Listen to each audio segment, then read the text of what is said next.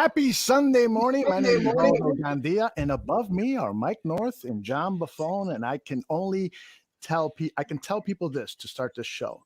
One of the three of us has been already up for 3 hours, and it's not me, and it's not John. It's the great Mike North. I used to get home at this time. Now I get up. I mean, I go to bed at 9 o'clock. I can barely keep my eyes open. I'm trying to watch a West Coast game, guys, and I just can't do it anymore. I remember me and B used to go out on dates we'd start at 10 in the evening, and we'd roll all night, and then all of a sudden now something hits you over. When you get a little bit older, something hits you going, I'd rather rest and get up early. Nobody else is up. Get a little peace. You think you have peace time, but then all you do is think to yourself, so you never get any rest. No, right. I was on here for about 5 seconds until I felt like I got hit with a bullhorn when Mike gets on the mic. Good morning. What are we doing? I'm like, Mike, it is early. I'm on the East Coast, and I'm an hour ahead of you. So I've had an extra hour, and you're still. It's just like molten lava on my head. But you know what? It's all good. I love Pennsylvania, by the way. Are you in Pennsylvania? Yeah, I am. Huh? I love it. I went to a Penn State, Illinois game. I went there with my buddy Jesse Rogers, who was my producer at the time. We went with the Illinois fan base, took a train. It was unbelievable. Had the time of my life. What a 3 days. I really lived the college experience in my late 40s. It was crazy. There was like 10, 12 bars. I go, what's everybody drunk for? We just got through finals. I'm going, oh, sorry. I mean, it was crazy. Good. Pennsylvania, Altoona, baby. Way to go. Yeah, State College, Pennsylvania is an atmosphere like no other. I mean, the college is the town. That is the town. They literally named it after this. It's called State College, Pennsylvania. So you can kind of get the idea with that. Aldo, you hanging in there? You doing all right? Yep, I'm fine. I hope you can hear me. No, I didn't see you. How you doing, buddy? I'm doing well. Let me tell our audience what we're doing. Look at my hat. Yeah, I like that hat. That is a nice hat. You can 3-4 years of hard labor. I get 2 hats and a T-shirt. Exactly. Oh, you must be in the Platinum Club then. Exactly. The champagne room. Let's tell people what we're doing here on a Sunday morning. This is not the Barfly Tailgate Show during the football season and beyond. They usually hold this time slot, and they'll be back actually, I think in next week they start their series of shows again, and so it's going to be great to have them back. And a couple of them will be with us later among other Barroom show hosts. And also we've got 3 pre-recorded interviews, including that of an old friend of Mike North, Bruce Wolf, Mike. So what do you know about Bruce Wolf? That's right. If you don't know who Bruce Wolf is, you'll want to stick around for that interview. And he name drops some great names. And I actually found some old footage of me because he asked me the question, you worked at Channel 2, right? And so I dropped in an old picture of me from 35 years ago, and boy, oh boy, did I had a nice set of hair back then, nice hair, but no longer. What I want to do to start this show is have John and Mike chat for a while, because Mike worked with Doug Buffone, John's uncle, who played 15 seasons with the Chicago Bears and then became a legendary broadcaster. And worked alongside with Mike. So I'm going to turn it over to you two guys. I'm going to fill up my coffee and just sit back and listen to you guys rap, okay? Well, enjoy I got it, a Aldo. story real quick. Yeah, you know what? the goofy thing about what I ended up doing and starting in radio in 92 was when it was like 1968, 69, and me and my buddies used to cut school, and we'd go to sometimes Bear practices. Now, if they were at Wrigley Field, it was tough to get in. But Soldier Field, in this particular weekend, I think it was 70, 71. I'm trying to get the dates, but the Bears were practicing at Soldier Field. Me and my buddies knew there were 3-4 ways you could get into that place to watch. They didn't like people watching their practices, period. They had like 2 burned security guards there. And we revered the Bears. They were gods to us. We didn't care if they were 1-13. You stuck with the same group of guys. They were your guys, whether it be Butkus, whether it be Doug Buffone, Ross Brubacher, Willie Holman. The other night I did an event. One of my great all-time heroes. He said it was one of the nicest introductions he's ever gotten at a dinner, because people don't realize how hard a worker Jim Osborne was, the defensive tackle for the Bears back in the 60s. These guys, they lost their identity because of Dick Butkus, because of the linebacker trio of Brubacher and Buffone. Anyway, make a long story short, we wait. They chase us around for a while. Then we watch some of the Bears practice. Then we leave. And then we wait for the Bears. Who comes out? Doug Buffone. My buddy John O'Malley sees Dick Butkus right behind him. He goes, "Hey, Dick, kick ass Sunday." All of a sudden, Butkus turned around and started walking towards us. And my buddy got really scared. And Doug said, "Take it easy, Dick. Take it easy." I cannot believe 25 years later, or 26 years later, Doug Buffone and I became friends, and I started working with him. And I met him as a kid. And that's how revered Doug is. Doug Buffone, he had the greatest post-game show, and you know this, John. You know this, Aldo. With Ed Obradovich in history. Those two guys put weekends on the map for the Chicago Bears. So I know that, John, you followed in his footsteps. I'm sure Doug gave you some good advice, and I'm sure sometimes Doug gave you maybe not so good advice. But you learned, at least Doug had an opinion. He was never afraid to hurt the team he loved. Absolutely, and you bring up a good point. And side note, he would tell me stories about how him and Butkus would hide in the locker room whenever it was time to get pictures for cards, because they never wanted to have they didn't want to get their picture taken for their football cards. So that's why if you're a card collector, you might see some years in between there where there aren't any Doug Buffone cards, because he was hiding in the locker room with Dick Butkus whenever they were taking pictures. So he's like, he's like, I didn't want to get my picture taken. You have to wait in line. They tell you what to do. That obviously he was not somebody who was very conceited, because he didn't even want to see himself on a playing card. But to your point, when I first got into radio back in, I'm dating myself now, but luckily you guys are older than me, so that was back in 2010 when I first got into radio. And I'm still dating myself. Yeah, if you know what I'm saying.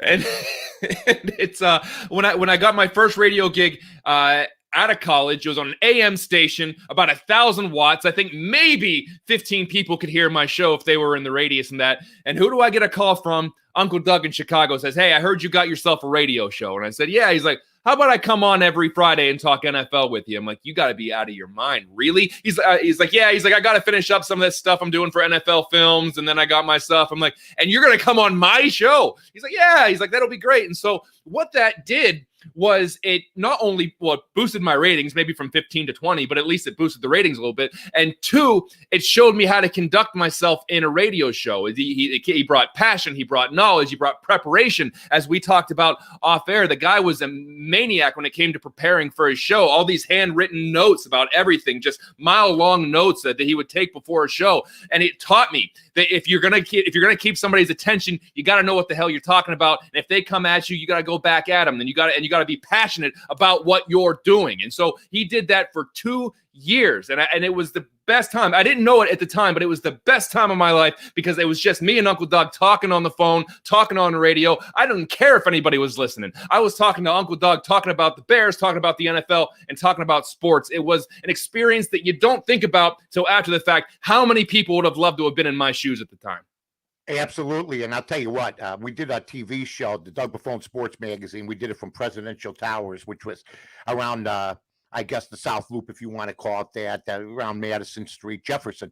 And we did a bunch of these shows. And what would happen is it would be played on Sports Channel. But what was going on was we'd get there at a certain time, and we wouldn't, they'd be setting up the cameras. And I did TV. Aldo did TV back in the day when you didn't have portable cameras. You had to hook everything up. But we'd start 2 hours late. And one night we were having I was having a cocktail and stuff. And me and Doug got in an animated argument in the back of the place by the dumpsters. And I can only say this. I tell you, you can't be going out. We went back and forth, nose to nose. I said, screw this. He goes, screw you. The next thing I know, I'm almost in the dumpster. And it was, and then right after that, he goes, "God damn it, Mike, we're going to get it right, and we're going to get it right." And then after that, that's what buddies do. We had that disagreement and stuff like that. Doug Buffone was just a great guy to work with. always there when you needed him. He played on a team that underachieved. He almost took the draft pick that San Diego offered him in the AFL. He just said to me at the time, I wanted to play in the NFL my whole life, and now you got a chance to play for George Halas, San Diego with the palm trees and everything, which has been something that's hurt them they're gone now, their whole existence, that it seemed like more of a country club in the AFL. Best movie ever made, and the best movie I think Doug also made was Norm Van Leer once told me the biggest mistake he made was after he was with the Bulls, he left. And he never set out roots in Chicago. Should have taken his popularity a lot earlier. Doug was smart enough to know that Chicago, he made it his home. The best story Doug always told me was when he'd go to the Playboy Club. I mean, not the Playboy Club, the Playboy Mansion, which was on State Parkway from Rush Street. And there was so much stuff that he told me. And I ended up going to the Playboy Mansion in 2000 because Christy Hefner and I were friends, and she set it all up, and I took the show there for 3 days. And he wasn't wrong. I mean, but Doug hung out with Hugh Hefner back in the 60s when Hugh Hefner was the trailblazer that he became. Crazy. James Caan, he told me all sorts of stuff. And it was just awesome. It was awesome. I can imagine. And just to your point, talking about how he was always prepping about stuff. He was a forward thinker. I know sometimes he had this persona of being, Uncle Fuzzy and, just this big brute that was talking. But this guy had a nose for business. You look at his restaurant, you look at some of the other things that he had going on. I had a discussion with him when I was a teenager. He came back to Pennsylvania, which he did 4 or 5 times a year. And he's like, hey, what do you think about, he's like, what if there was like an on-demand radio? And whenever you could just record your show and then people could just download it and listen to it whenever they wanted. 10 years later, I'm like, you're talking about podcasts. You're talking about what we're doing right now. And so to think, I'm not saying that he invented the podcast, but I'm thinking that's the kind of forward thinking he had with that. And just to give you an idea, and Mike, you're going to get a kick out of this story. I don't know. I think it might've been the TV show that you guys were doing, or maybe it was on the radio. But to show you how little his brothers were impressed with him, they would find a way. My Uncle Joe, and this is back in the 90s when you couldn't just go on the internet and look up a telephone number. They found the call-in number for his show in Chicago. They called it. They told the call screener, hey, this is Doug's brother, Joe. Don't say it's me. Say it's not. This call screener probably got fired after this. But the call screener is like, say that this is Anthony from Champaign or whatever. So so Doug takes the call. He says, all right, you got Anthony. How you doing, buddy? He's like, doing pretty well, Doug. Hey, I heard you're from Pennsylvania. You're a big hunter. He's like, yeah. He's like, I heard you haven't gotten a deer in about 10 years. He's like, well, I don't know how you knew that, but yeah, it hit a little bit of a drought. And he's like, yeah, I also heard you fell asleep in your tree stand last year. Is that true? And finally it clicked. They're on the air, by the way, on the air. He goes, and his nickname was Joe Brown. He's like, Joe Brown, how did you get this number? And then all of his brothers are in the background laughing their ass off. That shows you they weren't impressed that he was a big time the radio guy. Well, they just wanted to see how they could make a fun of the joke. He had a partner named Kevin Yaw. And Kevin Yaw told me in the 90s, there's going to be a thing that you're going to be able to do podcasting, TV. It's going to high school sports.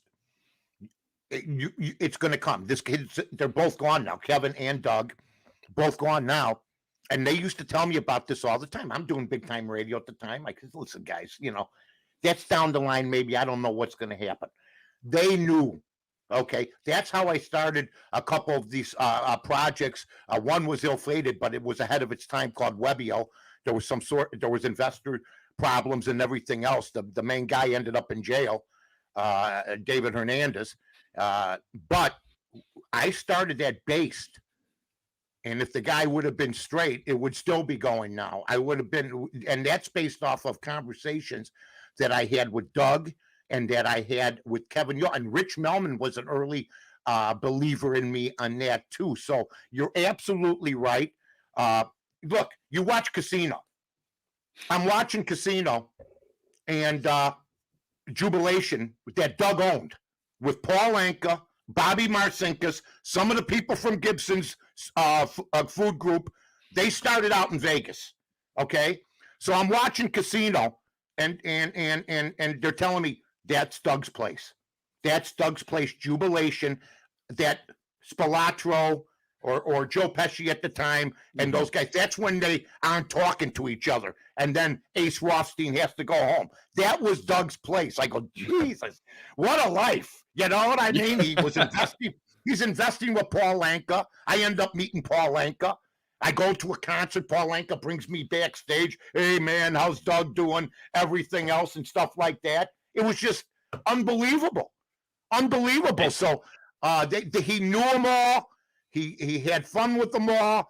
I think they had the greatest. Doug succeeded off the field and on the field by using his guile and using and really he was selfless. He was look at Fritzy, Knuckles, Doug, and myself. Those were some good times. That's the last of the cruise. That's the last. When 8-9 guys used to go out and drink. You know what I mean? That you won't see that anymore. You will never see that again. We're just a group, go from bar to bar, hang out, have the time of their lives. Yeah, and like you said, selfless. If you're talking to him, you'd have no idea that he was doing all this stuff in the background. You have no idea that he had all these connections. Have no idea that he was a big-time football player, big-time radio guy, big-time businessman. When he came back, he was just Uncle Doug, and he was going to get made fun of just like everybody else did. But Can I tell you something? Can I tell you something, John? I gotta be straight up. I had a sectional like that behind you once. Bring it back to fond memories. It's a little bit of a. Look at that couch. Yeah, it's a retro setup down here. Yeah, I'm down in my man cave. In '77, we had a couch that we both laid on. It was the size of a chair. You know what I mean? Now they got sectionals. My God, there's Aldo. Hey, he's back. I got my coffee, Mike, and I'm enjoying your story. I got to ask you guys a question real quick because I was on Fox Sports Radio yesterday for about 20 minutes to break down the Cubs thing. And Jonas Knox, who's an up-and-coming star at Fox Sports Radio, had me on. And it was a 20-minute chat. He asked me a pertinent question about Justin Fields, whether you agree or not. Here's his fear. His fear is that because of Ohio State's lack of success at quarterback, you can say it doesn't mean anything. It means something to me. Rex Kern, Arch Leister, Braxton Miller, Dwayne Haskins, now Justin Fields, who dropped in the draft. He doesn't have a problem with that. He's got a problem with the fact that besides Trubisky, who was developed, I think, pretty good by the Bears, but they wanted more. Besides him, he's concerned that a team that has never developed a quarterback for the most part in the pros is teaming up with a team in college that never developed a quarterback. He cannot see both of them getting together. The two biggest failures developing quarterbacks in the history of college and the pros and developing a quarterback. And I had no argument for that. I want to hear your guys' argument or discussion, debate for that you've got a Ohio State team that's had 8-9 quarterbacks that were supposed to be all that since the 60s, and the Bears who have had 30 quarterbacks in the last 15 years, for God's sake. So what do you think about that? That's what they're thinking in Los Angeles at Fox Sports Radio. Listen, I got nothing to say about, the Bears obviously have a lack of the legacy of not being able to develop a quarterback, but a lot of those quarterbacks from Ohio State, Braxton Miller, yeah, he was a Heisman kid, but he was a 6th round pick turned into a wide receiver. Dwayne Haskins clearly didn't work out, but you can nitpick any college you want to. Yeah, well, you're predating me a little bit, but you can make that argument. Should we not draft anyone from USC? Yeah, history should we not draft? Club. History's important. Should we not draft? But this actually happened. Am I right, Aldo? Well, Arch Leister was a beat-all, end-all. Ended up in jail, for God's sake. We don't want that. Yeah. Well, but you're saying we shouldn't draft anyone from USC because of Mark Sanchez, Chris Leinart, John David Booty, Sam Darnold. We should stay clear of USC quarterbacks. I mean, you can go through. Yes. You can go through all of those. You shouldn't draft anyone from Texas Tech up until Mahomes went. Graham Harrell, stay away. I can't draft him. See, Texas Tech isn't a football factory. Ohio State gets the best quarterbacks and the top 5-star athletes every year. So where do you draft quarterbacks from? Where do you draft quarterbacks from then? Well, you look. Well, whoever thought Clemson was going to have 2 great quarterbacks? I mean, if you're asking me who's had the better quarterbacks, Deshaun Watson and Trevor Lawrence, if you want a short list, you draft them from Clemson, maybe. You know, but that was the last 8 years. The last 4 years, you can say that. But before that, up until Deshaun Watson, you'd say, "Whoa, Clemson quarterbacks." I don't know. Well, no, I understand that. Believe me, but Taj Gibson, he wasn't going to set the world on fire. Taj Gibson was, I believe he was there. Not Taj. The guy from his first name was been a football. You can't compare Clemson to Ohio State. They've been a football factory since the 50s with Woody Hayes. Name me the Clemson coach from 1970. Nobody can. You know what I mean? Some of these teams have come along. They've come a long way. But I mean, Mike Tomczyk is the most successful quarterback that they've ever had. Kirk Herbstreit was even supposed to be something. So all I'm saying, I didn't say that I was against it. There's a reason that the kid Justin Fields dropped like the atomic bomb. There's a reason. Now, if he's all that, then he should have been taken either 3, 4, or 5. He dropped down. I don't know what the reason was, but don't tell me that out of 32 general managers, at least one didn't say, boy, they've never had a quarterback out of Ohio State since 1965 when they had a kid named Rex Kern that took him to the Rose Bowl. You know what Baltimore said? Let's draft him. As a quarterback? No, as a safety. They knew back then. Yeah, Mike, there's a reason that listen, Trubisky went ahead of Mahomes and Watson. You can't say that just because he went higher, he was a better product. There's a reason. What? Here we go. But anyway, side story. There's a reason. There's a reason these teams are drafting in the top 5, mainly because they're bad at personnel decisions, mainly because they are messing things up so bad that they get a top 5 pick. Why should I believe anything that anyone in the top 5 says? Oh, whoa, he was rated really high. Well, why the hell did you go 2-14 last year? Maybe the bad teams are there for a reason. Well, you know what? He did. The Bears were not 1, 2, 3, or 4. And Belichick wasn't even going to take Fields. He was going to take the guy that he got. So I'm just trying to figure out how he dropped. Because from why did Zach Wilson go so high? Why did Zach Wilson go so high this year? You want to know something? You just brought up Sam Darnold from USC. That was a bad example. He was another guy that can't play. Okay? And here's what I'm going to tell everybody. If you want quarterbacks, you don't go to USC. You want a running back? You go to USC. Or you want a safety like Joey Browner, Mark Carrier. I mean, I can name two of them. Troy Polamalu. Those are safeties from USC. Every school, look, to me, USC has been a drop-off in quarterback. And don't ask me why. Pat Hayden was pretty good. I don't understand. All I said is that after 7, 8, 9 quarterbacks out of Ohio State since the 60s that were supposed to be top 10 guys, it's still a trend, and you cannot ignore any type of trend like this. Just like why do people say the Bears can't develop a quarterback, but now all of a sudden they're going to develop a quarterback? You know, I have my doubts. It's really, huh? I have my doubts with the Bears. With the Bears developing any quarterback, of course, I have my doubts, and so. But Sam Darnold's going to be great at North Carolina. We'll see. We'll see. Yeah, because I don't know about all that. I'm not there. I'm not ready to jump on him all of a sudden, turning everything around. That's just my opinion. But they're pretty high on Mike because they didn't take a quarterback. They feel pretty good about Sam Darnold because they could have drafted a quarterback and they decided not to. So but I did want to ask you about the Bears in general because I mean I'm not going to ask you to give everybody a hot tip here, but right now the over-under with the Bears is 7.5, and they added a game this year. There's 17 games now. So you're thinking if you're betting the under, you're saying the Bears are going at least 7-10. If you're the over, they're at least 8-9. So I don't know. I feel good about them winning at least 8 games out of 17. They're being disrespected. There's no doubt about it. I think having another quarterback come in, I would have felt comfortable with Trubisky coming back and giving us a run like we did last year. We did make the playoffs.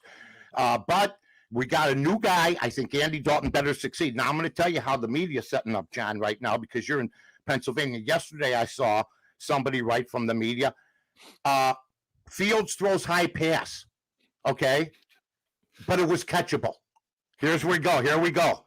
Throws a high pass, but it was catchable. No, he threw a high pass. Okay, we're going to start hearing the bias, like we heard last year. Foles looks really good. Foles is having a great practice. Foles is getting it done. I talked to people that were out there. They said if he had 1 or 2 good practices, it was a shock. But that's not what we heard from the media. So there's a bias in the media, like last year. There's a bias in the media, like this year. Most of the media that put up their tent for Foles and said, this is the guy, now say Fields is the guy. They loved Mike Glennon when he got signed. They loved Cutler, who was 57 and 1-13 against the Packers. They wanted him to get an extension. So I agree with what you're saying. Nobody should be penalized from Ohio State. Nobody should be penalized from the Bears. Maybe this will be a good thing. You know who should be penalized? The media. They've been wrong on every quarterback since Cutler. They have been wrong. And you know why the papers are a pamphlet now? Because the people that are writing this crap are the ones that started writing it when it was this thick. And people don't believe them anymore, the newspapers, because we know there's a bias in everything now. But to be biased against a football team and to carry their water like they did for Nick Foles, it was an abomination. And then Nagy gets his job saved and everything breaks loose. They have a new defensive coordinator. Does that matter? He's been there for 8, 9 years. Why did he get passed over 3, 4 times? So we have 3 defensive coordinators. I happen to think defense is where we got to go, and Allen Robinson is a guy that's got to catch 90. The over-under on him, John, is 92 balls. Now, sounds easy to me to take the over. You just went like this. I've asked 10 people that. They all went like this. So why? Because it sounds too easy. It sounds too easy, he's doing that. He's doing that with a hodgepodge of Nick Foles and then throw Trubisky back in, and he started with Trubisky. He's done this with Blake Bortles. He's done this in Jacksonville. Why is it such a hard ask that a guy who has consistently done this? Why is it 98? Why is it 99? Why isn't it a good receiver now catches 97, 98 balls? So what I'm trying to say is if Allen Robinson doesn't catch over 92 balls, and Vegas will be probably killed because everybody, including us, love the over. If he doesn't have a good year, they're in trouble. I mean, who's their go-to receivers after that? Moody and some other guy? I think he's the most important player on this Bears team. I mean, Mack, Roquan Smith, the defense has got to come through as a unit. But don't you think Robinson is the straw that stirs the drink here? He's got to be the ultimate consistent player there, and then you hope that you get the potential spikes that you're seeing with some of the other. You hope Montgomery takes that next step. You hope Cole Kmet turns into what you think he can be. You hope the offensive line congeals the way that you thought it did towards the end of the year last year, and your high draft pick on the left end is gonna pan out. And then you hope that Darnell Mooney continues to ascend.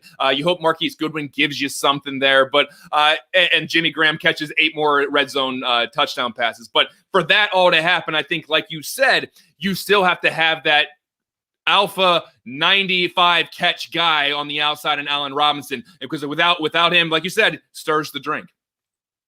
You know what else? I'll tell you where Nagy dropped the ball that nobody talks about. Cole Kmet, I think the over-under for catches this year is 44. He didn't play the first 5-6 weeks of the season last year. We kept hearing about him. 10 plays. We kept hearing about him every week. What? We got to get him more involved. We got to get him more involved. They said that in training camp this year, where he's going to be more involved. Don't tell me, show me. Right. My deal is this. You had a guy that you could have put in 10 plays a game for. Put him out there once, twice a quarter. The kid's a stud from Notre Dame. He's going to be a stud. And to me, that's judgment by the leadership of the football team. Their tight ends weren't all that. Jimmy Graham, okay, he'll get you open, everything else. But even the other day when he said we're going to start practicing harder, change of philosophy over 3 years where you didn't want to start your starters. What I'm trying to tell everybody is the reason we're in the mess we're in with the quarterback situation and everybody else is because of the people running the team now that all of a sudden believe it. Oh, yeah. It's crazy.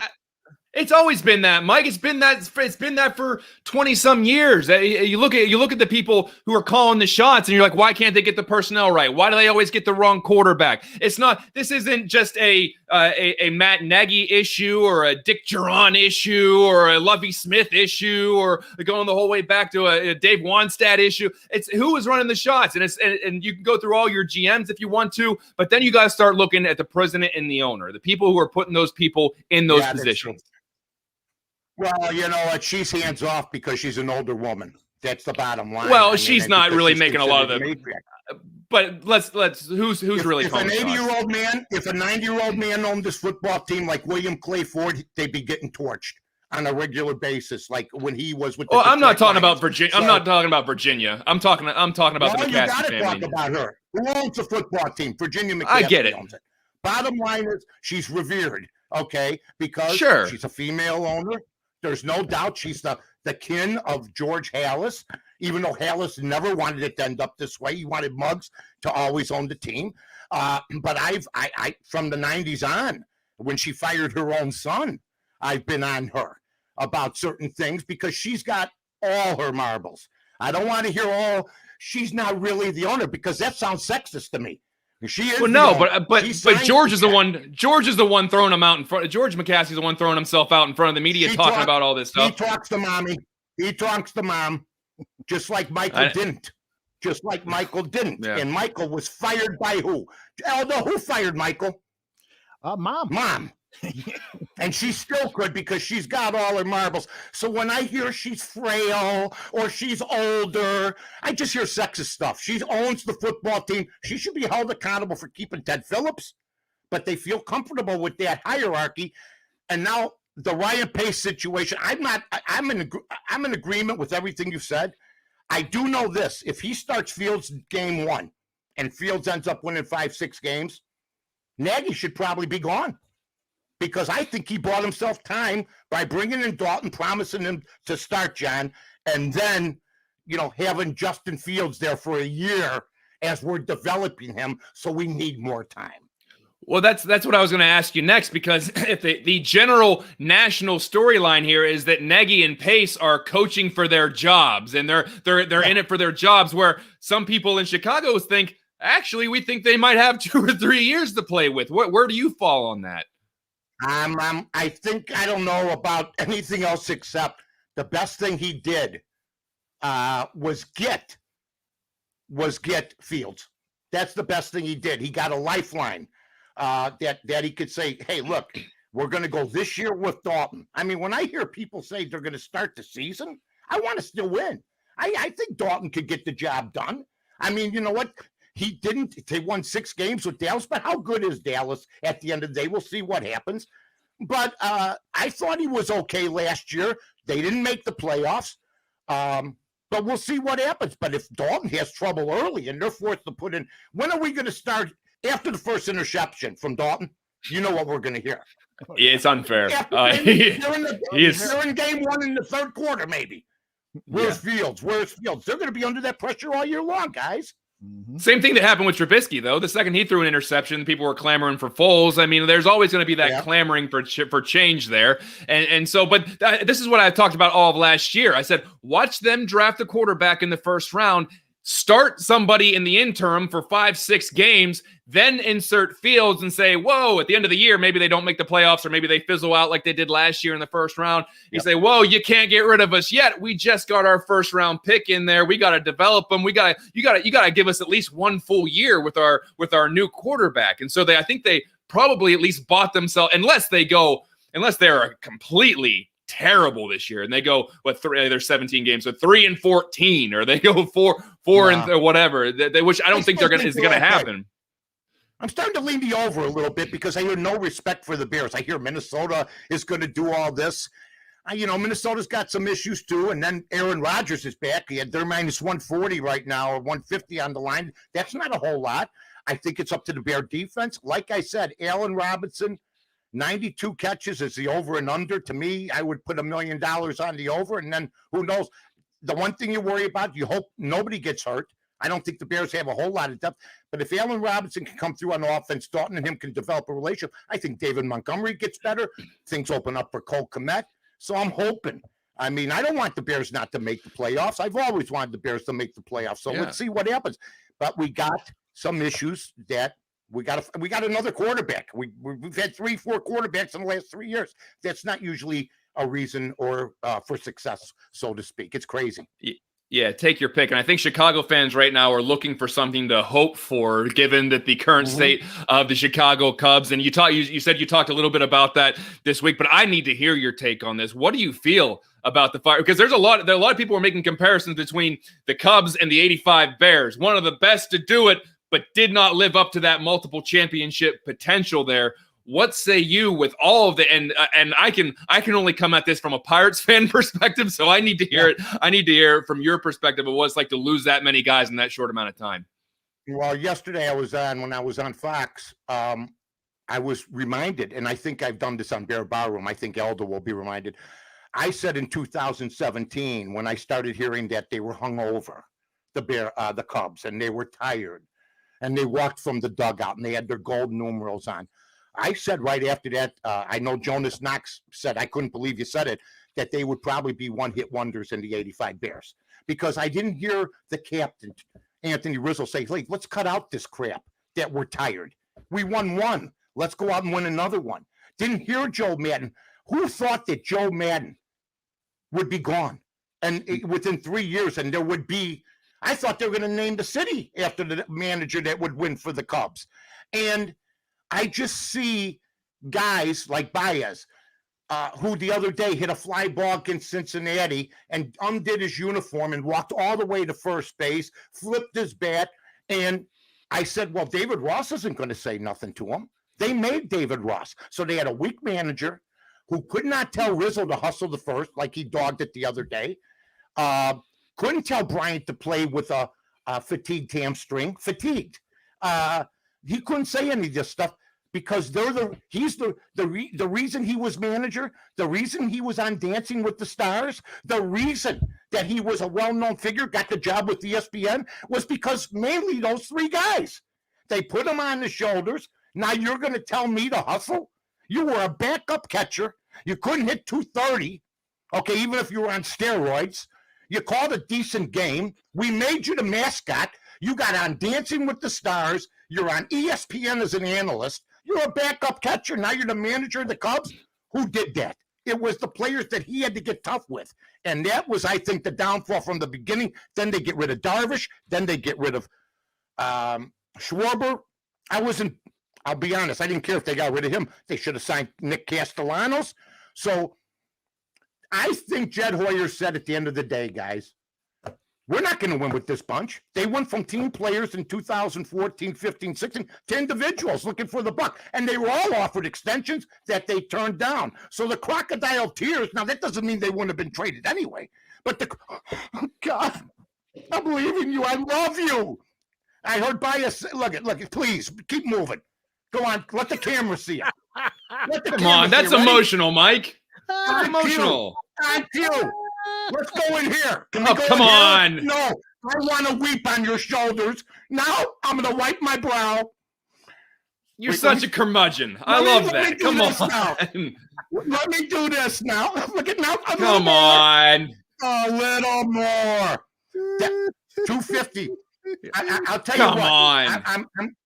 I'm just giving you my opinion. I mean, the guy, you know what? From a fatigued hamstring to tears like Lassie's lost. I mean, enough. He's going to go to San Francisco, get a chance to play on a good team with a good organization. God bless him. And Schwarber, by the way, Rizzo, pounding the ball right now, 2 home runs. Baez, it's your first week on the job, guys. You're putting your best foot forward. Everybody does.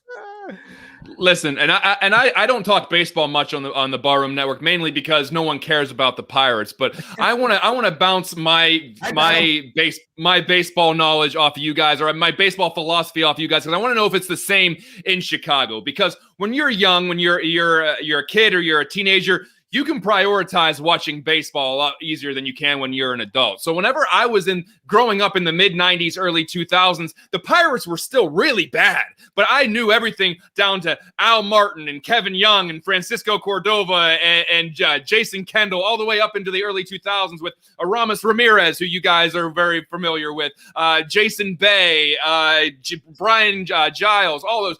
They were terrible. These were terrible teams, but I could prioritize watching them. Once I became an adult or I got into college and I got other responsibilities, it was hard to prioritize watching the Pirates anymore. And you can call that bandwagoning if you want, or you can call that you can call that, you only like them when they're good, but I call it, I can't spend 3 hours a day watching a 50-win team. So, but then when the Pirates started making some wild card games, all of a sudden, I could run down the lineup again. Jose Tabata, Neil Walker, Andrew McCutchen, Pedro Alvarez, you name it. Joel Hanrahan is the hammer, as the closer. Mark Melanson, the shark, the setup guy. I got back into it like I was a kid again. But I think, and I'm talking about baseball as a whole, of why people they think that the fans are fading away. But I think in some of these small markets, and I hate that term small market, it's not like they don't have any money, but the Pirates, it's hard to keep up with it because there's so much that you have to stay focused with. And I can't watch this team right now. They just sold everyone, whoever they had, they got rid of. And they're rebuilding with a new GM, and they're trying to get something going in the next 2 or 3 years. But it's hard. And I want to know if Cubs fans are that same way, where if that team is a bunch of guys who just got called up because they traded everyone, is it hard to prioritize watching baseball when you know the team has no future? I like the way that they're doing this, because they're basically saying you're all great individual players, but as a team, you guys suck and you've underperformed for 5-6 years. So they're doing what good law firms do if they start losing cases. They start reshuffling the deck and bringing in new lawyers. We can't be losing like this. I like what Jed Hoyer's doing. I know that Cub fans under 25 are privileged. They know nothing basically, or maybe under 20, but winning. Okay. I've seen this act more than I've seen The King and I or the play Grease. It's a continuous play. Bill Madlock, who became a great Pirate, won 3 batting championships, gone. Bruce Sutter, best reliever in baseball. Cubs let him go to St. Louis, gone. Greg Maddux, this is nothing new. But for the privileged, and I call him the privileged Cub fan, I'll say under 20. They know nothing but success, okay? But those fans today are at Lollapalooza, okay, walking around going, who's Blondie? Or with a shoe in their mouth. They don't even know what day it is. The older Cub fans are smart enough to know that this has been going on for 5 decades. I mean, they traded Ron Santo. They've traded Bill Madlock. They've let go of great players since I was a kid. This is nothing new. But I think Jed Hoyer has the plan to make them more dominant than that. I like the fact that they're getting away from the launch angle, from what I'm understanding, thank God, because they're going the first 2 batters, Horner and Madrigal, more contact, bad on ball. I think Hoyer is ahead of this. I think you're going to see more baseball teams get away from the big home run, start to incorporate more small ball. And I think that these first 2 guys are okay. But I've seen this act before, John. I've seen it since the 60s. I mean, they traded Billy Williams. I don't care what, when they got what they could for him. Okay. And they never won anything with them. And there was no free agency in the old days, they would have probably had to stay with this team, most of the teams that like Baez and them. So they've gotten rid of great players before. They did accomplish the one thing that they needed to accomplish.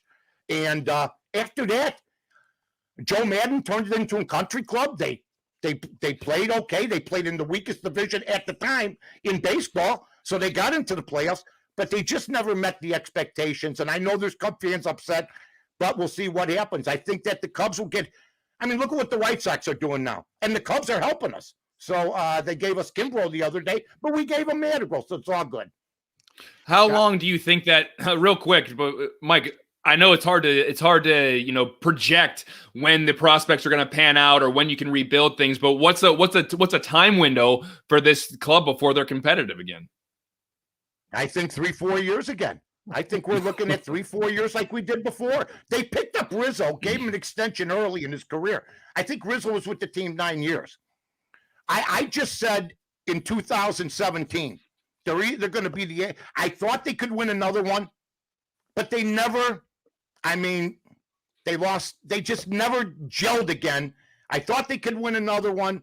The fact that it was 5 years ago, the fact that Rizzo's got a bad back, although he's flexing it right now in New York, I have no problem with this, but I can understand Cub fans being pissed off.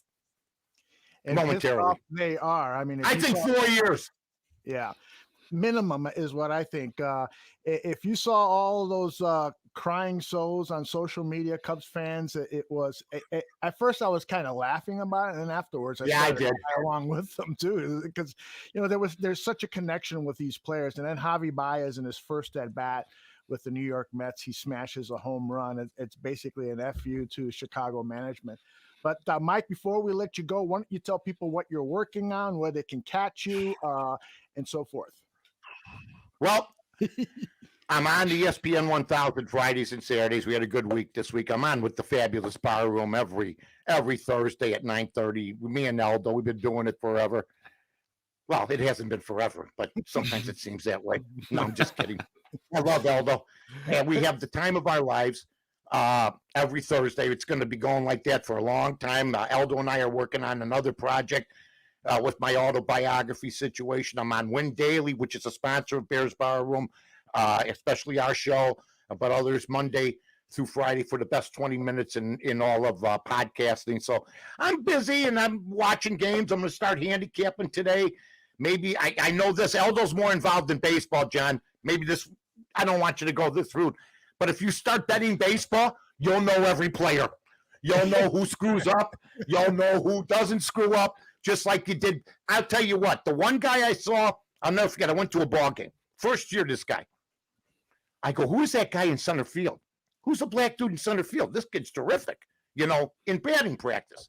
It was McCutchen, one of my favorite players of all time. Mm-hmm. And to see him play in Philly now with Bryce Harper, who, by the way, making $300 million, has a mind-boggling, I think, 40 RBIs or something, hitting 297. But, my God, tells you the game is healthier than ever.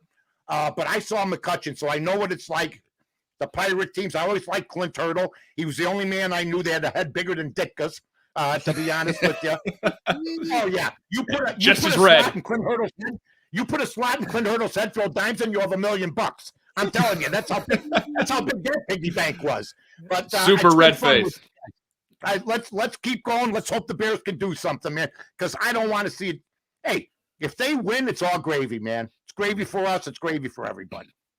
Mike, I will see you Thursday on the Mike North Advantage right here on the Barroom Network, and I'll also be catching you at Win Daily Monday through Friday at 11 a.m. Central on their Twitter channel. So thanks very much for making the time for us on Sunday morning. I'm gonna go now and start handicapping and see what life's got set for me today. I love you guys. Yeah, I love you too, and thanks for the winners. Take care, Mike. All right, except Philadelphia last Thursday. I gave you a bad one there, Aldo. See you guys later. Bye-bye. See ya. He's so good at accountability. If he makes a bad pick, he will let people know. And then John, before we let you go, why don't you tell us a little bit about the new show? In fact, let me run the preview for that, and then do it. I love this. We got a lot of Bears fans, so let's run this, and then we'll talk a little bit about the show on the other end. Coming this fall, the Barroom Network presents two fired-up Bears fans. They are ready to rumble on the Bear Debate.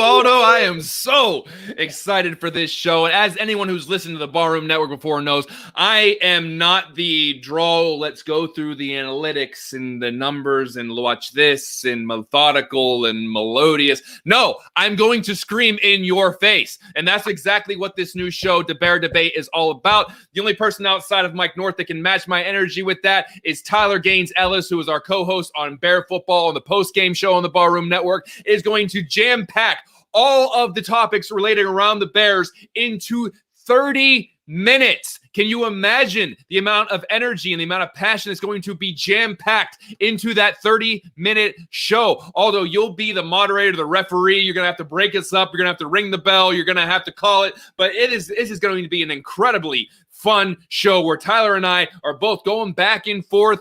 We could potentially have a few celebrities jump in to do their part for a debate in the middle whenever it's halftime or in between rounds, because this is basically going to be a debate boxing match between myself and Tyler Ellis, and he's excited. I'm excited. Aldo, I know you are excited. I can't wait to get this show off the ground. And in addition to that, we're also still going with Buffon 55 every week to know thy enemy. We're going to have somebody who works closely with the Bears' upcoming opponent to break down and see what the Bears' chances are in the upcoming week. And then also Alyssa Barbieri, my co-host, will be back. Aldo, you'll be jumping in where we're going to be talking about all the hot topics with the Chicago Bears. And of course, Bear Football, the post-game show, immediate, raw, angry most of the time, the reaction that you get as soon as the clock hits triple zeros. A lot of great programming coming through on the Barroom Network whenever Bears season starts. And guys, we are, 4 weeks away from, or how with the Hall of Fame games, in a week or something like that? It's going to be incredible. The regular season starts in about a month or a little over a month. I cannot wait. This is the best time of the year. Tony, the pod. And they are popping. My veins are popping out of my neck. You're right. Right. Let's get a close up of those veins. Great stuff, John, and I really appreciate you carving some time on Sunday morning. I know your schedule is busier than busy, so thanks very much, and we'll be talking to you very, very soon on our new show, The Bear Debate, and then our regular show returning for a 5th season, The Phone 55, and then we'll probably do a lot of other things too. So thank you very much for carving some time out, brother. Absolutely. Anytime, Aldo. Enjoy the rest of the show. All the barflies and all the barroom guys that are going to be in there. Have a great day. I'll be listening. All righty. All right. What I want to do now before we start bringing in some more barroom show hosts is I did an interview with a guy who I have admired over the years, and I reached out to him and said, do you mind coming in and doing a one-on-one interview with me? And I don't know if, I told him, I'm first of all, I don't know if you want to come on a podcast. I don't know what's going on, but he was very, very gracious. His name is Bruce Wolf. Those of you who have followed Chicago media for years know him. He was at WLUP, the Loop Radio, during those heydays where the Loop was the hottest radio station in America. He was on local television here. He's just done so many wonderful things. And one of the cool things about Bruce Wolf that I always admired was his take on sports. He was totally unlike the regular sportscasters of the day. And let me just show you a little clip of one of the reports he did. This was after a Super Bowl game. Hi, I'm Bruce Wolf, and welcome to my world. Well, it was a Super Sunday indeed, and as usual, I don't know which was better, the commercials or the game. I mean, that ad showing how many Bud Lights it would take before Joe Namath propositioned Boomer Esiason. As Gollum in Lord of the Rings would say, precious. And then the ad with Mike Ditka taking Levitra at the opening kickoff and having to be pried from the upright of the goalpost by halftime. Take that, Viagra. Hey, I know a lot of you wouldn't splurge and pay the $19.95 for the lingerie bowl. Well, it was electrifying. At $3.88, hut. Woo! There goes Andy Everhart out for a pass, and oh boy, look at that. Uh-oh, we got a little holding going on here. Little holding. All right, I gotta talk to you now. That was not a good play there. No. You missed the blitz right there. Come on, give me a kiss. Okay, let's start again. How can you not love Bruce Wolf? Irreverent, knowledgeable, sharp as a tack. And so I want to play the interview that I did with Bruce about a week ago and share it with you. It's about 15 minutes long. And then when we come back on the other side, we'll have some more barroom show hosts. We'll talk football. We'll talk anything you guys want to talk about. And so I'm really looking forward to that. Without further ado, let's go to that interview with Bruce Wolf.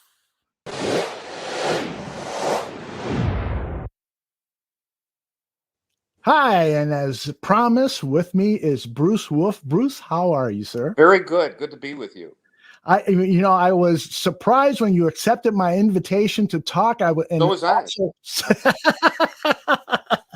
And also so excited because I followed your career since you broke in, and I've always found you to be one of the most entertaining broadcasters in Chicago. Really great stuff, man. Thank you so much. You're not that old, though. You can't be. I am 62 years old. Oh, okay. All right. Yeah, so I've been around a while. Okay. I've been around a while and followed your career throughout all your radio and You have TV to remember days. that, when Hawk Harrelson would refer to Karl Yastrzemski and everybody made fun of him, I was just upset that he was referring to the youngster Yastrzemski on the Red Sox when he should have been referring to a guy like Bill Mambuquette, who no hit the White Sox 62. So to me, Hawk was like the youngster. That's funny. And a lot of people don't know that you, prior to your sports broadcasting career, and even now, you're a practicing attorney, right? Right. I come full circle, and it shows how life is just, one endless groove going round and round and round. So, I'll probably be a sportscaster again, when I'm 85 or something. And so many people also may not be aware that you created one of the funniest, most recognized characters in radio broadcast history. I mean, Chet Chit Chat. Oh, I thought you were going to say Fibber, McGee, and Molly. So, so I want to, for all those young bloods who are turning into the show, I want to play a clip of you doing Chet Chit Chat on the old Steve and Gary show, and we could talk about it on the other end. Here it goes. I'm too dead.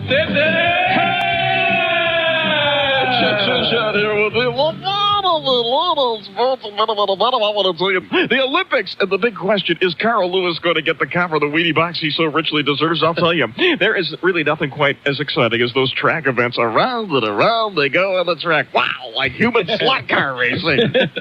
Man, it is so boring. I mean, maybe if you're lucky, once in a while a stray javelin from the field events will puncture the lung of a long-distance runner. And there was nothing quite so delicious as seeing Mary Decker Slaney trip over Zola Budd and then pout over it. Yeah, blame Zola Budd. Why don't you just admit it, Mary?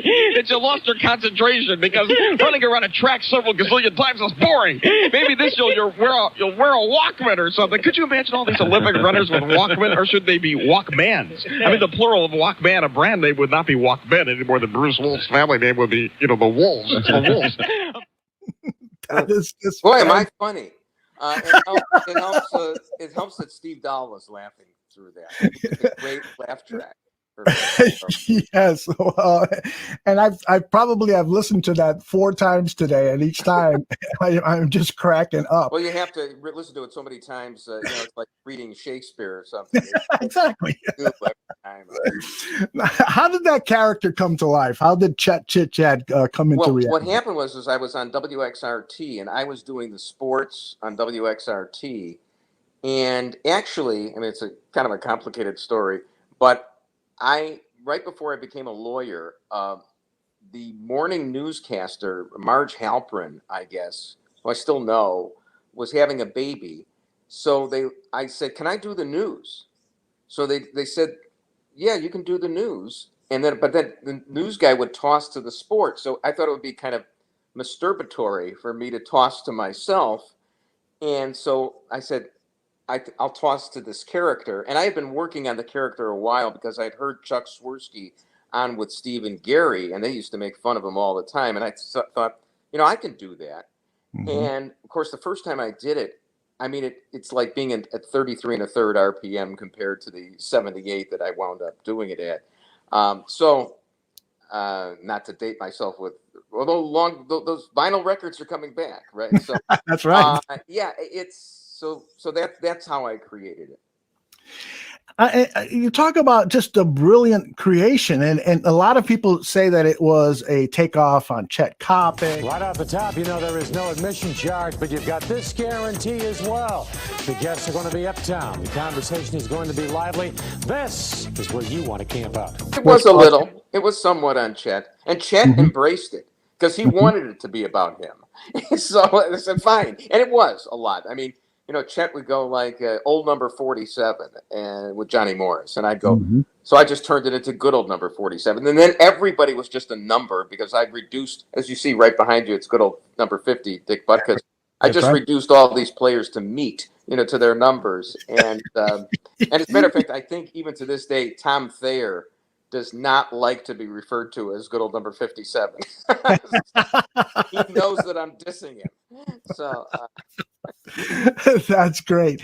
Did you ever get any heat for some of the humor and this is a loaded question, right? I mean, the only heat I ever took is, there's this old adage, tragedy plus time equals comedy. And I kind of accelerated it. It was like tragedy plus 0 equals comedy. And so the only heat I ever took was when I'd make fun of somebody who died like right then and there and didn't wait.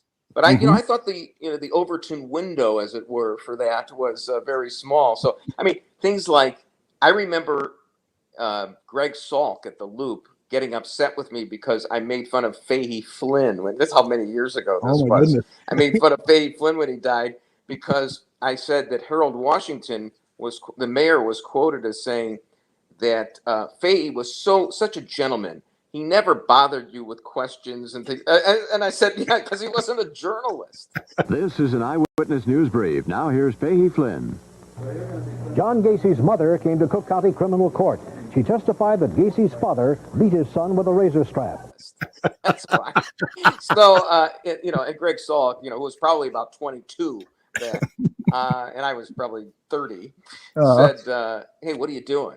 So we were just, as Jimmy DeCastro once said, it was high school with money. Now it's like high school with no money. Radios. Well, and nowadays, of course, everything has been heightened with political correction and cancel culture and so forth. To do some of the things that you did, it would be so scrutinized now. I mean, we do a podcast here on Tuesday nights, Dan Aguirre and myself, we do a podcast and it's a lot of adult humor and so forth. And a lot of times things are just coming out of my mouth and I'm saying, oh boy, is that do you have any financial interests that could be threatened by doing this or what? Yeah. My wife says so, yes, but I say I don't care, honey. No, you do have to be careful. I one time on Channel 5 when I was sportscaster there, and I loved working at Channel 5. To me, it was like such a big thrill to be where Floyd Kelber had been, and I loved everybody that I worked with at Channel 5 too. But one time on Channel 5, I mean, this is way wise-assier than anything Gian Greco would do or whatever. But it was at the time that Vinny Del Negro was going to be considered to be the coach of the Bulls. Okay. And the rap against him was that he didn't have any head coaching experience. And this was in 2008. And I said on the air, what's the big deal? We're going to have a head coach who has no head executive experience. We're about to elect a president who has no executive experience. And I got a computer top line right then and there from the news director saying, hey, watch it, Obama. And I immediately shot back because I anticipated this kind of, I said, right. Hey, McCain doesn't have any executive experience either. But I get it, I understand, and I won't do it because all they cared about was Obama. They didn't care about McCain. Okay, so that's what you had to be careful about. So, but I mean, imagine. I mean, there's a sportscaster on a local yokel TV station shouldn't be making political comparisons like that. They don't do that. Although, I think, I've noticed things like there's this woman who does the news on Channel 32 in the morning right now, Anita Padilla. Yeah, and I know Anita from my days at Channel 5. Our paths crossed very shortly there, but then she left pretty quickly after I got there. She is whole hog against Lori Lightfoot on Twitter. And I even asked her, are you saying this stuff on the air? And I don't know if she really does or not. But on Twitter anyway, I mean, there's no questioning what she's anti-Lightfoot. Yeah. I don't think you can be that way and be a so-called objective newscaster. Not that anybody really is, but you're supposed to give the appearance of being objective. Right. So I mean, it's interesting how things are changing right now. But Yeah, really, really careful. With what we've seen with MSNBC and Fox and how they present the news so slanted for a Right. certain political party and so forth. And now that has spread towards, almost every other news outlet. And you're right. Nobody is truly objective as a journalist. What happens is they try to be, but a lot of times, if you listen closely or if you watch carefully, you can kind of get hints as to the political leanings of, a Walter Cronkite, Dan Rather, or any of the people broadcasting news nowadays. Absolutely. I mean, that's one thing I think, everybody raps lawyers, what I'm doing right now, but lawyers are open about it. I mean, we're advocates. We have clients. And we think the best way to get to the truth is you have adversaries going against each other, and maybe it's going to come out in a courtroom with a jury. Whereas these news organizations, I don't know if they're as much this way as they used to be, but they were so grandiose and thinking, oh, well, we've got the truth. I mean, Walter Cronkite would say, the chutzpah of him at the end when he would say, that's the way it is. Well, no, that's not the way it is, buddy. You doof. Great point. I want to get back to, and I hope that you take this as a compliment, because all throughout the years that I've been watching you and watching other Chicago personalities and working with some, for instance, I worked with John Drummond, Bulldog Drummond at WBBM TV. Spokesman of a tramp steamer. Yeah. Yeah. Right. And so I hold you and John in that same regard. Why hasn't a national television network built a vehicle for these super talented guys? Bulldog could have been doing, crime stories, and that could have been a syndicated show that I know there would have been a national audience for that. And you, with your comedic timing, your wit, the unique way that you look at sports in the world, there should have been a national vehicle for you. And so now you're making me feel absolutely sick. And goodbye, Aldo. So no, it's interesting. I actually interviewed for a job at ESPN years ago. They had this guy, I forgot his name, John something or other. He was albino. And he was like a genius. He wore yellow socks and everything. And they found out about me. I was just basically starting at Channel 32. It must have been like 88 or 89. And they were going to start their 5 o'clock Sports Center. 5 o'clock in our time, 6 o'clock, I think, on the East Coast. Right. I wanted something different. So I gave them a tape. And when I went, they flew me out to Bristol. And I went to Bristol. And they were saying, we looked at all these tapes, and yours was like the only different one. They were all the same. I mean, after that interview, later you'd see guys like Craig Kilborn, Olbermann and Patrick and all that. Interesting. But they didn't bite. And I think I remember when I was with them, I was saying, if I see another, all these highlights to me are the same thing. I'd say I'd like to see just a ground ball in a second, just to change it up a little bit. I used to have a name for what I did on TV. I called it spornography, which is a portmanteau of sports and pornography, because basically it's just a bunch of money shots over and over again. This home run, that, the next home run, the next home run. I even, just to amuse myself, every time in the highlight package, I'd start out, the first home run was boom shakalaka. The second one was ding dong dilly of a dinger. And the third one was it could be, it might be, I think, therefore it is a home run, whatever. And the Cartesian view combined with Harry Carey. I also, at one point, Jam Productions wanted to do like some kind of weekly sports rap or whatever. And Oprah was trying to develop local talent for national. Yeah. And I never really took it that far, and I even told Jam Productions that I didn't like Oprah that much, which is just stupid. So, honesty can get you in trouble. Point in the early going, talk to me about something. It just never really happened. The closest I came to that was, I guess, Jonathan Brandmeier actually substituting for Joan Rivers. And me just seeing him, and he was actually very good. Do you three still have sex?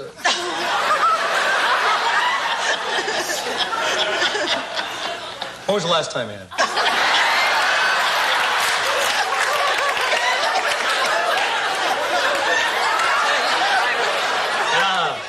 glad you don't have any relatives watching this.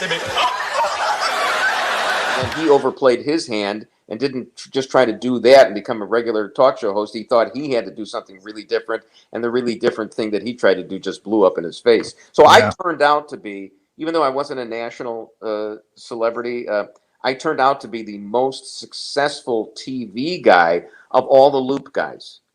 Interesting. So I got that going for me, which is and talk about you have done it all in Chicago broadcasting. I mean, people know you for your sports reporting and sports satire, but you've been a weatherman. I mean, a traffic man. I think you've done the weather too, right? I never did the weather. Okay. I talked about doing the weather. You might be confusing me with Rich Coase, which a lot of people do. So no, I don't know why they do that either. But talk about political correctness. He actually did the weather for us on Channel 32 for a short time. Oh. And you know how they used to they make that red AMS, American Meteorological seal that they used to show with the weather.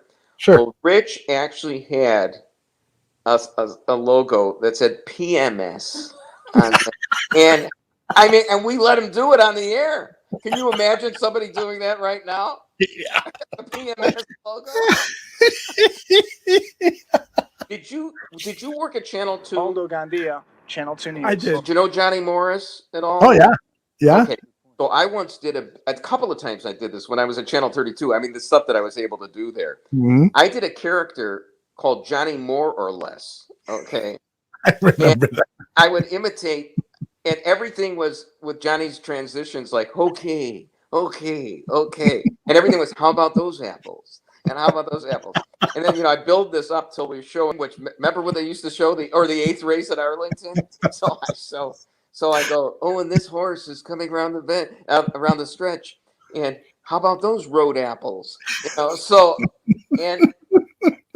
And it turned out that Johnny was actually quoted, and Norm Potash, God rest his soul. Yeah, God rest his soul. He told me that they absolutely were going bananas when they saw that at Channel 2.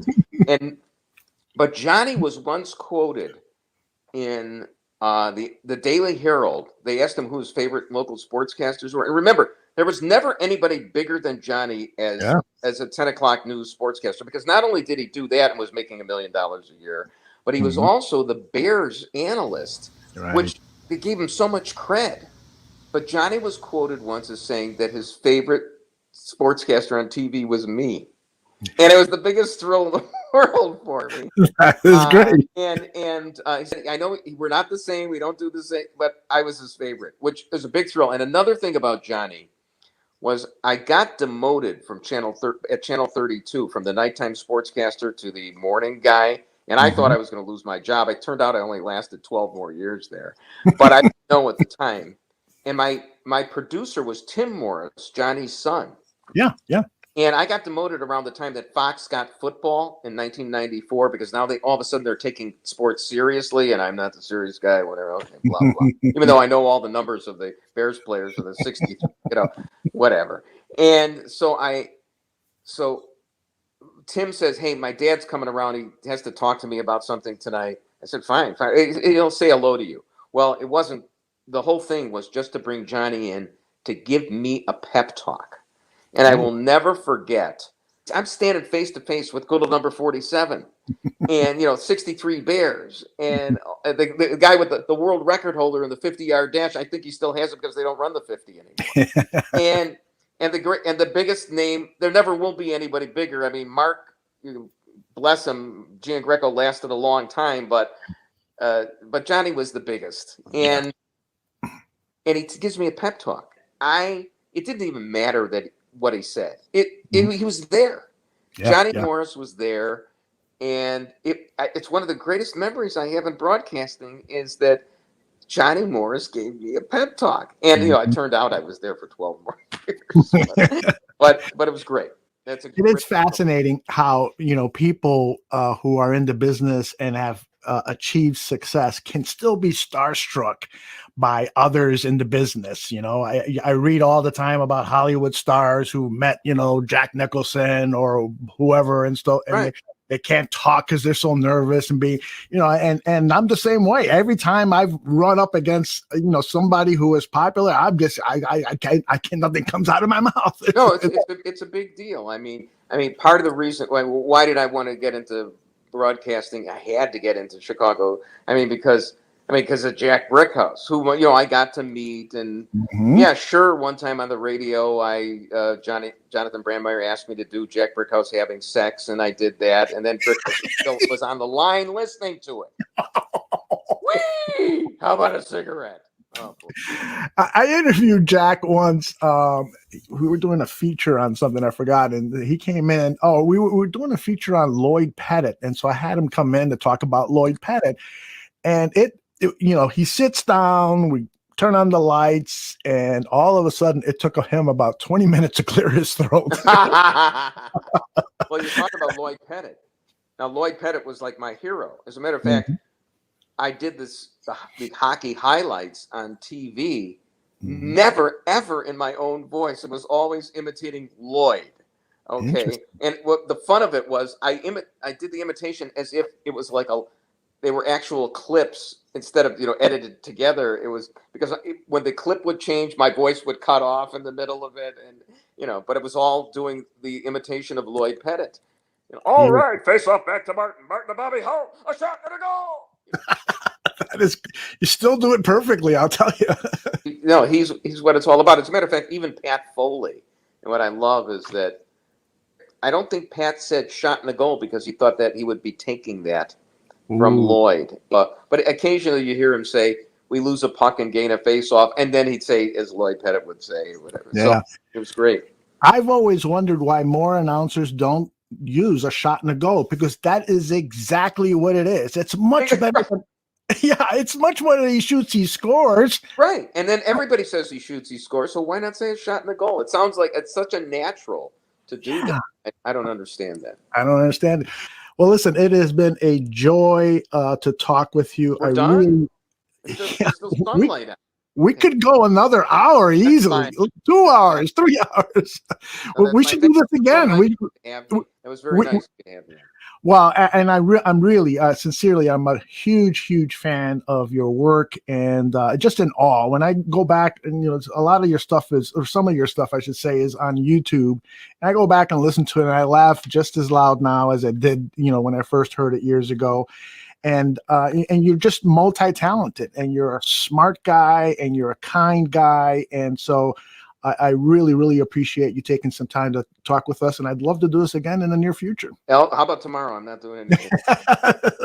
Thank you so much, El. It was great talking to you.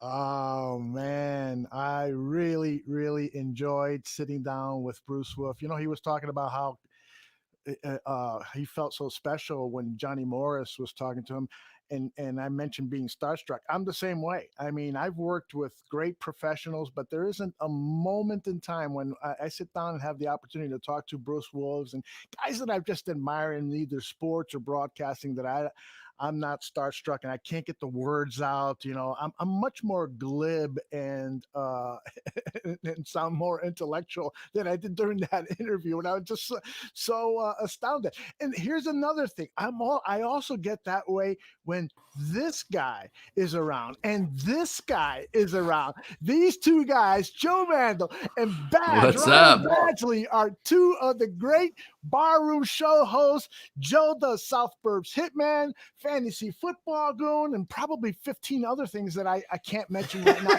And Badge is the director of social communication. We call him the czar of community affairs, and he's also one of the main stars of the Barfly Tailgate Show. Guys, how you doing? Doing awesome, Aldo, man. Thanks for having us. Always fun talking sports. Yeah, absolutely. I second that. I'm diehard Chicago Bears, but all the trades, you guys being White Sox fans, I feel for those Cubbies, watching those three guys who were the core of that World Series team walk away. I shouldn't say walk away, forced to walk away from, their only home. Yeah, there's a chance they can come back, but I got to say, Anthony Rizzo does look good in Yankee colors, though. I can't really argue that. But Aldo, I can't even imagine what doing that interview was like for you, because I think back to, and I know you and John and Mike were talking about this at the start of the show, but I think back to when I got into radio. I mean, I had zero radio experience, and I got hired at a local station here, and the folks that owned it had been in the business for, oh my gosh, probably 60 years. And I had been on the air for a couple years, and it wasn't until I did a live broadcast. We have the Boxing Hall of Fame here in Canastota, New York, and we would do a live broadcast from the across the street from the Boxing Hall of Fame, and they would bring some of the boxers over. And never in my life did I think I would be stunned by meeting somebody famous, and then Bert Sugar steps out of the car to do an interview, and you knew it was him because you could see his hat. Oh yeah. And I mean, he gets out. Yeah, absolutely. He gets out, shakes our hands, and I'm just completely dumbfounded. And, we only got to talk to him for about 2 to 3 minutes, but it was probably the funnest interview that I have had with a professional of his caliber.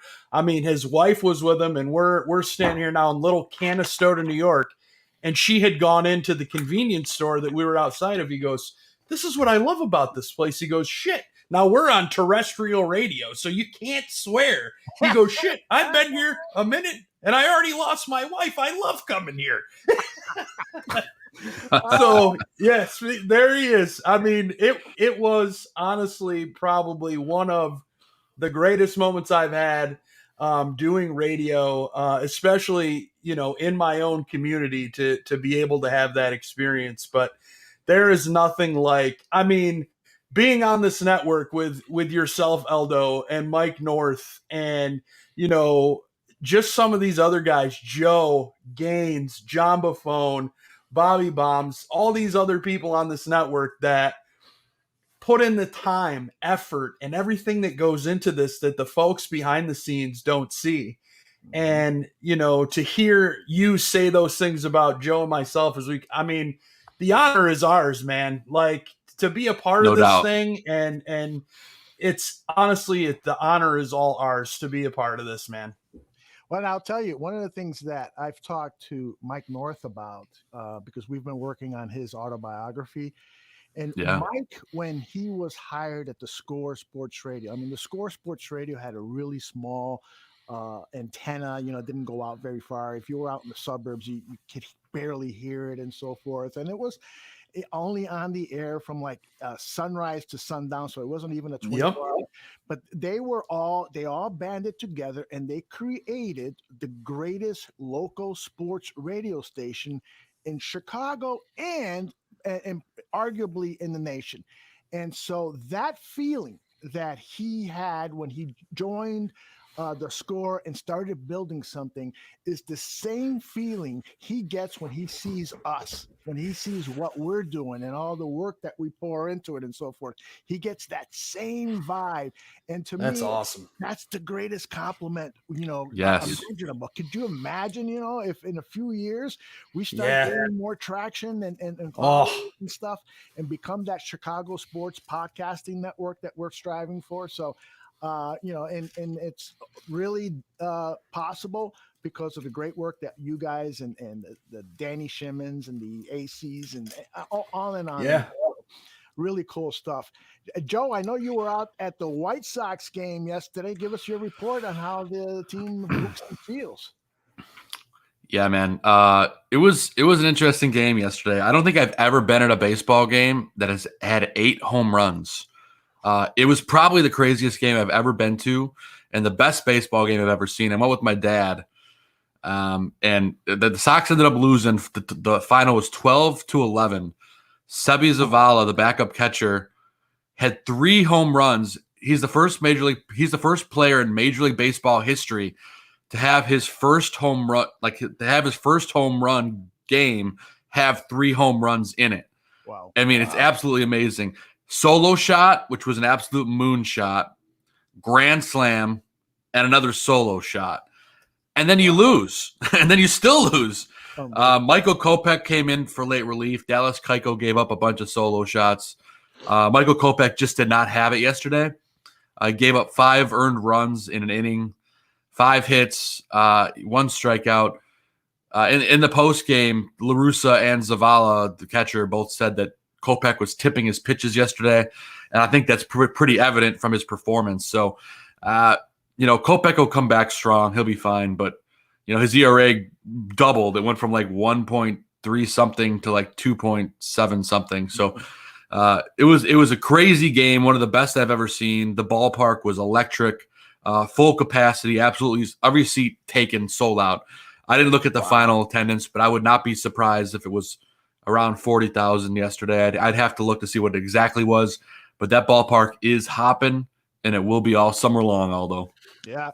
And what's worrisome as a White Sox fan is the bullpen, which we all thought was going to be one of the strengths of the team. But over the last 4 or 5 weeks, it's shown some dents in the armor. And we all know that in order to win World Series, you need guys that can come out and put out fires and stuff. And that's just hasn't been happening. Now, are you excited about Kimbrel joining the team? I am. I actually got to see his White Sox debut last night, so that was exciting. He still came in to pitch the 9th because they were only down by a run. They needed a run to tie it in the bottom of the 9th, which they couldn't get. But Kimbrel came in. He looked lights out nasty, fooled some guys real bad with his stuff, and had a quick 1-2-3 inning. So Kimbrel looks great. I'm not worried about the bullpen. Tepera came in last night after his rough outing the day before. Tepera looked good last night. Kimbrel looked good. It was just Keuchel and Kopech that had rough days. Keuchel has not looked good at all the last probably month of the season, so he's going to have to make some adjustments. I'm worried about him. I do think if we go to the playoffs, I think Dallas Keuchel goes in the bullpen, and then you see Cease. Obviously, that I think you see Lynn, you see Rodon, you see am I dropping the Giolito, and then you see Cease in the rotation. Right. Putting Keuchel in the bullpen, I think, would be a valuable piece. But I'm a little worried about the stuff, more about Keuchel than I am about the bullpen. I mean, I think the acquisitions of Tepera and Kimbrel are huge. They're all in. And then our new second baseman we dealt for, Cesar Hernandez, had two big hits last night. He's a Gold Glove. It's all you could ask for, and it didn't cost us anything. So I think this team is going to make a deep postseason run. I really do. And if we're going to have a funk, I'd much rather have it in early August than late September. So and even then we still have a 9 or 8 game lead in the division. So I'm not worried, although I just I want to see a winner this year. Every game I've gone to, they've lost. Oh, no. Oh, that's the worst. That's right. And they're good this year. I'm going to the Bears game with my buddy Dan Aguirre. We're going to the Cleveland Browns game, and he tells me, I've been to like 5 Bears games, and they lost all of them. And I'm like thinking, oh shit, I gotta be you're like, thanks, man. With a bad luck charm. I'm sure he's hearing this right now, and he's saying, oh wow, yeah, he's feeling bad about it. But we're gonna have a blast there. Are any of you guys going to the Cleveland game, Batch? I mean, it's in Cleveland. Yeah, it's in Cleveland. It's not too far for you, right? Yeah, I mean that's like an 7.5, 8 hour drive. That's definitely a possibility. I was thinking possibly Pittsburgh because that's only like a 5.5 to 6 hour drive, and I used to have to go to Pittsburgh pretty regular for a company that I worked for down there. So I'm very familiar with the city. It's a beautiful city. It's fun as hell. I mean, Station Square, I'm sure John Buffone could talk all about. It is phenomenal. So I'm trying to figure out A, if, and B, when, just because there's so many with Kaylin going to college. We're finding out today what day is her move-in day, and all that kind of stuff. So it's kind of a toss-up, and then there's some other things going on. I mean, work's busy, and it's just life in general. But those were my 2 thoughts were, well, my one thought initially was Vegas because I really wanted to go to Vegas, and then holy cow, the cost of everything. I was like, okay, that's not an option. So I started to look, a little closer. So Pittsburgh is probably the closest, but Cleveland, that's definitely in the realm of possibility as well, because it's just a little bit further, and I would definitely be into, coming out there as well for a game. Well, if you make that Steelers game, you'll probably hook up with John Buffon, because I'm 90% sure he's going to be at that game, or he's trying to. Oh, perfect. I talked to Braggs about that one too. Braggs might be at the Pittsburgh one as well. So, plus I still know a few people down there. I have a couple people that I work with now that are big Steelers fans. So, it might be fun, because I actually went to a Steelers preseason game. God, 2010, 2009, something like that. Whatever the year was, it was the year Big Ben got in the motorcycle accident. Okay. He had to play in the fourth preseason game. It was his first action, and played into the third quarter. And I had never seen anything like it. And we were sitting maybe 4 rows away from the field. Mm-hmm. And, they drove down, scored, and the Steelers fans are going nuts. I'm sitting there with a Bears hat on, and the guy goes, oh, you can't celebrate a Steelers touchdown? And I kind of looked at him and go, I'm wearing a Bears hat. What the hell do I give a shit about the Steelers for? Well, you're here. I go, yeah, I'm here on business, so this was something to do. Yeah, it's like, but I've been to see sports games, events where none of my Chicago teams were in, and I'm not going to cheer just because I'm in the home stadium of something. I couldn't have cared less. Now, what I wanted to say to you guys, going back to baseball, I apologize. Mm-hmm. So you think about the White Sox and their climb and where they are now, how they've gotten there. Mm-hmm. You look at the Cubs. The Cubs were they were leading their division not that long ago. And look how quick an 11-game losing streak completely changed the outlook on their season. Had they continue winning, I don't think you see Rizzo, Bryant, Baez traded. Yep. But due to the fact that they went on that 11-game losing streak and really hadn't rebounded, I think that's really, you saw one of I think it was Tom Ricketts come out and say, an 11-game losing streak kind of changes things. Yeah. And, I think unfortunately, they needed to make that move. I think about the Yankees, and, you look at that team from 2009 with Andy Pettitte, Jorge Posada, Mariano Rivera, Derek Jeter. Well, very slowly, they all started to retire, or they go to a different team. And eventually, finally, Derek Jeter retires in 2016. The Yankees are a shell of what they were kind of even in Derek Jeter's last season. They always go out and spend big money on pitching arms. They've been doing it since, I was a kid, for crying out loud. And it never works out. Garrett Cole is a prime example of that. This is a guy who the season started, he was on fire. You look at him now, he can't get anybody out. So, little things can change teams drastically. And for the Cubs, unfortunately, that big losing streak just, I think, broke ownership. And they were like, you know what? We got to pull the plug. And let's see what we can get back in some pieces. The White Sox, Joe will tell you, I shared a picture with Joe. You're ready. So this is from 1996. I was 16, 17 years old, maybe. And I was sporting a White Sox hat. Cool. In this photo, it was my wife and I. My wife had just graduated from high school. Mm-hmm. So Joe saw me I don't even know if I had facial hair, Joe. To be honest with you. No, you did not. No. I think I was clean shaven, which that hasn't happened probably since then. But yeah, I used to rock the White Sox hat, back in the day. Dr. Dre was big then. I'll tell you, I was thinking something similar to you, Badge, is, doing with baseball more than any other sport because of the length of the season. There are just so many things that can happen. All of a sudden, like you said, the Cubs were looking like they were a true contender for the division championship and who knows what else. And then all of a sudden, the 11-game losing streak exposed who they were. This Yep. was a team that didn't have the appropriate personnel to sustain winning. They got a lot of guys who go for the long ball, but not guys who get on base a lot, and they just didn't have the pitching. I mean, when they moved Yu Darvish during the offseason, I mean, I said to myself, well, that's clearly a white flag. I mean, Yu Darvish, this guy's one of the top 10 pitchers in the majors. You're not going to win. They gave him up for a bag of peanuts too. For nothing.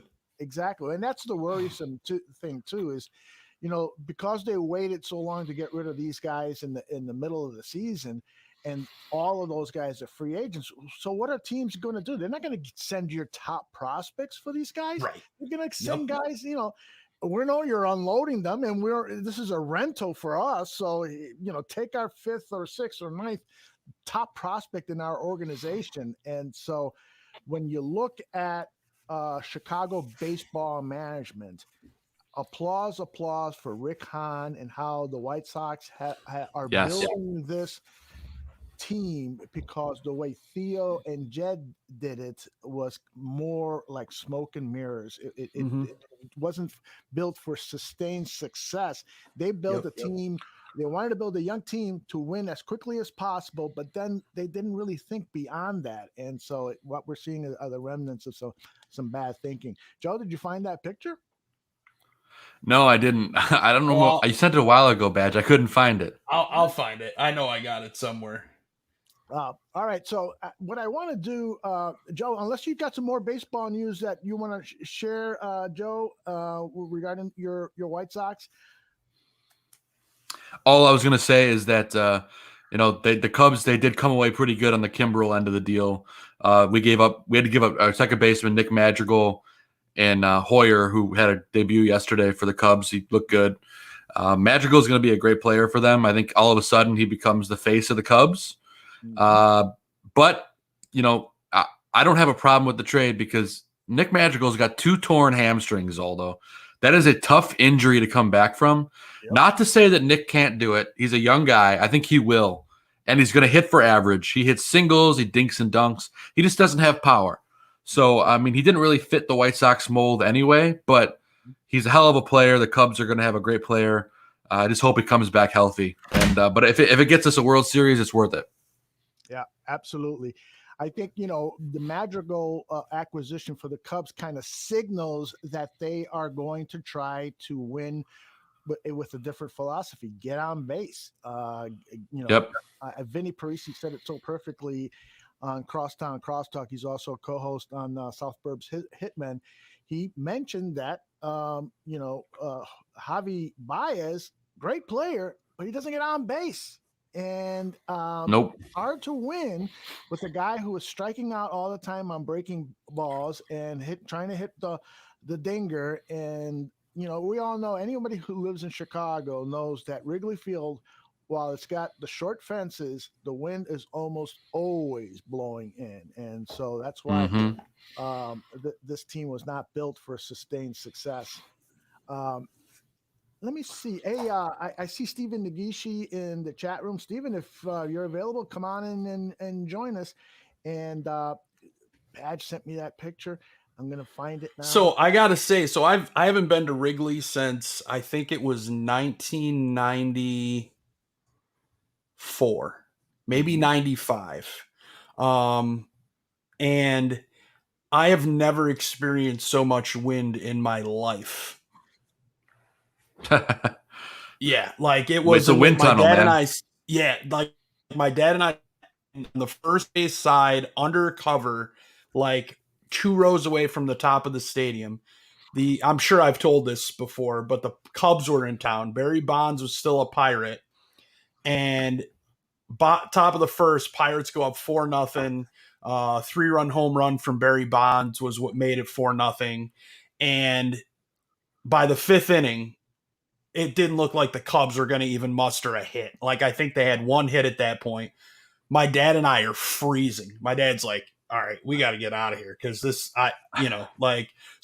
only thing I came away with from there is like a Cubs hat, you know, like the fitted Cubs hat, whatever. And by the time we get back to my aunt's, now my aunt lived in Hinsdale.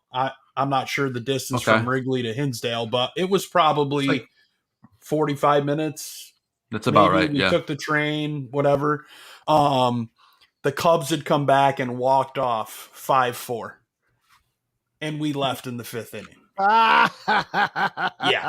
Yeah. So hence why I don't leave sporting events early anymore. Yeah, unless there's like a rarely- legitimate, Exactly. reason. I rarely do. I don't want to be that guy who missed the greatest comeback in sports history. I just don't want to. Look at that guy. There we go. Guy. Oh my Yeah. God. Yeah. All the Mitch He looks- fans will love that North Carolina shirt too. Wow.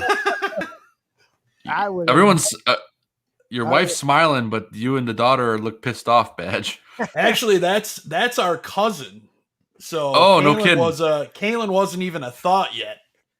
Oh, okay. So that was my wife graduating high school. So that was 1996. Oh my I gosh. didn't graduate for another 2 years after that, from high school. And then it was the year 2000, we got married, and then Kaylin came in 2003, and now she's freaking off to college, for crying out loud. Amazing. So you just saw my whole world in, a matter of moments. There you go. All right, That's I want awesome. to talk a little Chicago Bears football. And guess who just joined us? I'm waiting for his signal to pop in, but I heard the pop because there he is. His name is Eric. Oh, Look at this guy. Look at how good he's looking. Let's go for the close-up. I know he loves it when he the beard looks good. Holy cow, that's a Oh, nice. we got no audio from you. No, go ahead and unmute us. He's got to plug it in. It's been a while since he's been on. Still not hearing you. He's getting back in the swing of things. That's right. Can you hear me? Yeah. Oh, there he is. I got a new mic. My son, because I use my Xbox mic, my son used my mic, and I came downstairs and the whole thing was hanging off of it. And I was like, Scotty, what happened? He's like, I didn't do it. I'm like, yeah, you're right. Yep, I did it. Just That's what happened by itself, right? Right. Oh, you sound great, brother, and you look even better. Have you lost some weight? I've lost about 20 pounds this summer, just sweating my ass off in the plant. Went to Florida, so I got a nice little tan going on right now. And you lost that Disney World weight from walking around for 3 days, right? Buddy, it wasn't a vacation. I'm telling you, I need a vacation from vacation now. Yeah, yep. I hear you. Anyone with kids that goes to Disney World, it's really not a vacation. It's really not. We had a good time when though. you get back, your body's broken, your wallet's empty. I mean, exactly. Holy shit, done it twice. You have a good time because most of the good time is just watching your kids have a sensational time, And of course, some of the rides and attractions at Disney World are fabulous and you enjoy those, but it's the waiting and the expense has absolutely. Bad. It is really, really bad. So AC, you joined us at a great time. We're going to talk some Chicago Bears football. I got some sound bites from yesterday's press conference from Matt Nagy. I thought I'd play a couple and get his reaction. One of the things that I've been saying for the last couple of months is that this defense really, really, really needs that pass rush to come to life, and that one of the key players for the Chicago Bears is Robert Quinn. You invested all this effing money on him, and last year the return on investment was awful. So yesterday during that press conference, Matt Nagy said this, and it really made me smile. You guys can see in practice yesterday. I mean, Robert Quinn and Khalil are coming off that edge now. Robert Quinn is doing well. You put on the tape and watch him. I mean, he's rolling right now, and I got to actually tell him to pull the heck back a little bit because he's kind of getting in that throwing lane of the quarterback. We had a couple close ones yesterday, so if you see me freak out today, it's because of that. Now, it's only practice. There's no pads. And, Aaron, I'll ask you first.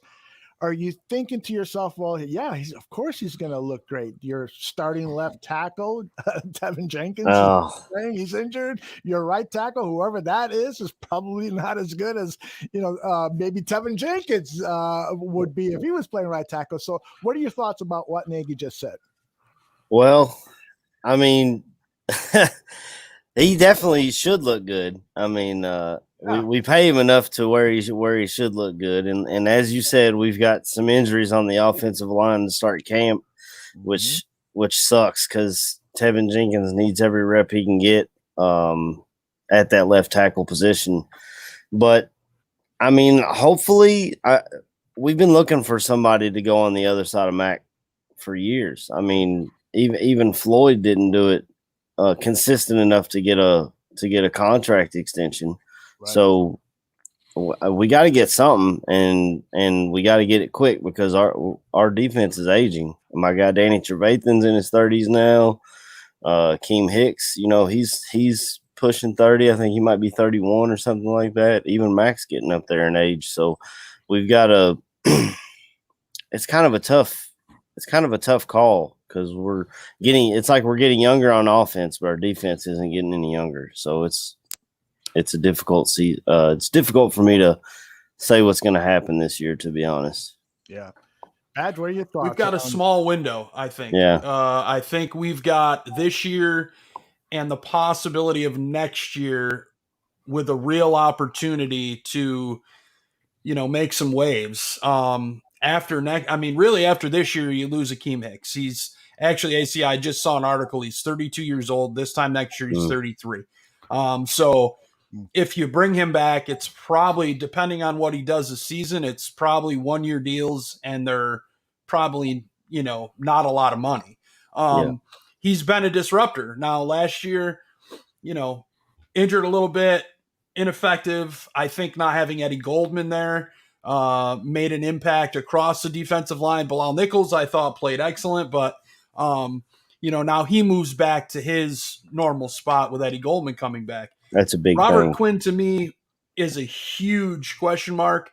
I can put on a T-shirt and shorts and a helmet, and I bet you I've never been fast, so I don't know that I would look fast, but I bet you I could probably get around the edge. I need to see this guy lined up week 1 across from Khalil Mack, and his first impact play needs to be Matt Stafford hitting the ground.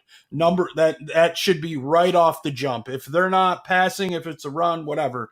But that first drop back, Robert Quinn needs to make an impact instantaneously.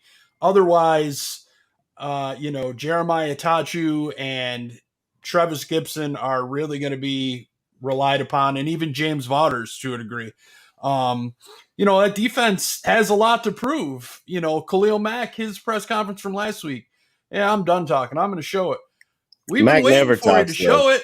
Right. That's what we want. Like, let's go. Like, the whole defense as a whole. Yeah, I get it. Kyle Fuller's gone. Like, there's a little bit of change, but it's been this for the last couple years. Yes, we've made the playoffs. Badge, can we all agree that we've been underwhelmed with Khalil Mack over the last 2 seasons? I feel like he's not the player that he was the first year with the Bears. Yeah. I don't know what it is, but I want that first year Khalil Mack back. Well, when you're getting no help on the other side and you've got 3 guys, I think last year not having Goldman and then Akeem dealing with injuries hurt Mack a lot. And Quinn didn't live up to expectations. But when you've got injuries along your defensive line, you've got Bilal Nichols, as good as he is, learning a whole new position and trying to kind of fit him into a hole that he had never played before. And I think that's going to hurt. That hurts your pass rush. That hurts. And if you don't have pass rush, that hurts your secondary. So we saw Eddie Jackson failing to tackle a lot. He's just not that guy. You're not that guy, pal. He's not, but that's the thing. Chuck Pagano didn't recognize that. Sean Desai does. And I really think that's the difference between what Fangio did with Eddie, what Pagano did, and now you're going to see it with Desai. He's going to make Eddie the guy that Eddie needs to be. And I really believe that. And I think you're going to see a different Eddie Jackson this year. I think you're going to see that ball hawk. I think you're going to see a guy that's sitting back, waiting on the football. He's not a box safety. That's Tyshawn Gibson. That's why he's here. So, I like Tyshawn Gibson's interview the other day as well. He seems very comfortable with Sean Desai. Yes, Desai was the safeties coach before he took this role, but I think people are sleeping on this defense. And I don't think you should be. You see a lot of talk about Desmond Trufant. You've got the chance right now to take 2 second-year players and have them as your starting corners in Jalen Johnson and Kindle Vildor. And to me, that's what it should be. Desmond Trufant, if he's healthy, yeah, maybe. But to me, he's just somebody that can't stay healthy, and I don't know that I want him on an outside receiver. Yes, Kindle Vildor is a little short, but man, he plays like Charles Tillman. I saw somebody compare him to Charles Tillman the other day, and I thought it was a little early for that. And I think they did it because of his tackling, but I definitely see him as the number 2 with Jalen Johnson as the 1. The nickel up in the air, Thomas Graham, Duke Shelley, maybe Trufant gets in there. Hard to say, but to me, I feel your best bet to start this season at corner is Jalen Johnson, Kindle Vildor. I think I said it at the end of last season that I thought Vildor should be the guy to get that shot at that number 2 spot with between him and Jalen Johnson when we didn't know Kyle Fuller was going to be gone. So yes, there are questions, but to me, I think this defense improves, and I think you're going to see them. I mean, you heard Coach Nagy say it. You've heard the players emphasize in takeaways. They have a bucket now that they bring out to the field, and anytime they get a takeaway, they do some sort of crazy ass dunk into the bucket. That's awesome. That's like you want to go out and show up your offense. Like that's the goal, and hopefully this defense turns into what it's supposed to be. Joe, your thoughts about the defense? Are you concerned at all, or you think that this is a sleeping giant that with Desai is going to wake up? I don't know how to answer that just yet. I want to see a little bit more out of these guys, but I do like Desai and the way he's handling this defense. I do like the renewed energy I see out of these guys. But I think what we talked about, I think we need to see a healthy Robert Quinn. I think we need to see Eddie Goldman do Eddie Goldman things this year. I'm just looking forward to seeing these guys get back to form because while they weren't horrible last year, I just feel like they weren't all on the same page. And now all these same guys are going to be on the field at the same time. So, I think that's what you got to look for. And if we can get, I think if we can get a great year out of this defense, we can see special things from this team because this offense, I feel like that last year that they were kind of going in opposite directions. The offense seemed like it was finally starting to put it together, and the defense was kind of going the opposite. Yeah, think about it. You haven't seen an offense here in Chicago be the top, be the above the defense.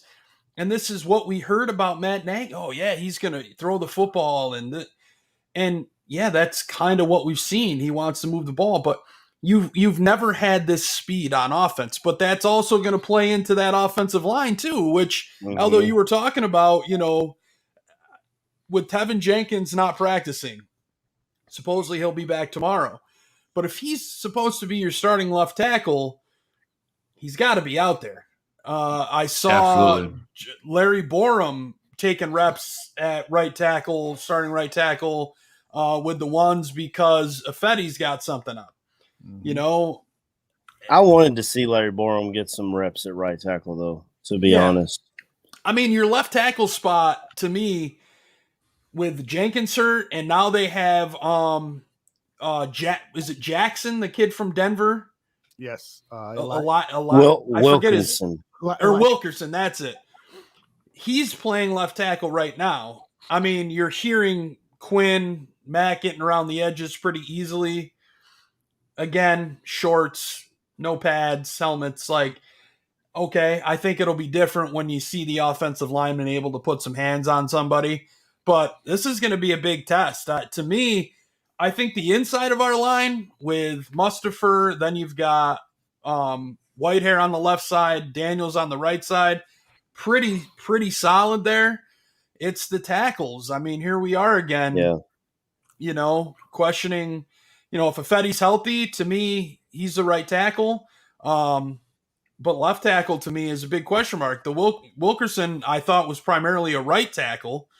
And now you're asking him to move over to the left side. Jenkins, I mean, played left a little bit in college, but he was primarily a right. So now you're asking him to move over, and he's a rookie. Yeah, I love his mentality. I love the fact that he's, wants to throw somebody into the ground. But, when Von Miller is coming off that edge, or Zadarius Smith, or somebody along those lines, good luck putting them in the ground, dude. Your first rep against one of them might be, oh shit, I just got Andy Dalton killed, so now Justin Fields has to come in.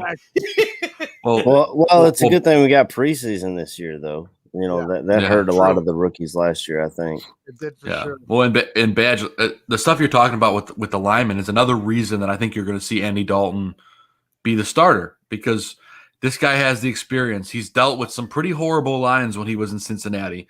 Yeah. And he should be able to make it work and have this offense still function, right? Not that Justin Fields can't, but the kid's going to learn. And I don't think you're going to see him unless they go 0-4 to start the year. Yeah.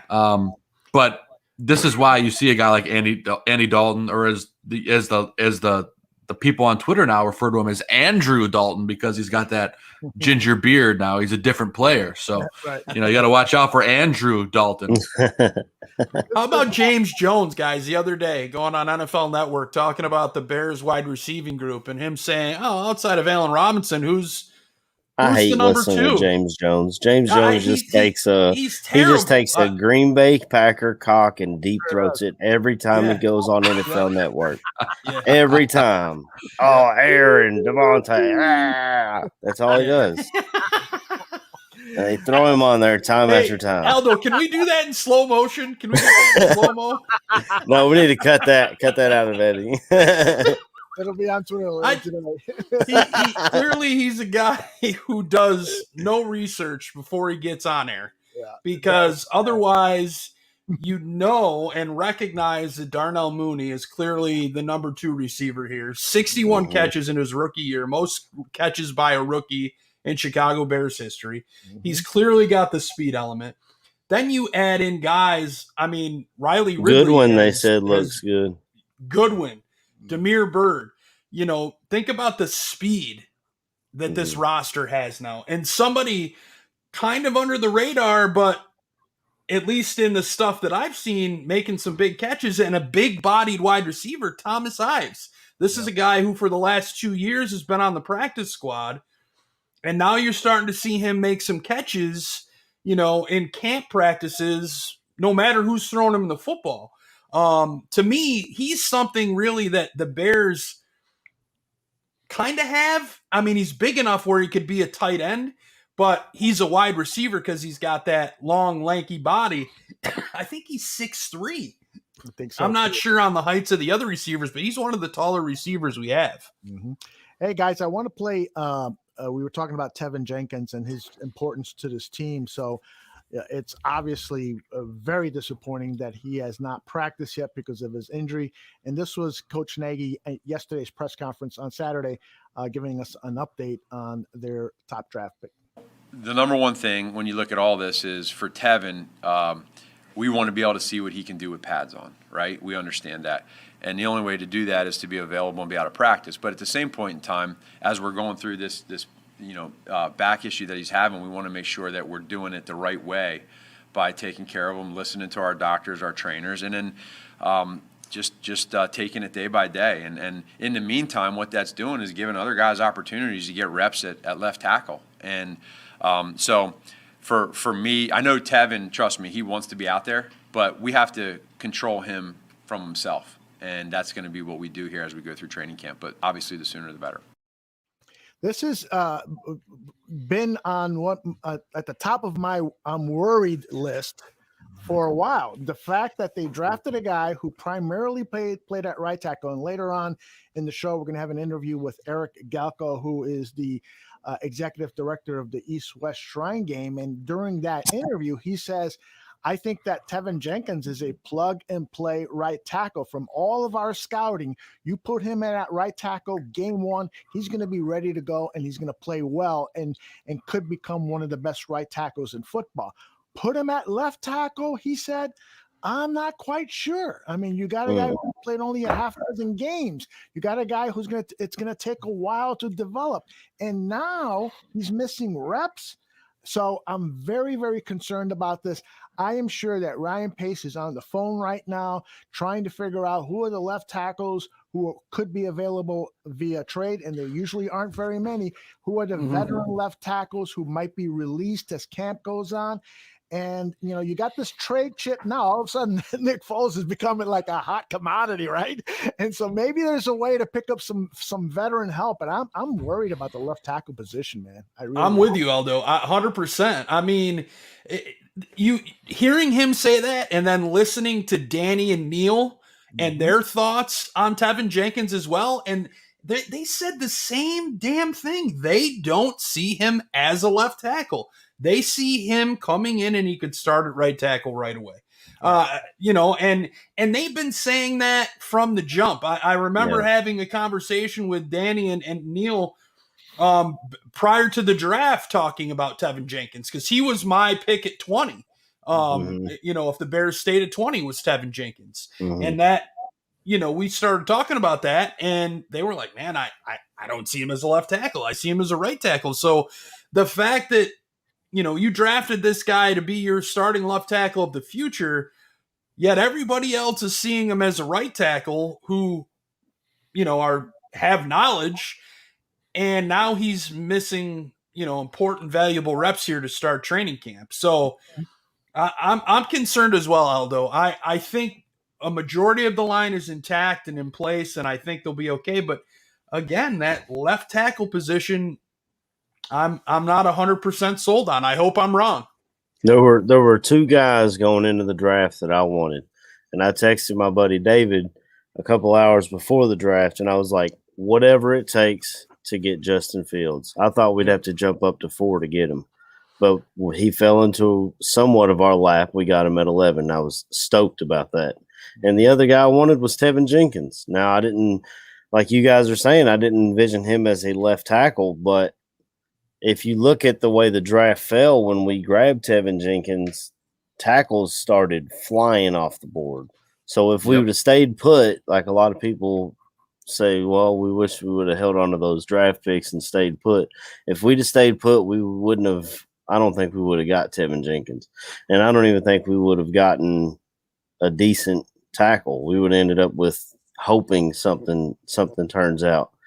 Now, the injury is worrisome. I've got a bad back. Thanks, Uncle Sam. But I've got a bad back, so I know how tricky they can be. You can wake up one day and feel fine, and you can wake up the next day and it's difficult to walk. So that's what worries me is that back issues are so tricky, especially for a big guy like that. But I mean, I've just got to.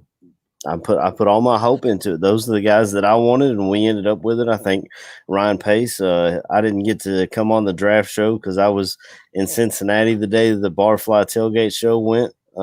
So I didn't get to give my immediate thoughts on it. But I felt like Ryan Pace knocked the draft out of the ballpark, and I'm hoping, hey, when the pads come on, have they put pads on yet, or has it all been in shorts? Right, Tuesday. Yeah, it's all been in shorts. Tuesday's the first day. So when you put pads on in preseason, that's when I'll be really worried about Tevin. But I think he'll be okay. Mr. Englewood suggested Russell Okung, and you know, he's a 33-year-old guy who has had a lot of success at left tackle in the NFL. But the last 2 seasons, I think he's played less than 10 games because of injuries. And last year he made like $13 million, only played a handful of games, and so he's damaged goods. He's still holding out, hoping to get a contract that paid him close to what he made last season. And there's a reason he's not getting it. Now, the Bears might get desperate and have to, you know, figure out a way to get him money. But that's what's out there in terms of free agent offensive linemen. They're guys. I think Schwartz from Kansas City is still out there, but I don't know what he would cost. No, I know we're kind of up against the cap, and I think that's hurting us as far as trying to go get a franchise left tackle. And then obviously if you do that, everyone's going to say, well, what about Tevin Jenkins? I thought you guys believed in him. And then they're going to be questioning Ryan Pace again. So here's my only thought on to remedy the situation in the current is move Alex Bars to left tackle. And I know everybody says he's got short arms. His arms are too short to play left tackle. But I think back to, I don't remember which game it was, but he stepped in at left tackle. It could have been a preseason game, but I thought it was a regular season game, and didn't play bad at left tackle. And this is a guy, if you could have to put him there, that means he can play left tackle. He can play left guard. He can play right guard. He can play center. He can play right. He could play anywhere across your line and becomes a very valuable piece if he's not already. I mean, because if somebody goes down, he's your go-to guy, definitely on the inside part of that line, but he's also somebody that has experience outside. So, you know, I would hate to see them overpay for somebody like Russell Okung. Due to cap space, because we really have none.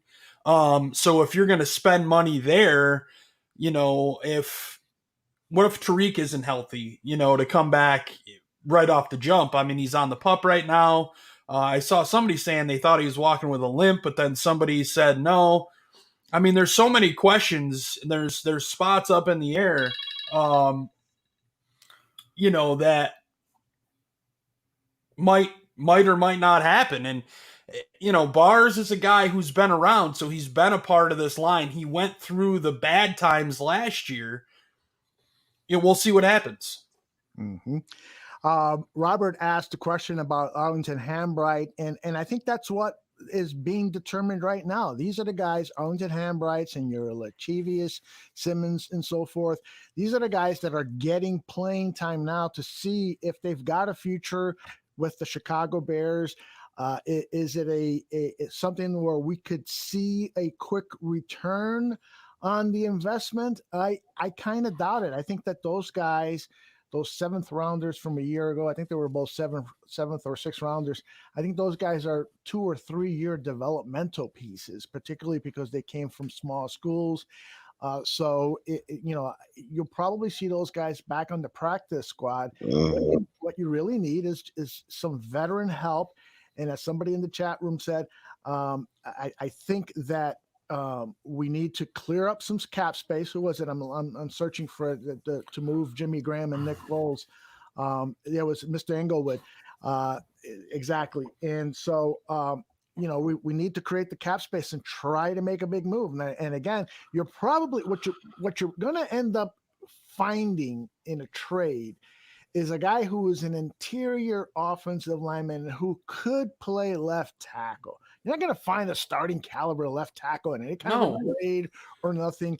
And so this bugs me. It just bugs me because it seems like every year the Chicago Bears go into training camp missing some big thing. You know, for many years, it was a backup quarterback. Many years. I mean, you know, Jay Cutler's out of the game, and who do we got coming in? And Craig Krenzel. And so there's always some depth piece that is just very effing worrisome. And this year, I think we have it at the left tackle position and potentially in the secondary. You know, I mean, who are the backups at safety? There's some old veteran guys like the Deion Bushes and stuff. But you don't want those guys playing, you know, those guys are great special teamers. I'm not sure you want Bush in there for 5-6 games if you get an injury to one of your starting safeties. And at the cornerback position, which has been mentioned, it's problems. It's troublesome. So I'm hoping that there's some solutions that come out of what's happening in camp. I hope so too. I don't know. I mean, you go out and make the move for Justin Fields. So for that by getting Tevin Jenkins. And, you know, everyone loved what the Bears did in the draft. Everyone. But you've got this little blip now. And like you said, although it seems like there's always something that it starts small and then next thing you know becomes something, holy crap. I hope to see him on the field. I hope that from this point forward, he is healthy, and I hope that he uses these reps, and he is the guy that week 1 we're throwing out there on Sunday night against the Rams in LA, because I love his attitude. I love the fact that he's a mauler, and I love the fact that he's not afraid to push somebody's face into the ground. So, I mean, he's going to get a good lesson definitely that Sunday night, with Aaron Donald across the line. Yeah. That whole Yeah. offensive line is going to, some of these guys have done it before, but it'll be interesting to see how that goes. Mm-hmm. Tony says that Tevin Jenkins is giving him some totally vibes. Oh man! Yep. Come on. I totally agree. I saw that Didn't somewhere Chris the other day Williams too. Didn't Chris Williams go to like Vanderbilt or something? Yeah. Did he? I believe he was a Vanderbilt. Yep. The worst team in the SEC, and you wonder why he couldn't play left tackle in the NFL. Come on, bro. Yeah. Yep. Hey guys, I've got a special guest who's joining us. His name is Stephen Nagishi, and there he is in living color. How are you, Stephen? Hey, what's up, Stephen? Morning, guys. How you doing? What's going on? Good. Stephen is working behind the scenes on a very special project for the Barroom Network that we'll be talking about more in the near future. In fact, he and I have a meeting tonight with some potential. I'm just going to say something special is in the works. And Stephen is a big part of that. So he's a welcome addition to the Barroom Network. And I'm glad that he's here because we're talking Chicago Bears, one of his passions. Stephen, you've been hearing what we're been talking about. What do you want to share about this offensive line? What are your primary concerns? Any thoughts at all? I think the concerns with Jenkins' health is legitimate. You don't want to be missing preseason practices, especially when you're a rookie, switching from right tackle to left tackle. Mm-hmm. And so I'm praying that he does make it through camp without any injuries. Somebody did mention Okung, and both guys played at Oklahoma State, so there's a bit of a connection there. Who knows? But it wouldn't shock me if they decided to go in that route. But Mitch Schwartz, I believe, is also out there. He at least is familiar with the KC offensive style system that Matt Nagy is trying to implement. Mm-hmm. So if push comes to shove, I think they might go with Schwartz because of his familiarity. Although Schwartz is getting up there in age himself there, so you can't expect him to be like a long-term stuff. It's just maybe basically just like a swing tackle, at least for this year, just to get by and see where Jenkins is in terms of his health and development. The other thing that I'm interested is the dynamics of Dalton and Fields. I know people shit can on Andy Dalton a lot, because the Bears posted QB1, and that really enraged a lot of Bears fans, myself included. And I know there are a lot of people who are still somewhat iffy towards Andy Dalton because of that reason. And we all know what Andy Dalton is at this point. But at least he's proven. Mm-hmm. So you want him to at least, if he's going to start, the first months of the season, you want him to be successful. You want him to be out there at least making throws and plays that none of the quarterbacks were able to make, last year and the year before.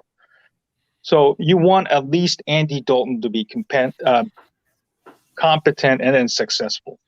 Yeah, so, I live here in Kentucky. I'm about an hour from Cincinnati, so I've seen my fair share of Andy Dalton over the years. And just like you said, we know what he is. He's going to be somewhat consistent. He's going to have pretty good ball placement. He doesn't run a 4.4, but he can move, which is something that Nick Foles couldn't do last year. Right. I mean, he took the Bengals to the playoffs, which is, nobody's done that except like Boomer Esiason. So that's an accomplishment all in itself. And but I kind of feel bad for Andy Dalton, and they covered this on the Hogan Johns podcast last week because they were talking about his press conference, and like Andy Dalton, he goes out there, he has a decent practice, you know what I'm saying? He's putting the ball on his receivers and stuff, and then he goes to his press conference, and they're like, how did Justin do today? Was Justin good? Did he miss some throws? And he's like, wait a second, I'm QB1, right? Like, y'all know I'm the starter, right? Right. Like, how upset would you be if you go to your job and then they hire a young new intern, and then all your questions are about that young intern instead of like, because this is Andy Dalton's first year too. Has anyone asked him how he's doing with picking up the playbook? Anybody asked him how he's doing with chemistry with the receivers?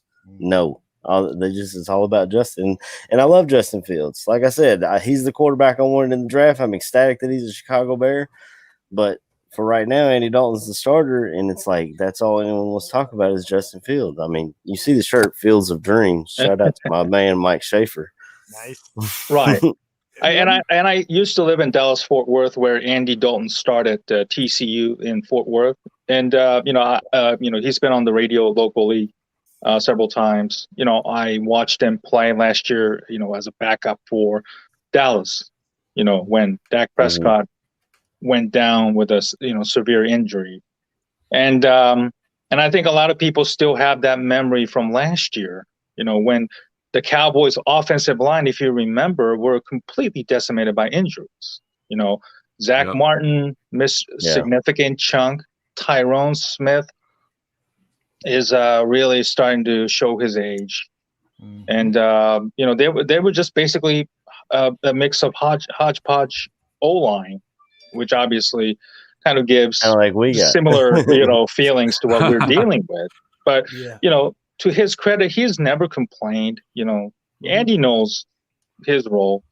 He is what he is, and to his credit, I don't think he's made any beefs about the whole situation. Although I'm sure he's probably done it behind closed doors to his family members and all that. But I think Andy knows at least his role. He's a veteran. And when it's time to step aside, I think he knows it, and he's going to give Justin his veteran's perspective, and I think Fields is going to benefit tremendously from Andy's professionalism and experience. Before I talk on Andy, Aldo, I wanted to ask you if you could put Don Burr's comment back up there, our Lions fan who watches every show that we have. I just wanted to mention, Dar, your tongue and lips are going to be very raw because the only thing Lions fans are going to be licking is everybody else in the division's balls all season long. So I hope you got a lot of chapstick, bud, because it's going to be a rough one. What's funny about Don is that I think every sports team in Detroit is awful, right? I can't think. Yeah, I live in Detroit. I listen to their local radio station, which is the only one, 97.1 The Ticket, and it's a pretty lean times in Detroit. I tell you, the Tigers are, people are up in arms and they want Al Avila gone. The Red Wings are pretty, been down for the last couple of years after making the playoffs, 26 straight years. They want their head coach, Jeff Blashill, gone, but he's still there. The Lions, we all know the Dan Campbell's antics and, people across the country making fun of him, with the kneecaps and all that kind of stuff. The only team that's probably on the upswing right now is the Pistons, because they had their, Kate Cunningham was chosen number 1 overall, and they got some really nice young talent in Sadiq Bey and Isaiah Stewart. Hopefully the Bulls obviously will make the same, trajectory in terms of, getting the young players and, be more competent. But that's pretty much it here in Detroit. I hope Lonzo Ball doesn't end up in Chicago. I know a lot of people want him. That's what they're saying. As a Kentucky fan, I watched my boy De'Aaron Fox tear him to absolute shreds in college and continue to do that in the league. Yet I go to Twitter and people swear to God Lonzo Ball is better than Fox, and I'm like, what game are you watching? Well, they're only looking at the highlight reel, I think is the problem. But I wanted to play this soundbite regarding Andy Dalton. And one of the things that I have liked so far after a half dozen press conferences by Matt Nagy since camp started is that he has been, in my opinion, candid about how the players are doing, particularly at the quarterbacks. And he's pointed out some of the things that Justin Fields has to learn as a professional quarterback. I mean, even things from, just conducting himself in the huddle, but also mechanics and foot placement and so forth. And one of the positives about Andy Dalton, when he was asked, and Allen Robinson chimed in on this, is the anticipatory throws. And this is something that a good veteran quarterback is very good at. When I learned how to play football, you're running a pass pattern, and at that break point, the first thing you got to do is you got to turn your head, because hopefully that ball is on its way. So, and then the body follows. And so if you don't do that, and the quarterback is good at anticipatory throws, then you're going to get hit, boom, in the head with the football. So this is Nagy and Robinson talking about Andy Dalton. Number one thing that I see is the anticipatory throws. So in the passing game, Andy has all the leadership stuff. He has the stuff that you look for where you break a huddle, it's a little sloppy, it doesn't go right. He gets everybody back in, says, no, do it again, let's go, you do this, you do that, let's roll. He has that, that's easy. The football part that I see is his timing pre-snap of when he calls, with motion, shifts, adjustments, stuff like that. But then when the play's going, anticipatory throws, man, those wideouts know that ball is coming, regardless of the coverage. He knows where to go, and you better get your head around. That's a great benefit for any receiver. As whenever you get out of your break, you always want the ball to be in the air or be on its way to you. So as you kind of create that separation, you can kind of create the sense man to man or even some zones. Once you get the ball in your hands, when you're at a space in the zone, you're able to now catch the ball, split the zone, and continue to try to get some yards after catch. And that was one thing that I definitely noticed in mandatory minicamp is, on a lot of plays, once I'm getting out of my break, the ball is pretty much in my hands, and being able to give me the optimal time to be able to make a play after I catch the ball, and again, that all bodes well for, what we want to accomplish as an offense and how we can continue to get better with creating more X plays and creating more yards after catch plays. And, that's a huge thing. And of course, it's mini camp and the early days of training camp when these comments are made. But I've seen Andy Dalton do it. I saw him do it with Dallas last year, the anticipatory throws. He had a decent career, a better than average career, in my opinion, with the Cincinnati Bengals. And so I have no doubt at all that if he gets the protection necessary for any quarterback to get set and plant that back foot and then fire away, if he gets it, he's going to get the ball to these receivers, and that's encouraging, right? Badge? It's what we expected from Nick Foles last year. I'll be the first to admit I bagged on Nick Foles. I hated the signing. When he finally got the opportunity in the Atlanta game, things looked like it was like, holy shit, look at this guy. All right, we gave Mitch a chance, okay. But then you look at what happened with the offensive line when Foles took over, and he didn't have time to tie his shoelace, let alone drop back to throw a pass, unfortunately. So, here we are now this year talking kind of about the same thing because we're still a little questioned about the offensive line. I think Andy Dalton has done every single thing that he is needed to do, say, and show, I think, not only the coaching staff, the organization, but the fan base that he understands this situation. He knows why he's here. Let's say Andy Dalton comes out and plays very good football. We have a complementary defense that's holding teams to, minimal points, and, we're winning games. To me, that's what you want as a Bears fan. Okay, does that mean we don't see Justin Fields? It does. I want Justin to start week 1. Throw him out there. Let's go. But at the same time, if you have a guy who can lead a team to the playoffs, you've added pieces to your offense now to help you. I think the big question still remains is the red zone offense. Under Matt Nagy, the red zone offense has been atrocious. It's been garbage, with the exception of Jimmy Graham last year. In all honesty, I think there needs to be some major improvement in efficiency and scoring points in the red zone that aren't field goals, because that's how you're going to win games. And they really need to spend a lot of time in the red zone, perfecting the red zone, because it has been for years. I mean, since Nagy's been here, it's been, I think, one of his Achilles heels is production in the red zone. I mean, running a fucking tight end jet sweep on fucking 2nd and goal from the 1, you lost 3 yards giving it to the fucking tight end coming across the back of the line. Why? Yeah. Common sense. You're a yard away from the end zone. You have David Montgomery. Hand him the goddamn ball. It's simple. Don't overthink it. The red zone needs improvement. You've got Jimmy Graham again. Cole Kmet has really started to emerge and did last year. So Andy Dalton's going to use these guys. He likes throwing to tight ends. Justin Fields likes throwing to tight ends. Guys, I'm all for, if we're winning games, let Andy play.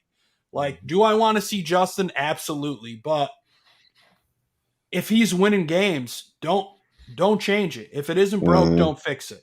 Right. And I really think we're going to be surprised with Andy Dalton. Yeah, I agree with that. Tony's got a great question here that I want to make sure we all get an opportunity to answer. He wants us all to offer up a scenario where we see the Bears beating the Rams on national TV week 1.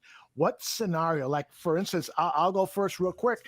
I think this is defense. I think it's the defense scoring a couple touchdowns. I think it's Robert Quinn forcing a fumble that Khalil Mack picks up and runs for a touchdown. Something like that, galvanizing, inspiring, game-changing plays from the defense is the number one scenario. So let me go to you, AC. What kind of a scenario you see the Bears beating the Rams on NBC Sunday Night Football? Well, I mean, it's difficult to argue against what you just said, to be honest. You make Matt Stafford make some mistakes, but the biggest thing is Mr. 99 Club, Aaron Donald, standing right across from your quarterback. And I think it was 2018, James Daniels was a rookie, and he sort of held his own, honestly, against Aaron Donald. So maybe he'll come back and be in form, and you'll have, I'm assuming the middle of the line is going to be Daniels, Whitehair, and Mustafa.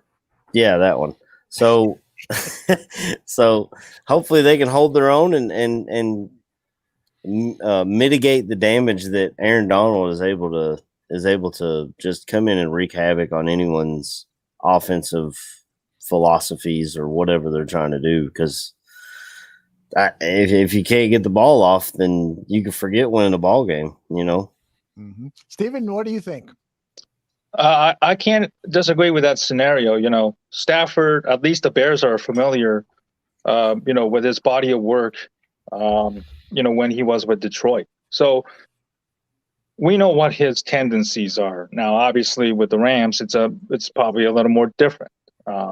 He's got at least a better team and a better coach, better organization to work with. So we have to, make sure to minimize, his arm. The defense, obviously, the secondary will be well tested. Going up against Connor Rupp as a Cooper Cup and Cooper Cup. Woods. Those are very good receivers that the Bears are going to have to, put up with. And also, I think the running game has to be, in tip-top shape. You got Montgomery.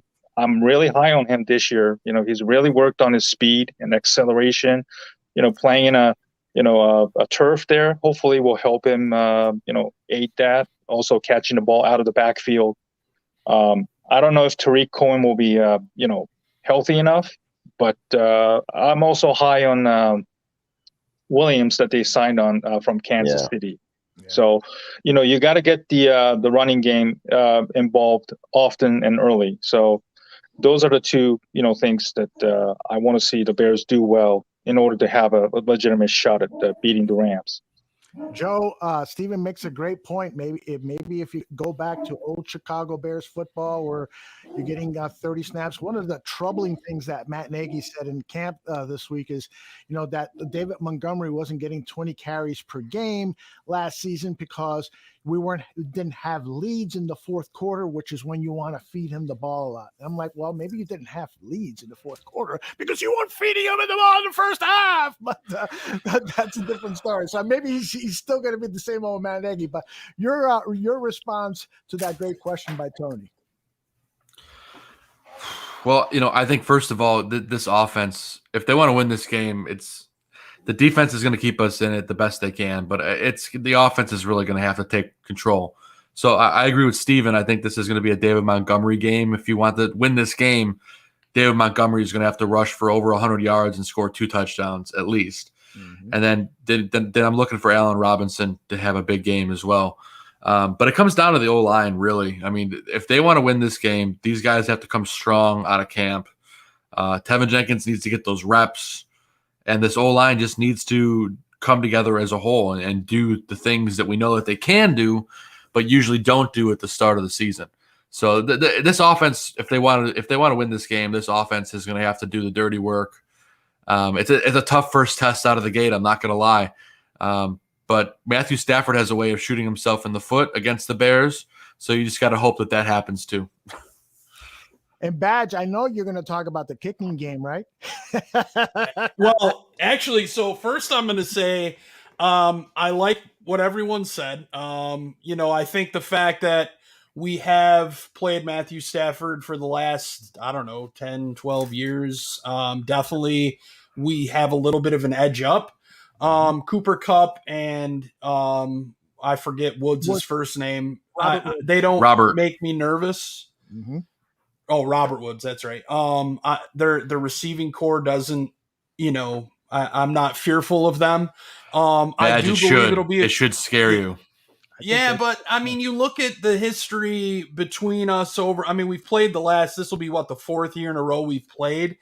I mean, it's not like their receivers have dominated, really at all. It's been a back and forth game. And I definitely think you're going to see that. Now, Eldo mentioned the kicking game. I think it's going to be special teams and Cairo Santos that play a big factor. I don't think you're going to see Tariq Cohen back returning punts or kicks to start the season. I think you're going to see Daz Newsome and Khalil Herbert. Obviously, depending on if Daz is 100%, because he's coming off an injury as well. And I think, a big return from one of them will set the Bears up in position with Cairo Santos to make a 40-yard field goal to win the game as time expires. Badge, do you think you see Goodwin return any punts this year? It's possible. But I think, again, it depends on the health of Daz Newsome. Because he's definitely a guy that has experience and could do it. And not for nothing, and I'm going to throw this out there, but Eddie Jackson can return punts also. And yeah, we haven't seen him do it, I think, since 2018 or maybe 19 he got one, but he's pretty good at it too. So there's options there. I just think the special teams this year, I feel like Ryan Pace made it a point to draft guys because they knew Tariq was coming off the injury and he wasn't going to be healthy, for a full workload right off the jump. Right. I just think you're better off saving Tariq for those big splash plays offensively and leaving it to the 2 young guys, if healthy, to make an impact and contribute. I mean, look at Devin Hester, guys. We look back at that season. Devin Hester was a damn rookie. He was a rookie, and what does he do? Week 1, returns a punt for a touchdown in Green Bay against the Packers. Holy shit. It can happen. These guys are talented. They're talented. They're here for a reason. And they're not going to get a ton of reps in the offense, possibly. So here's a chance for them to step up and maybe earn some more reps, in the offense by making impact in special teams. Cairo Santos, 28 straight made field goals. Not jinxing him, telling it like it is. The guy was money last year. There's a reason he's back. There's a reason Eddie Pinheiro isn't here any longer. So I'm fully confident that Cairo continues to kick well, into the future for this organization. And I really hope that comes true. But I feel back and forth game. It comes down to special teams and a field goal to win the game. This is Tony's response to his own question. He says the Rams have issues at the center. It's been reported they're in the market for one right now. Eddie Goldman, who, by the way, oh my God, this guy, he has been working out during the COVID. Eddie Goldman will give them trouble up the middle. No run game to minimize the damage with the injured running back. That is a great point, Tony, is make them one-dimensional. And then I'm with Badge. I mean, Robert Woods and Cooper Kupp are excellent wide receivers in my mind. But if you make them one-dimensional, then hey, let's start teeing off on Stafford and get to the quarterback up the middle, around the side, outside, inside out, you name it. And that's a really great way to look at a potential victory in week one. Guys, Well, not only up the too, middle, though. but we gotta make sure we got the edges locked down too. Because if they can't get the runs up the middle, they just drafted Tutu Atwell out of Louisville, and this dude, he's like 5'7", but he is a speed demon. That's all he's got is speed. So you got to watch out for those, those reverses and end arounds and stuff like that. But yeah, and he didn't even talk about their left tackle being 172 years old, Andrew Whitworth. So I believe it's his final season too. So yeah, that's right. I just think if Eddie's getting pressure up the middle, and you guys know this, the Rams are going to have to account for that. So what is that going to do? Well, they're going to start pushing guys towards Eddie. So now Khalil and Robert are opened on the edges. And if we're getting around and getting near Stafford, you guys know he'll throw the ball up. I mean, there's opportunity there for sure. But even though they're weak up front, I mean, Stafford's been in this league a long time. He's going to know. He's going to expect a lot, I think. And he's seen the Bears for years and years. And yeah, granted, it's Sean Desai and it's a different defense, but I think you're going to see a lot of Vic Fangio. And I think that's what's going to make this team and this defense successful. Guys, we all know we've been in the business long enough to know what a tease is. Well, I'm going to tease the fact that Greg Braggs will be joining us at the top of the hour. I'm going to play the interview that I had with Eric Galko, the executive director of the East-West Shrine Game, and it really is a great interview because he gives some really cool assessments on the Bears draft, and he also talks about the incredible work, and Badge, I know your ears are already perking up, the incredible work that organization does with the with the Shriners Hospital and so forth. And so there's a little segment on that. So that's about 15-20 minutes long. I'm hoping that all you guys can stick around and we can talk with Braggs on the other side. So I ain't got nothing to do. Okay, stick around. I love it. We're going to have a full house here. I am going to play the Eric Galko interview first, and then we'll bring in our man, Greg Braggs, who has been at camp shooting videos. So he's got, I'm going to actually try to fish out some of that video so I can play while he's talking. But first, let's go to the Eric Galko interview.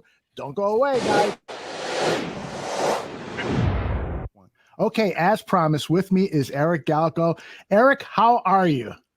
I'm doing great. I appreciate you guys having me on and talking a little football here again, and especially as I'm working my butt off getting the East-West Shrine Bowl ready to go for 2022. I'm really trying hard to speak with the NFL general managers, NFL area scouts, really movers and shakers in the industry. They get a feel for what they want out of the All-Star game. So I'm trying to be as collaborative as possible, especially my first 30 to 6 days before really getting to work on the scouting piece as well as the event side. But I'm excited. It's been awesome. There's been such incredible support for the game, a sport I didn't know before taking the job even. So I'm really excited and thankful to working with a great organization. So what are you hearing from, for instance, general managers as to what they want from an all-star game? Yeah. And really, I view it as much as possible as an event, not just the game, right? The game's the end of the week. Certainly, we all know that practices play a big role in that. But I think a couple things I've heard consistently. One is, continued access. And we're going to make sure that's going to be a major focus of mine to say, hey, I don't want you to get a taste of a bunch of players. I want you to have really, really great opportunities to speak with these athletes for the first time since leaving college, to know who you want to draft, right? You could ask people in the NFL, hey, we really don't get a good chance to see these guys sometimes until March in private visits, which, last year didn't happen. So access has been really important with people on the NFL side as well as even the media side and getting the most out of the game. What I want to really bring, and people have responded well to, is just a lot of innovation. The opportunity to talk about analytics, GPS testing, the role there, making that a big part of our game. Innovation in terms of the content side. These players all are brands right out of college and are professionals the second they say yes to the NFL draft, and helping them in that part of the process too. So really use this opportunity to kind of reimagine, if I can use an XFL world, which is a lot of my brain comes from, in terms of these all-star games in this event, is to say, hey, how can I reimagine this event and really not start over, because the Shrine Game has so much history. 97 years will be the 97th game this year in 2022. It's been playing almost 100 years. So players like Tom Brady to Jimmy Garoppolo to James Robinson last year with the Jaguars, all types of players. So I want to keep that history, but also get a chance to kind of reimagine what the game and the event could be, not just for these athletes, but also for the Shriners Hospital for Children and the industry at large, to kind of really come together for a really fantastic event. What about the fans? How do they figure into this input session that you're under? Are you collecting information from fans as to what they would like to see? Absolutely. Absolutely. Fans, people that have been in the game in previous years. And I think what I've gathered is I need to help make the Shrine Bowl, for all the themes and purpose of the event, a year-round experience. And what I gather most from people who follow the NFL draft or have gone to the Shrine Bowl or are just fans of football teams that want to go see their players play, they consistently, which I'm very thankful to walk into, they love the event and they love being down there, and they just wish they knew more about it coming in. And things such as, hey, the game is about, it's not about me. At the end of the day, it's not even about these athletes. It's about the Shriners Hospital for Children and the great work that they're doing. And I think when players have told me, the alumni, even some of the ones that have multiple Pro Bowls and all pros to the name that I've spoken with, have all said that meeting of Shriners patients was really powerful. So I want to bring that along with kind of the general football discussion year round. But I'm still in the information gathering session. So if you or anybody else have any ideas, I'm all ears. You know where to find me. Great. That's great to hear. Thank you. And let's talk a little bit about the Shriners Hospital, because what a fabulous organization. I followed them over the years. And whoever is the ad agency that does their commercials, kudos to them, because they have really personalized the work that the Shriners Hospital does. And with guys like Caleb, the young spokesman who's the ambassador to Shriners Hospital, and so many other things. Why don't you share with our followers here, what is the work of the Shriners Hospital and how they can help? Yeah, the Shriners Hospital is a nationwide collection of hospital groups that are designed to treat children with varying different experiences in their background, right? The hospital is known for many different focuses across the medical profession, and they're known for really being innovative in so many different ways. And I think whether it's burn victims or other aspects of children's healthcare they address, they've done so many works in terms of developing and bringing a future and a lot of these issues that children face when they go to hospitals, that I think I want to make sure we highlight that for this event, because I mentioned innovation is a big part of what I want to bring to a football perspective. The Shriners Hospital for Children does that every single day, every year, as thought leaders and medical leaders in this space. So the nationwide hospitals, they have 40 plus in all of North America, do so much great work that involving them in this, it's a minor game for the part of the hospital. They're doing so much great work at this event. It's really their opportunity to kind of raise money and generate understanding of what the hospital is doing. And as much as I can help bring a focus to that on a year-round basis will be more than enough for me to have done my job. Let's talk some football now. First of all, I want to get a little bit of your experience over at the XFL. I know Greg Gabriel, who works here at the Barroom, doing specials for us and a regular show after every Bears game. You guys are good friends, have known each other for a while.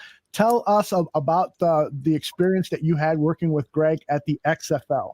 Yeah, so my role with the XFL started in the summer of 2018. Really, I think I was on the football side, employee 4, 5, or 6, somewhere in that range. So I got a chance to really start from the ground up and help be a part of what was an awesome collection of people at the XFL to build the league from scratch. So early on, my job was, you name it, I was doing it, helping with equipment, helping with video, helping with this. But eventually my role kind of settled in as the director of player personnel at the league office. So it was my job to kind of help organize and help filter the quality of players and the quantity of players, as well as the kind of workouts we had and really the structure of, okay, this is when you can start scouting players. These are our events. This is when the draft is, as well as helping on the scouting and analytics front for the league. So it was my job to kind of be what Greg was doing at the team level for the DC Defenders. I was hopefully leading a little bit at the league level and kind of having a more league perspective. And I got a chance to work with people like Greg Gabriel, Randy Mueller, Trent McCracken, now back in the NFL, very closely and have a chance to work with great personnel people, great evaluators. And I think we had a pretty good quality of product on the field, which I'm very proud to say after a year and a half of hard work. It unfortunately ended in a pandemic, but I'm really proud of the work that Greg and everybody did to make that quality of football, I think, knock on wood, really impressive, and I'm really proud of the product we were able to put out there. It really, really was. Kudos to everyone involved with the XFL. That was a great product, and it's a shame that the pandemic brought the season to a premature end. But you guys really made a stamp. There you go. And occasionally Greg comes here to do some recordings, and he's wearing his XFL apparel, his hats and shirts and stuff like that. So it starts with a great logo design is what I tell all of my podcasters here. And you guys had it there, but the execution of what you guys did was really, really fabulous. And so now let's talk about the East-West Shrine game. You've already started in the scouting area. I saw on Twitter, I'm back on May 10th. You said starting this week and every Monday to follow, I'll be posting our Shrine Bowl Monday morning quarterbacks, highlighting 2 top quarterbacks on our big board that we're considering for a 2022 invitation. And I think this was the first one. This was Kenny Pickett and Levi Lewis. Tell us a little bit about what you're doing with Monday morning quarterbacks and about these 2 young throwers. Yeah. So, I mean, first off, I have a huge luxury that between the XFL ending and the start of my work with the Shrine Bowl, I had been consulting in the industry for the entire year. So we're way ahead of the curve, I think, on the scouting front, even beyond some of the teams I'm friends with, which I can kind of rub them a little bit, saying, hey, you can ask us for advice versus the other way around. But these are 2 quarterbacks that I'm watching today to consider. So they're already kind of in the mix for us, but 2 quarterbacks I think are worth highlighting. And we'll do a lot more features besides just quarterbacks. It's obviously the luxury position and one we got to get right. But at the same time, we'll highlight a lot of different players around the country. But I thought, hey, if I'm watching film every morning on Monday and focusing on quarterbacks, why can't everyone else kind of follow along with us? So those 2 quarterbacks, Kenny Pickett, Levi Lewis, actually our second week of doing it was this week with Levi and Kenny Pickett. And I want to pick 2 quarterbacks that have earned a lot of respect in their time in college. Levi Lewis started the last 2 seasons. I think he's only lost 3 games in the last 2 years, and all of them really close. And he's led Louisiana, the Raging Cajuns, to an outstanding back-to-back seasons. Kenny Pickett has been a starter for 3 years at Pittsburgh and is coming back for his 5th year, senior year at Pittsburgh. He's going to likely be close, if not overtake, as Pittsburgh's all-time leading passing leader. So I think both of those quarterbacks are incredibly accomplished. And Shrine Bowl or not, at the very least, if we can make sure we're all appreciating the success they've had in college and how hard they've worked with teams that have kind of, exceeded expectations. Levi leading his team to a lot of success in the Sun Belt. Kenny Pickett having 5 fourth-quarter comebacks to his name already at Pittsburgh. Both those quarterbacks deserve a lot of credit. And hopefully, if I highlight them for the Shrine Bowl, either they'll be Shrine Bowl players in the future or at least be on more NFL teams' radars. What other position areas do you think are going to be rich in talent this upcoming college football season and our pro prospects? Yeah, this past year in the 2021 NFL draft, we saw a lot of talent at offensive tackle, offensive line, really at all 3 positions, tackle, guard, and center.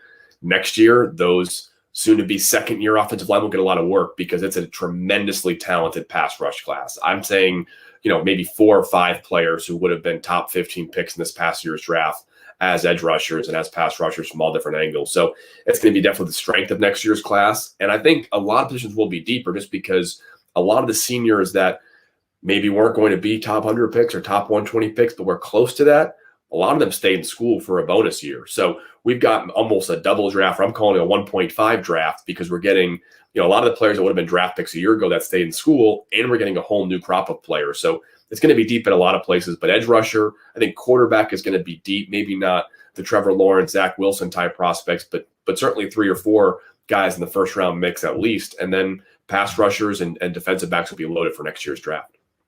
That's music to the ears of Chicago Bears fans. I'll tell you that because, as you know, we don't have a first-round draft pick in the upcoming season. But if you're telling us there's going to be a rich draft for mid-round picks and at those position areas, which could be positions of need for the Bears now and in the future, that's really good news. We do a show here called Draft on Tap where Danny Shimon and Neil Stopchinski kind of they pour over tons and tons of tape, and they scouted about 200 players, and they look at everything through the lens of what the Chicago Bears needs are. If you were to say, hey, Danny and Neil, keep an eye on these 2 or 3 players at the wide receiver position or at the tight end position or something like that, what throw a couple of names at us, please. I can't give too much away here. We'll see a deep receiver class next year as well. One guy I think would be a great fit, who's maybe kind of an off the radar guy, maybe a guy that hopefully my buddy Jim Nagy's not listening to the Senior Bowl. One guy, Thayer Thomas from NC State, slot receiver.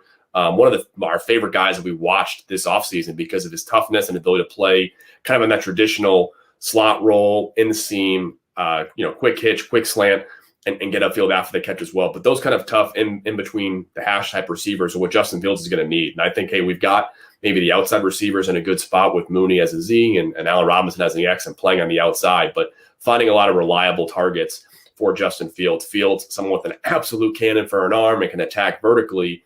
Maybe that short area accuracy is not always as consistent as you need to be at the NFL level, and the timing may take him a minute as a rookie. But I think if you can get a lot of receivers who've got a wide catch radius, but also very tough in the middle of the field, I think he's one that I think really fits kind of Chicago, what they want to build on offense. Tell us a little bit about that competition with Jim Nagy, who's a great friend of the Barroom. We've been down to Mobile, and we're going to add the East-West Shrine game as our point of destination this upcoming season.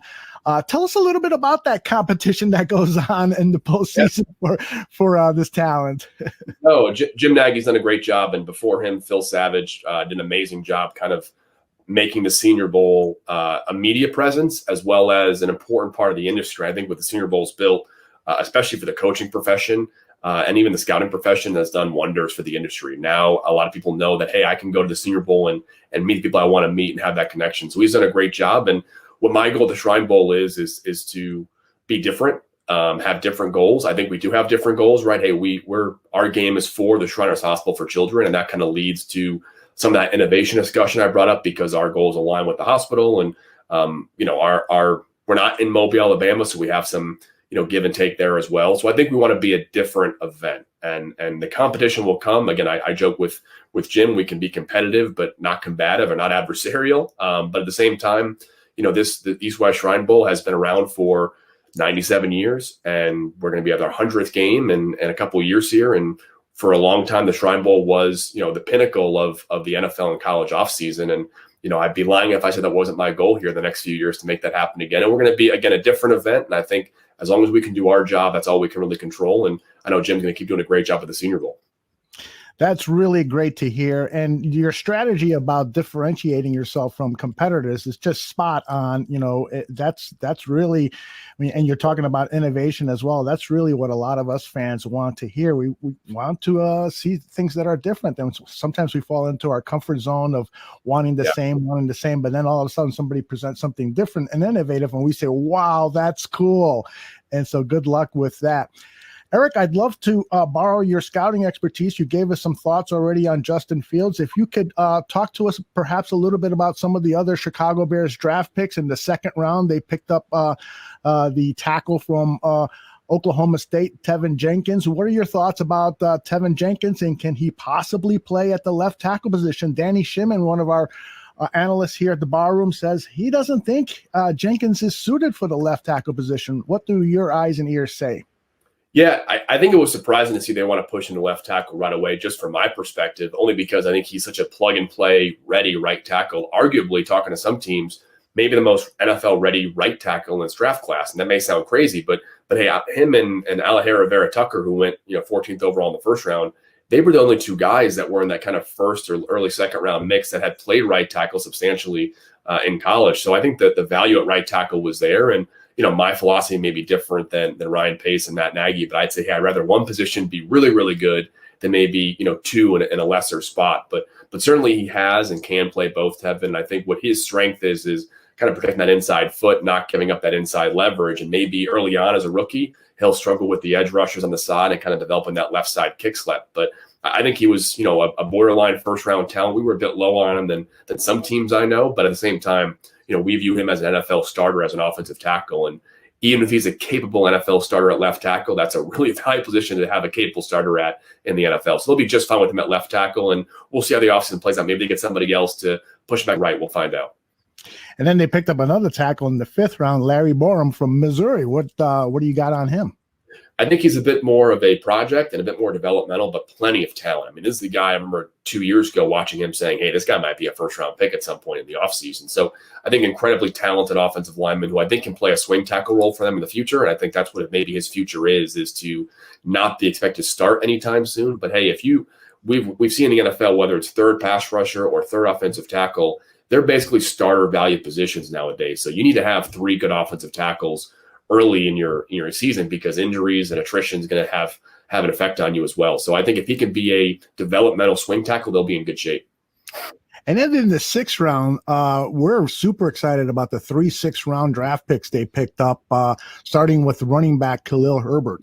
Fast, really explosive, and actually one of the best second-level separators that we've seen. Analytically, he graded out as actually one of our better running backs in terms of efficiency as a player after first contact. So I think as a returner potentially, as well as on all special teams, he'll have to show some value there as well. But hey, if you can get your third running back in your depth chart in the 6th round, anybody you get in the 6th round that can stick is effective. And I think Herbert certainly a guy that can be a guy who sticks and be your 3rd or 4th running back as a rookie, which with his explosiveness could be a lot of different value for him.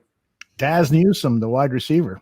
Surprised he went as late as he did. I think he's going to hopefully, I mentioned they need maybe a slot receiver to play in the short area, but he's going to be a slot or a Z that can get vertical. And I think best case for Daz Newsome, if he can be impressive early on in training camp and they can have some comfort with him, I think as much as Chicago can push Darnell Mooney to be a little more like Tyreek Hill, where he's their Z or their X, but he's moving a lot pre-snap and in formations, the better. So hopefully Daz Newsome can hopefully step up and challenge in that role. Outstanding.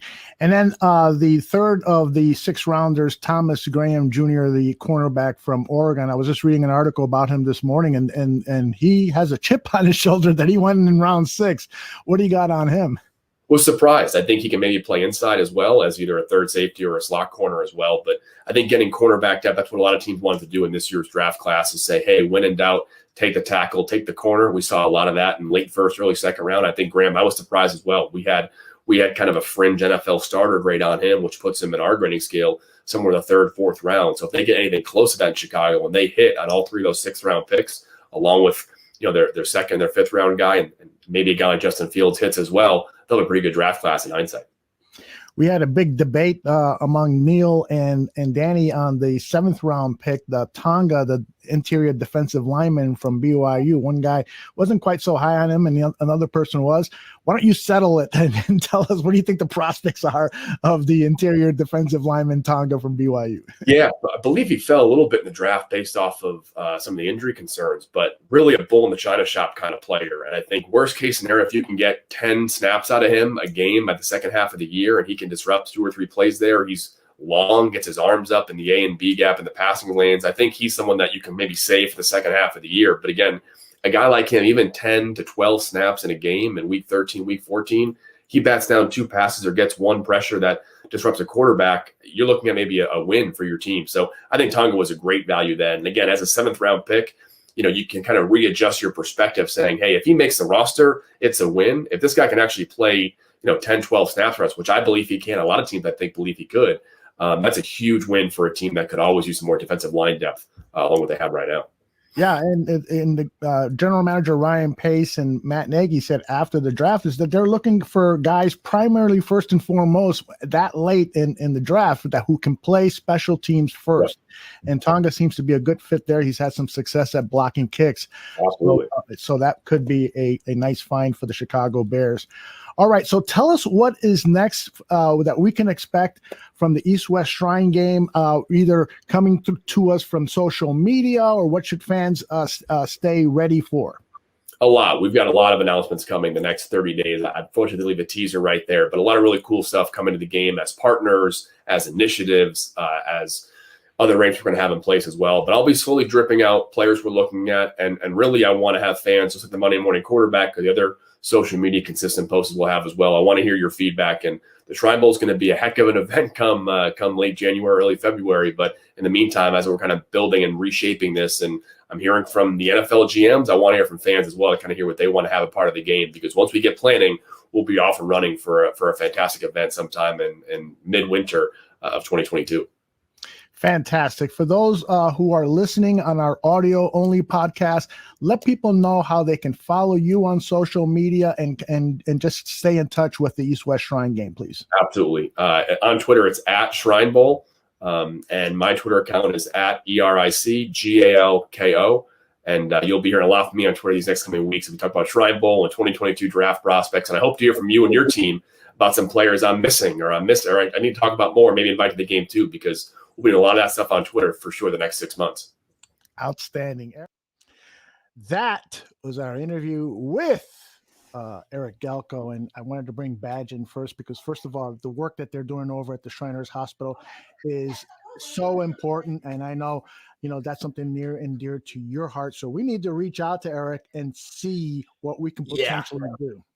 Absolutely. I think there's definitely something we can work out for sure. So definitely, I wrote down Eric's Twitter handle. So we'll definitely be shooting a DM out to him for sure to really, obviously first get them a badge of honor and really get them on and promote what they're doing down there, number one. And your comment in that interview about going to the East-West Shrine game, I'm all for it. 100%. And here's some big news that was announced after I did that interview with Eric. They have moved the Shrine game from Florida to Vegas, baby! Okay, now you're talking. I'm in for sure on that. He is ready. He is ready to go to Vegas. Yes. Neil, how are you? One of the co-hosts of Draft on Tap. Thanks for being on board, brother. My buddy. It's been a while. How you guys doing? Doing good, man. How about you? Oh, man, it's been a chaotic past few days. I'm just going to go ahead and tell you, but hanging in there. Yeah, hanging in there. Yeah, there's been a lot happening over at the Stopchinski household, including trees falling on property and stuff. So yeah, that storm moved through and took a 50-pound tree limb and crushed my roof of my car. So working with insurance on that, and got a new dog yesterday. And actually, it was Friday. We brought in the newest addition to the Stopchinski, Team Stop. So it's been interesting. We're still trying to work on things, very simple house rules like no peeing on the floor. But wait, you're not supposed to do that? You're not supposed to do that. Yeah. I do it all the time. So it's been awesome. No, he's a cute little dude, and he's actually learning pretty quick. He hasn't really seen a whole lot in his life so far. So it's been a pretty cool little adjustment seeing him experience things for the first time. Pretty much everything he's seeing right now is for the first time. So it's a pretty cool little deal. How cool is that? And Neil, I know you were backstage listening to that Eric Galko interview, and so you're another guy that we need to get you to connect, you and Danny Shimon to connect with Eric. He wants your input on players that he should be on the lookout for. He wants your input on what they can do better at the East-West Shrine game. And wasn't he great also in making assessments on the Bears draft picks and believing in Tonga like you do, Mr. Stopchinski? I do believe in the kid, man. He's a big athletic dude. He just gotta get stronger, man. That was the biggest thing. Like he didn't play with the greatest strength at the point of attack last year. That was the biggest knock I had on him. But outside of that, when he really turned it on, he got after the offense's ass. So it's gonna be fun to watch that kid grow. He is a large human being, bros. He is a large human being at 6'5", 330 pounds, something along those lines. I can't wait to watch that kid grow and actually have himself a role. I think the interior defensive line is going to be pretty deep this year. I think I counted like 5 or 6 when I was on with Kieran the other day. Just looking at my own depth chart of what I expect to happen. And I mean, like you talk about off-season moves such as bringing in Angelo Blackson, who, I mean, from the limited stuff I've seen on the kid, like he's an explosive, strong, physical, specimen that is going to add a lot to that defensive line. You hold Mario Edwards Jr. is going to bring a lot back from what he showed last year. We need guys to step in for Roberts, obviously, but Eddie Goldman being back, though, guys, I think that's the biggest thing that is going to make a difference in this defense. I mean, I always talk about Akeem Hicks being the lifeblood of that defensive line. And Khalil Mack opened up a lot of his, chaos off of, the double teams that they put on Akeem Hicks and everything else. But Goldman being back, man, that frees up everything on the opposite edge. And Goldman being back and the way that he came back, I think I tweeted out, I forget who it was that walked in the door, but the first person they saw when they walked in the door was Eddie Goldman. And he looked good and he was amped up. And I said, I think, if there was one thing I could have seen out of Eddie Goldman within the first 48 hours of training camp, is being the first guy in the building and just ready to kick some ass. And apparently we saw that. So I'm hyped up about what Eddie Goldman's going to bring. And he talked about in that press conference too, about how he was pretty much brought to tears by how painful it was being away from the game. And so I really, the one question that I had, I mean, obviously when you see guys take that much time away from football, having that kind of freedom sometimes kind of messes with your head a little bit. You kind of enjoy being around friends and family and doing your own thing when you want to do it, where you want to do it. But it sounds like being away from the game took more of a toll in terms of really establishing his love for the game rather than taking him away. So I'm amped up about what he's going to bring back to this defense. And I mean, again, Akeem Hicks, he's the lifeblood, but Eddie Goldman set up a lot of chaos that happened in 2018. And so getting those guys back is going to be huge. The interior defensive line, I'm pretty amped up about it. Tonga gets to learn from Eddie. I mean, holy 100%. crap. I mean, what a perfect scenario for him to come into as well. Having, I mean, the names on this defensive line alone, you're walking into this. Holy shit. I mean, that's a list of names, man, that's exactly right. Sign me up. I'll freaking get my ass kicked for a couple hours a day for that. The front seven of this defense is nasty right now as I look at it. Holy cow. I agree with amped up that you guys have said. Goldman, he's a guy that doesn't really speak much to the media. He's introverted, as Nagy said, but he just said all the right things. You can tell he was saying it with conviction and just being totally authentic. It's great to see him back. And Roquan Smith's reaction when he was asked, "Hey, did you see Eddie?" And he goes, "Yeah, I saw him. Did you guys see him?" And they said no. And he said, Watch what you're gonna see, because he walked in muscles on top of muscles. That guy has been working. Think about that too, though. That's a guy we haven't even talked about yet. Is Roquan Smith? He's happy to have Eddie Goldman back. Look what Roquan did without him. Good Lord, what kind of season is Roquan gonna have with him back now? I mean, forget Pro Bowl. We're talking Defensive Player of the Year possibility here for Roquan this year. No ifs, ands, or buts about it. The guy has been under-talked all last season. He did it without Eddie Goldman and still was top 5 in tackles, impact plays, tackles for loss. Like, now he's there? Holy shit. Forget it. Guys, I am going to bring in the rest of the crew here so that we can all welcome in our very special guest. He is a guy who is beloved by anyone that's met him. He is a guy that's beloved by everyone that follows him on social media. And he is a guy that's beloved by his family, his friends, and all of us here at the Barroom. Let's say hi to Greg Braggs!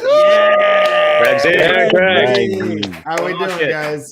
Nice hat. Appreciate you. I got it. It's got a little country vibe to it, so I bought it for the Windy City Smokeout. Nice. I'm beloved by some, but I don't know. Jenny might push back on that a little bit. I've been giving her shit. She had this pimple for like a week, and I made fun of her like every day. If you watch The Office, I was calling her Princess Unicorn. I was like, my horn can pierce the sky. Oh my God. So she wants to kick my ass, but beloved by everybody else. That's typical, though. That's a wife move, dude. I've done that for the 21 years of my marriage, and it's perfect. Well, I talked all this smack, and then I started getting one on the side of my nose. Yeah, that's what called happened. karma. Karma, that's coming back at you. Yes, sir. Well, let's take a close look at that, sir. Where is that? It's healed up. It's healed up. I've had some bad pimples in my day, as you guys may know. Just a couple. Just a couple. How we doing today, guys? We're doing good. By the way, that's what my Glad wife you're here. about my penis. That's a bad pimple. All right, guys, here's what I'm going to do. Our man Greg Braggs has been at Bears camp. If you haven't been following Greg on his Twitter account, then oh my gosh, you've been missing out on some great stuff. He's been posting photographs and his thoughts of what he has seen and heard. And so what I'm going to do is I'm going to leave it up to you guys to pepper Greg with questions and get his impressions of what he has seen at as to what he has seen at Bears camp at Hallis Hall. I'll start with the first question and then I'll step back. What about the facilities? How impressed were you when you walked into Hallis Hall and you saw the state-of-the-art practice facility for the Chicago Bears? Well, it was amazing. There's no question. The campus is beautiful when you walk up. it's an exciting butterfly kind of feeling because I've, going to Bourbonnais for 20 years. I've never been to Hallis Hall. Now, granted, Bourbonnais was 30 minutes from my house, 25 if I was speeding, and now I got to go 2 hours to Lake Forest through Chicago. So that's a little bit of a change up, but worth it once you get out there because the campus is incredible. Now they don't let you in Hallis Hall, but the rest of the field and the campus is pretty spread out. You got the Walter Payton Center off to the side, and it's, beautifully built. And then when you turn left and go down this like dirt road where they got kind of like an alleyway of gates, you see Hallis Hall and the 2 practice fields next to that. Now I guess there's a practice field 3 and 4. Practice fields 1 and 2 are right next to Hallis Hall. I guess there's 2 more fields that I haven't gotten to see yet. And, it's amazing. They added, I guess, a few new additions to Hallis Hall in the last, 10 years or so, or 5 years. And so you see the training like CrossFit center in the back that has these big windows that are behind the field. And you kind of see where they're normally used to going to work. And, when I was walking across the when you're coming through the front way where they have all the memorabilia or the bobbleheads, the stand-up bobbleheads you can take a picture with and all the interactive stuff, you have to cross this like street. And as I was crossing it yesterday, there goes Allen Robinson and his ride, so it's exciting. Like I said, as you're walking up to the field, you get these butterflies, and it's an amazing facility. They built these big bleachers on the backside of field 1, like where I think normally there'd be trees and shrubbery there. And, I guess my biggest gripe of the whole thing is that, and you've heard it a few times on social media, they're not filling these stands, and they need to figure this out. It'd be a shame if they don't figure it out this year and they wait till next year to correct this, but they are not filling the 1,000 fan allotment. And so, for me as a fan that's already gone twice and knowing there's a lot of fans that want to go that can't because they didn't win the lottery on the email is not fair to these guys. And their process of trying to figure out this lottery and not realizing most people aren't going to show up because it's, a random day that they may or may not be able to go, or somebody requests 4 tickets and only takes 2 or 3. And then there's no process of like selling them on StubHub because I guarantee fans would buy them. You see a few people putting feelers out there on Twitter or Bears Reddit and things of that nature, but that shouldn't be how it is. So I was talking to some of the people that work there, some of the people that are involved in these decisions, and I was telling them, like, I believe that they should do 250 to 500 lottery tickets a day, and then the other half are first come, first serve, because where you start out at, you don't park at Hallis Hall. You park at the Hawthorne Mall, which is a few miles down the road. Okay. So it's a big mall, and it's a big parking lot, and it's 6 a.m. No one's there. So if you have a bum rush of fans like you would at Bourbonnais that show up there that want to go, they may have to deal with some disgruntled fans once the allotment is hit. But more than likely, especially on weekdays, they're still not going to hit the allotment. But at least people that feel like they don't have a shot to go will still have one if they get there. The early bird gets the worm. If they do that, I'll be first in line. So I'm not worried about it. And then the other half of it is then the rest of the fans that want to have a shot, they have no complaint now because you have the opportunity. If you get up early enough, you can go. They might have to keep fans out of the parking lot at midnight the night before. They'll have some things of that nature. But again, it's not like they're bum rushing the Hallis Hall gates. It's at the Hawthorne Mall. If they don't get in, they can go to Maggiano's and eat some Italian food. It's like that's my solution personally. I've seen some different people put some different ideas out there, but that's my biggest concern is they're not. The first day I heard it was like 300 fans. The second day it may have been 400, and then everybody was expecting Saturday to be a full 1,000 fans. And I don't think it came close to that, but I'm not a numbers, the campus is very spread out. So you're not, where the field isn't the same place as where the merchandise and the interactive stuff is, or where the Walter Payton Center is. So everybody's kind of all over the place. It's extremely intimate. It's not like Bourbonnais when you show up and there's 10,000 crazy yokels there, including Greg in his tank top. It's very intimate. Nobody's there. So for someone like me that's trying to get around all these different spots, it's easy. You know, you can get up on the ropes. You can save your spot in the bleachers. I left my backpack in the bleachers and then just walked away. Nobody's there, so that's I guess nice. But I prefer the atmosphere. That's why I go to the stands. That's what I love, to be in the intense atmosphere, and you don't get that anymore. Nagy yesterday came up to the bleachers and was like trying to get the fans all right up. Well, there's only 300 of us. The only person hooting and hollering is me. You know, yeah. So they got to rethink this, and I hope they can try to rethink it this year. But I just think they don't know what to do because they've already put out all these lottery tickets, and they don't know who is and isn't going to show up. So it's hard for them to be like, all right, we're going to re-release some tickets and let you come, and then all of a sudden the other fans show up.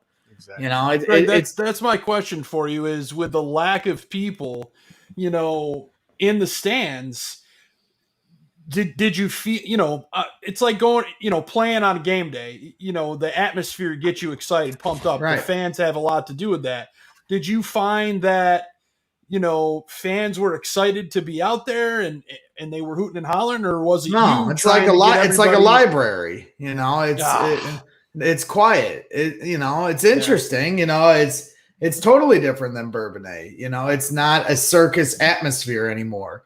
And like I said, there's pros and cons to that. So it's like I said, I can do more now with what I'm trying to do. I can get wherever I want. I don't have to fight over anything. I don't have to fight for that top row in the bleachers anymore. I don't have to fight to get over the ropes, take a picture with players anymore. That's great, but that's the selfish part of me that's saying, oh, those are the pros. If I'm trying to look out for everybody, and that's what I try to do, is I'm an all-inclusive guy. I want everybody to be included in this. I don't want to, you know, show off that I'm at Bourbon or training camp every day and nobody else is. I want everybody to experience what I'm experiencing. That's why I share this stuff on social media for the fans that live across the world that can't go. I'm just trying to give them a bird's eye view of what I'm seeing. So I want fans to go. So it's you know, like I said, I talked to numerous people about this, and they definitely see it, you know, because they're trying to sell money. They're trying to make money off this. They got at Bourbonnais, they didn't sell alcohol. They're selling alcohol here. I couldn't believe that, you know. So they got the merchandise tent. I spent $120 the first day buying a Mitchell and Ness sweater and a couple other things. You know, they're trying to make money too. So if you're trying to make money, you know, you might want to figure out how to get closer to that 1,000 fan number a day. Hey, before thanks, dude. I got to drop, guys. Yeah, I was just going to say, Badge, thanks a lot for being on the show, making some time. Next week is the premiere. Next week, Barfly Tailgate. The FTG, baby. Let's go, baby. Oh, yeah. Always good seeing you, Badge. Take care. Take care, Braggs. All right, who's got the next question from my man, Braggs? I just wanted to say shout out to Braggs. I found him years ago, actually during training camp, because I live in Kentucky, and he had videos and pictures and all this. He actually got a picture with my guy Danny Trevathan this year, so I was pretty jealous of that. But Braggsy, me and you are the only ones that are Team Android. What are you taking pictures with this year? I got the S20. I got the S20 here. I just got the 21. Yeah, I haven't upgraded. Jenny won't let me upgrade until we've paid off this one. So it's got all the, you know, lenses. When you zoom in, it's the, you know, HDR. You know, when this you one shoots video in 8K, bro. Yeah, it takes up a lot of, when you start doing that. You know, it takes up a lot of your storage memory, which I have used up a lot. I've probably taken over 2,000 pictures and videos in the last 2 days. Yeah, no, Aaron, you're 100% right. I mean, people think I just started doing this video stuff a couple years ago for attention. I didn't. I've been doing video on Instagram for years. I've been doing it back when Cutler and Brandon Marshall, and even prior to that, right when phones started really, when a video didn't look like you were filming it from a potato. You know, and I would put a few hashtags to try to get it to spread, but it never really, you know, facilitated into much other than a few fans like yourself. And it was cool to see that, you know. But for me, it was just, I'm tagging the players, and Martellus Bennett's liking my posts, you know, and stuff like that. So I was like, okay, that was the first kind of little like incentive to want to do it more. And then the 2017 and 18, both those years, is when I realized if I put this on Twitter, the whole world's going to see it. And that's kind of where it started to take off from there. Joe, I know you've finished booking your tickets to Las Vegas for that East-West Shrine game, so you got a question now for Greg? Well, I'm going to Vegas for the Bears game, October 10th, so I'm excited. I'm going to Vegas in 18 days for a bachelor party with a bunch of 28-year-olds, and I don't think I'm going to survive. I'm terrified. No, you'll be all right. Hey, mindset. Let's just go. Joe, they told me they're like they got a luxury suite, a penthouse suite at the top of the Aria. And they're like, we got 8 rooms in this place. You gonna take one of the rooms? I go, fuck no, I'm not. I'm getting my own room. You jackals! I'm an old man. I'm not staying up with you guys all night. No, there will be no sleeping going on in any of these rooms. So no. Smart move, buddy. Smart move. If it's the Greg that I know, you're gonna have a good time. You're just gonna not remember a lot of it. That's what we're all worried about, Joe. But I gotta ask, man. I know we're talking Bears, but how are you doing as a Cub fan, Greg? Are you doing okay? You just had to do you need a hug? Huh? Do you need a hug? It was a whirlwind Virtual of emotions the other day, 2 days ago. I'm at camp for the first time, back in my element, back seeing the Bears live for the first time in 2 years. We leave there and we drive to the Oak Forest Bowl to watch Waddle and Sylvie do their live show. And we had a lot of cool moments there doing that stuff. And, as the show is going on, they're dropping like flies. And it was the most surreal moment as a Cub fan. I thought they'd at least keep Baez. And then when the Baez trade went down, that's when I was really like floored. Like, this is it. Like, this is the end of times. And it took like I said, it was just such a whirlwind of a day. I'm putting out a lot of different Bears content, and then this happens. It was, but at the end of the day, they won a World Series. It would definitely hurt a lot more had they not. It's been the golden era of Chicago Cubs baseball. They've been very inconsistent since they won the World Series, but not still competitive. So it was, they kept our interests, but I guess there would be more frustrating times than positive when you're not finishing the job. But I'm sure, as you're going to find out in the next 5 years with your White Sox team, it's not easy to win a World Series. Maybe you guys will run off 5 in a row, but the Atlanta Braves went to the playoffs like 16 years in a row and only got 1, So when I look at that and I think about what the Cubs did, beggars can't be choosers. They hadn't won one in 108 years, and we got it done by the skin of our teeth. But that's what it takes. You need a lot of luck. You need a lot of different things to go in your way, and the Cubs got it done. So it's hard for me to hold any kind of resentment. Hit the reset button. Let's hope, in a few the rebuild doesn't take very long, and it is what it is. It's not ideal, especially when we're giving away talent to the White Sox, and all these fans are getting chirpy. And now we still got 2 series against you guys, and you know how I feel about White Sox fans, Joe. I don't mind the White Sox. I always get all touched. Not you, Joe, of course. You're a lovely gentleman, but the rest of these jackals, they just they love to poke the bear. So I'm worried about how these series are going to go. I'm hoping we can at least salvage a couple wins. Well, Greg, talking full circle, I mean, things are not really as bad as it's made out to be for the Cubs. Let me explain. So you had all those massive guys. You had Rizzo, you had Bryant, and Baez all turning down massive contracts, right? If they took those contracts, that Cub team is not making the playoffs for years. Mm-hmm. They're in rough shape. They're kind of crippled going down the line. So instead, they trade these guys. They get what they need. Yep. Now, and the worst thing they could have done is just hold them and let them go for nothing. So I'm not against it. Like I said, and I had no doubt that they were all going to go to other teams just like Schwarber and play well, but they just together they couldn't find that consistency. So like I said, one of the biggest things is you got Wilson Contreras that they kept, and it's really hard to find an all-star caliber catcher, especially one that's got some power. Right, so that was the one I think is the key guy that they kept. You look at all these other guys that are around the horn, talking about wisdom. Bodie has his days. Ian Happ last year looked like an all-star caliber player. This year he's another inconsistent guy, but the type of talent that they brought back through these trades. I talk about Horner and we got Madrigal we got from the Sox in exchange for Kimbrel. Yeah, so I mean, like infield wise, I Magical feel like and they're very solid. We don't have a magical, unicorn type kid like Javi Baez anymore, but you're very solid. We're very solid around the horn inside. And you look at the outfield. I mean, obviously Hayward is a defensive specialist. Yep. Center field and left field are interesting right now. Ortega's having a really good year. Had a really good July.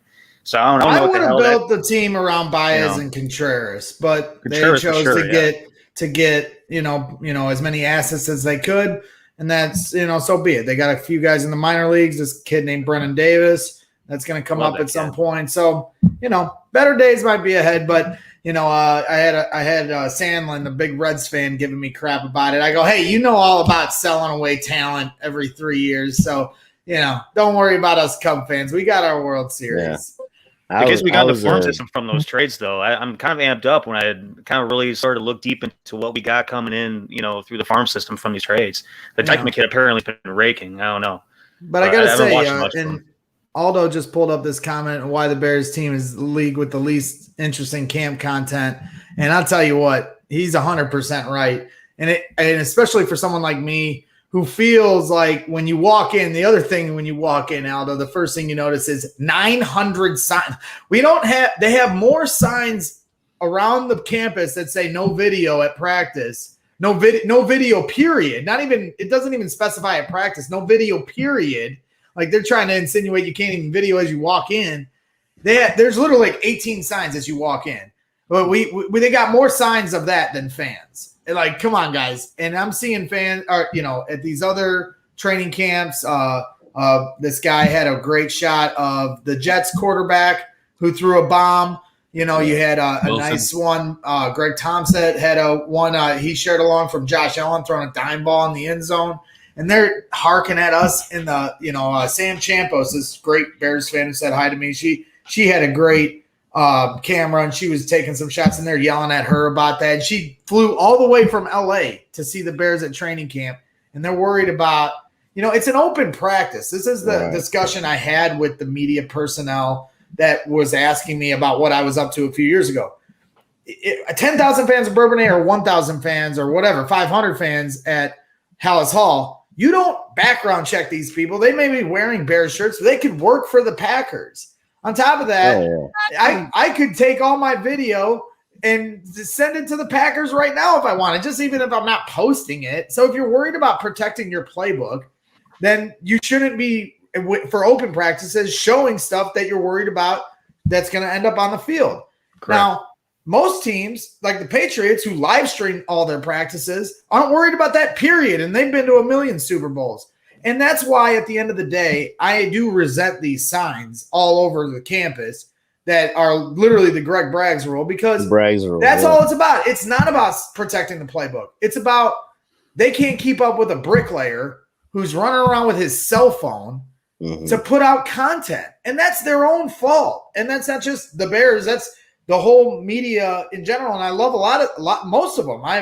I say hi to all of them. We're all real chummy. We take pictures, and they come on my show, and I love all of them. So it's no disrespect, but if I'm being blunt about it, and this includes the Bears social media and anybody else that's working while I'm there having fun, I'm there when I walk out, when I get up to that field, and the first player comes out, nobody's there. All these people that are working, getting paid to do this, are not out there when Justin Fields runs out.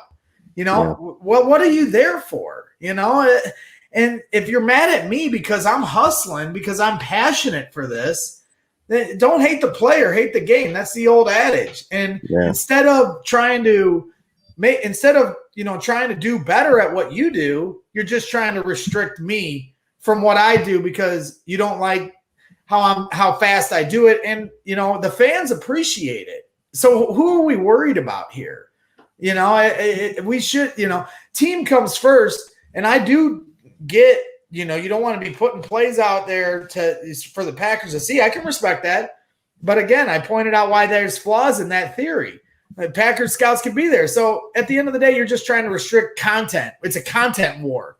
And that's just so silly to me. Just do better at what you're doing. I have a cell phone. You guys have like a whole team of people who can do better than me at this. So for you guys to feel it, for anybody to feel intimidated about what I'm doing, just find yourself a Greg Braggs that'll do it. There's 100 of us. I guarantee it.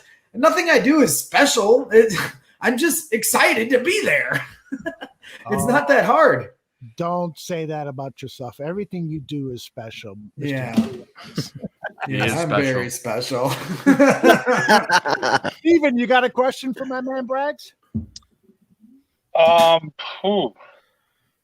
Is there any player that stood out in a bad way? Ooh, a bad way. Yeah. You know, he looked out of shape, winded, or just not really, you know, not showing up at all. That's a tough one because I'm Mr. Positive. I mean, obviously, I feel bad for my guy Tariq Cohen because he's not playing yet and he's not ready to go. You know, I don't agree with fans that are like, oh, you know, he's too busy playing video games, not getting healthy. I know Tariq, this is his livelihood.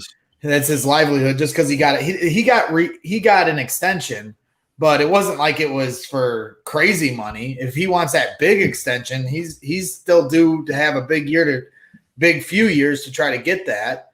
So, you know, I'm just disappointed that he's not out there. Tevin Jenkins isn't out there. You know, I mean, that's what the disappointment is. Now they're not in pads.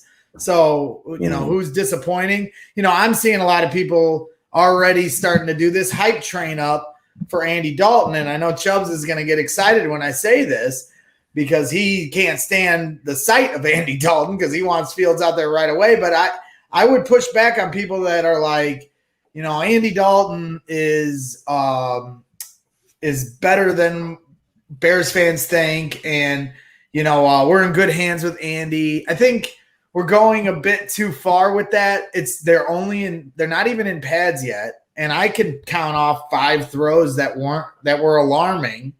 He had 2 tipped at the line of scrimmage the first day against Eddie Goldman and Roquan Smith. I asked him about it after practice. I go, hey, the guys at the line of scrimmage getting jumpy on you. And he goes, yeah, we're not in pads yet. It's early. And I kind of thought that was a little bit of excuse, you know, and I was like, well, hey, you know, just give credit to the defensive line. They're good too. That's what I came back with because there's nothing wrong with making a mistake at practice. They're your teammates that they're out there competing too. So it doesn't have to be that it was luck. You know, they're Eddie Gold or not Eddie Goldman. Bilal Nichols is looking great. You know, that you could just say that, you know, and so those 2 things, he's looking great.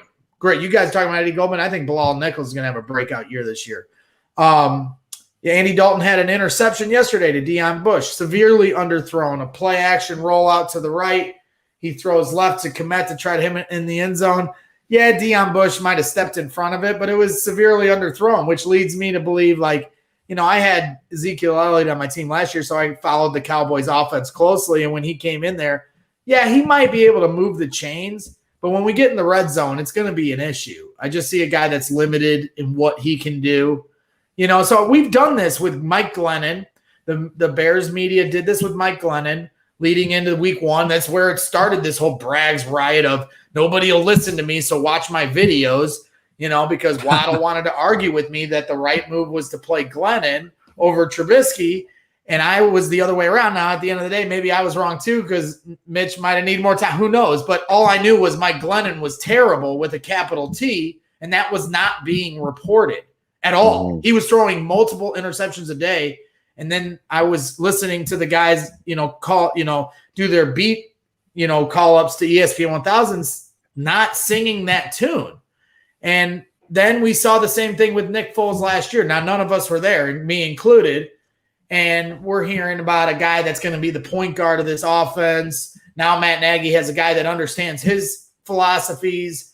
And I think we just as fans, when we get a veteran like that, we try to rationalize how a player like that is going to work out instead of seeing them for who they are.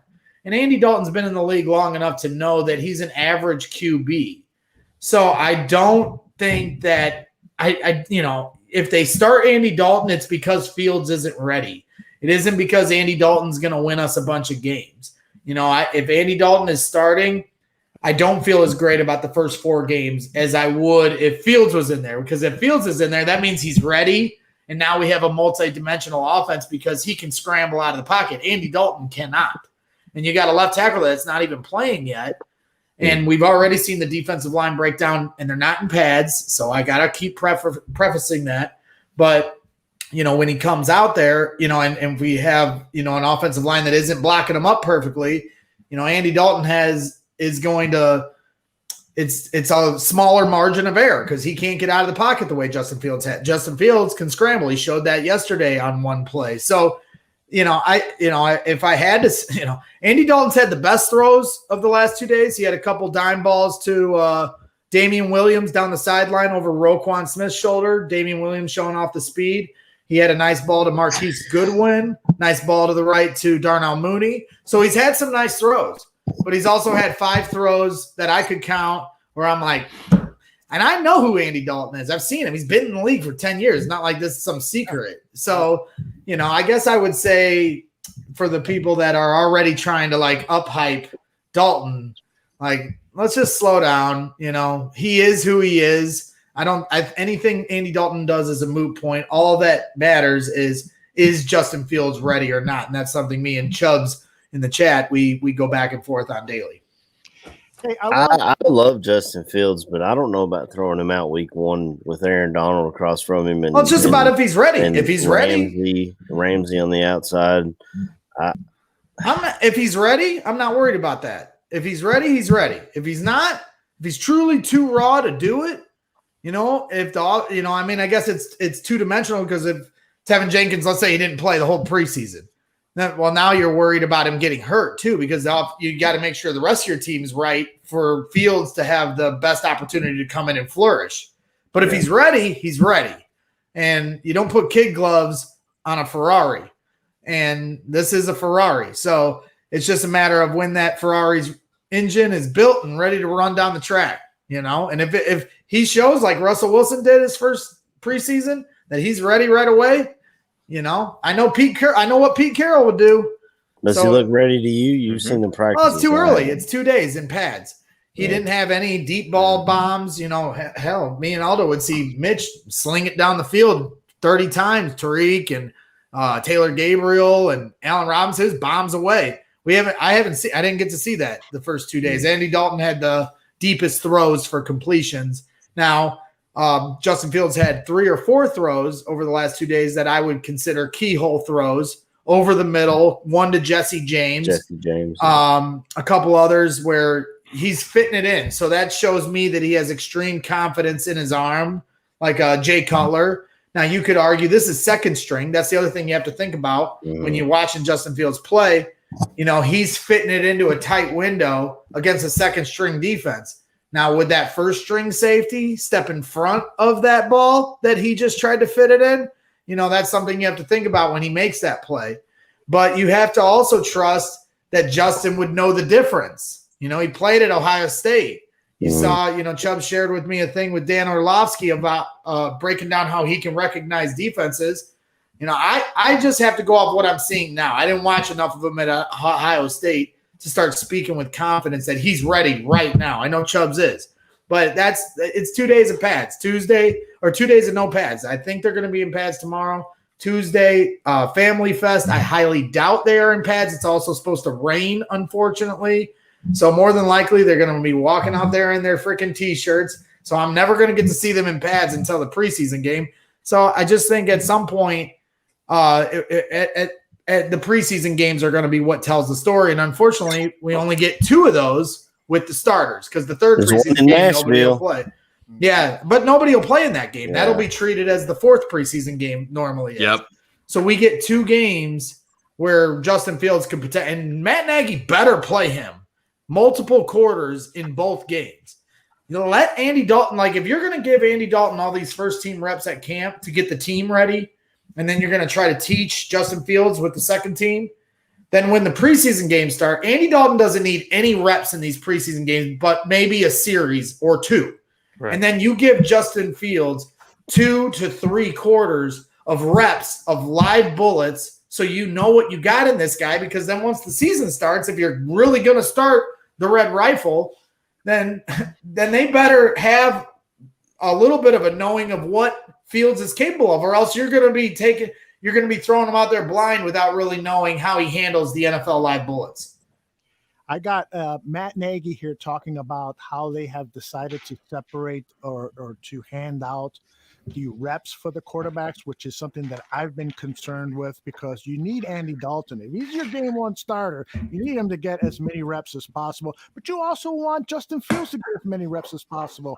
So this is Nagy talking about how they've allocated quarterback reps. And then on the other end, I'd love Neil's opinion on this because he's been on at practice fields. He's scouted quarterbacks. And so perhaps he can comment on this. It might look like they're getting the same, Jeff, but Andy's getting slightly a few more. So when you look at it, for instance, if there was 100 snaps, he could get 100, and it might be Justin getting 90.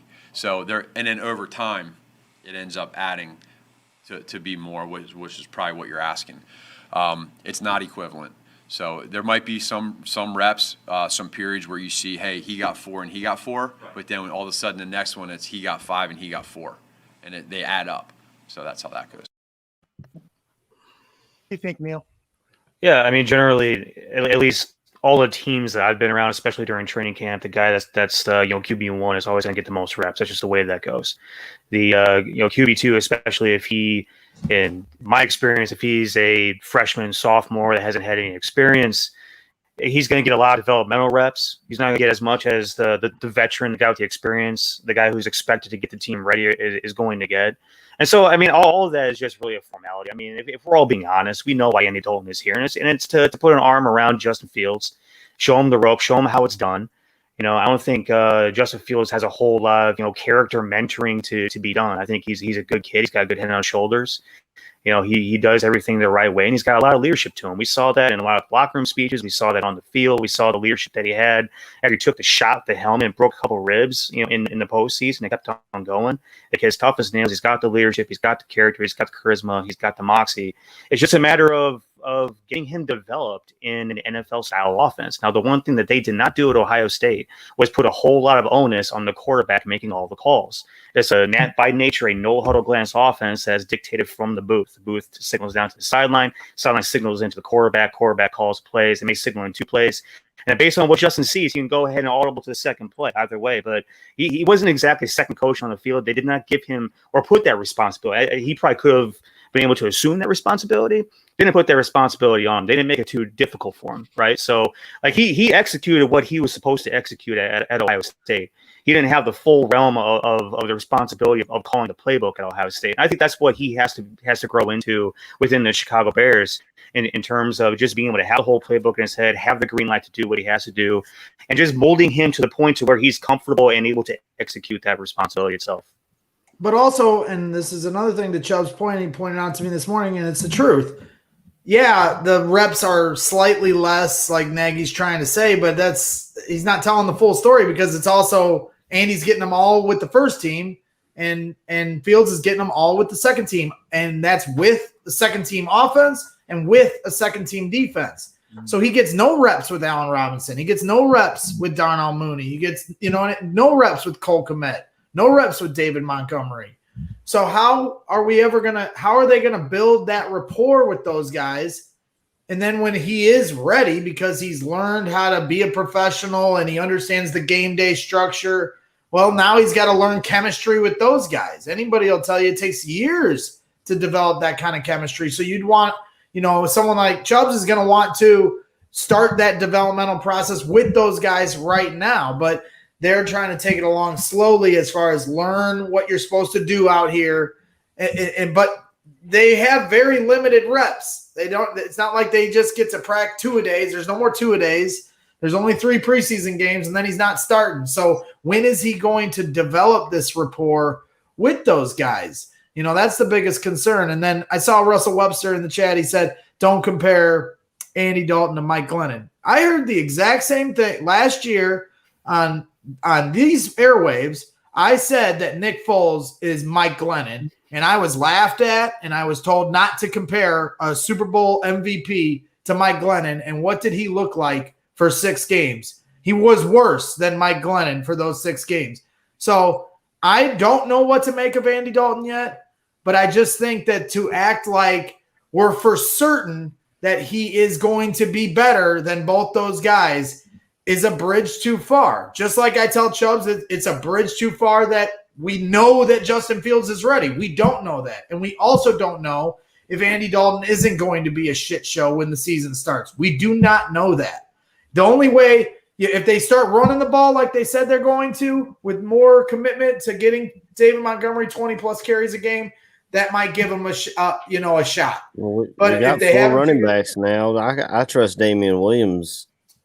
I mean, to throw him in there week Right. 1, and obviously Cohen coming back. I mean, if we can open this offense up, I trust our running backs. Yeah, well, they my have biggest to. concern that we talked about earlier is offensive line with Tevin Jenkins having back soreness and Jermaine Ifedi dealing with whatever he's dealing with, and we're down to our third On string the play guys. calling too, we're not out of the woods with Matt Nagy understanding how to call a balanced offense. Yeah. Where, I had a guy, B. Schultz, who everybody thinks is just a Mitch lover, but he's actually very good at understanding the game and making some sense to it. I had him on my show last year and talking about, flood concepts and rollouts and then also the counter of not just calling those, but then a counter of disguising it, showing one play in the same formation and then doing something different in that exact same formation. And I'm no football expert, but from what it's been explained to me, Nagy doesn't do that stuff enough. So, in order for them to have a balanced run game, Matt has to learn to disguise things better, not be as predictable with his play calls. How many times did I see on 3rd and 1, we all knew he was going to throw a pitch. Cordero Patterson comes out there and Patterson, do not throw a pitch to Cordero Patterson here. And he would. If we know it, then they know it. The other team knows it. So I just think a lot of people think, Nagy's cured of his Mitch Trubisky ills. There's a lot still to be determined on Matt Nagy, and I'm rooting like hell for him because I like Matt Nagy. But, I think there's still a lot to be determined with his coaching prowess, and can he get this done and run a balanced attack? Yeah, it's all about, I think for Matt Nagy, it's trust in his quarterback. He just did not trust Mitchell Trubisky. And so some of that play calling might have been restricted because he saw in practice Mitch not making certain throws. I'll give you an example. You just mentioned, Greg, the flood concept, where you basically have, like, for instance, 3 receivers headed towards the sideline, one in a short pattern, one in a middle pattern, and one in a deeper pattern. Well, Mitch would have trouble selecting which of those 3 guys to pick from because his processing was a bit late. And I'm not saying it happened all the time, but when it happens often enough in practice, Matt Nagy then is going to perhaps stay away from that. And then Mitch could come to him and say, hey, I feel comfortable with this. And then Nagy looks at him and says, you may feel comfortable with it, brother, but you ain't executing it. So that was a big problem, I think, with that whole dynamic between Nagy and Trubisky. And so hopefully he's got his veteran quarterback here until he feels that Fields is ready to go. And I agree. With go ahead, AC, please. The positive with Justin Fields over Trubisky is Trubisky had like 12 games in college. Justin Fields, he went down to Georgia and he didn't play, but he saw SEC defenses and played against one of the best defenses in college football in practice. And then he goes to Ohio State, which is another – they're in the playoffs year in and year out, and they play some of the top talent in the country. He went toe-to-toe and beat Trevor Lawrence, I think, twice or something like that. So him having that experience and the ability to read a defense, I don't think Mitch ever had the ability to read a defense. I think Mitch, as he was trying to get better, they kind of they had to throw him in because Glennon was trash.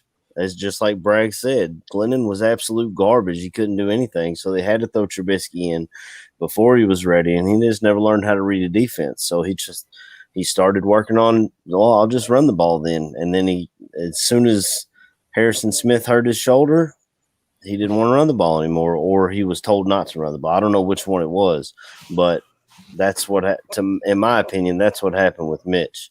100%. That's a big element of it. I mean, it's also in the last 2 years, not to be diminished of the offensive line being a turnstile and Matt Nagy not catering to the strengths of his team, which when he dropped the playbook and they started doing more meat and potatoes and rollouts, and then I know it was against lesser talented teams, but that was catering to what the guys on the team were capable of, not just Mitch, but the offensive line.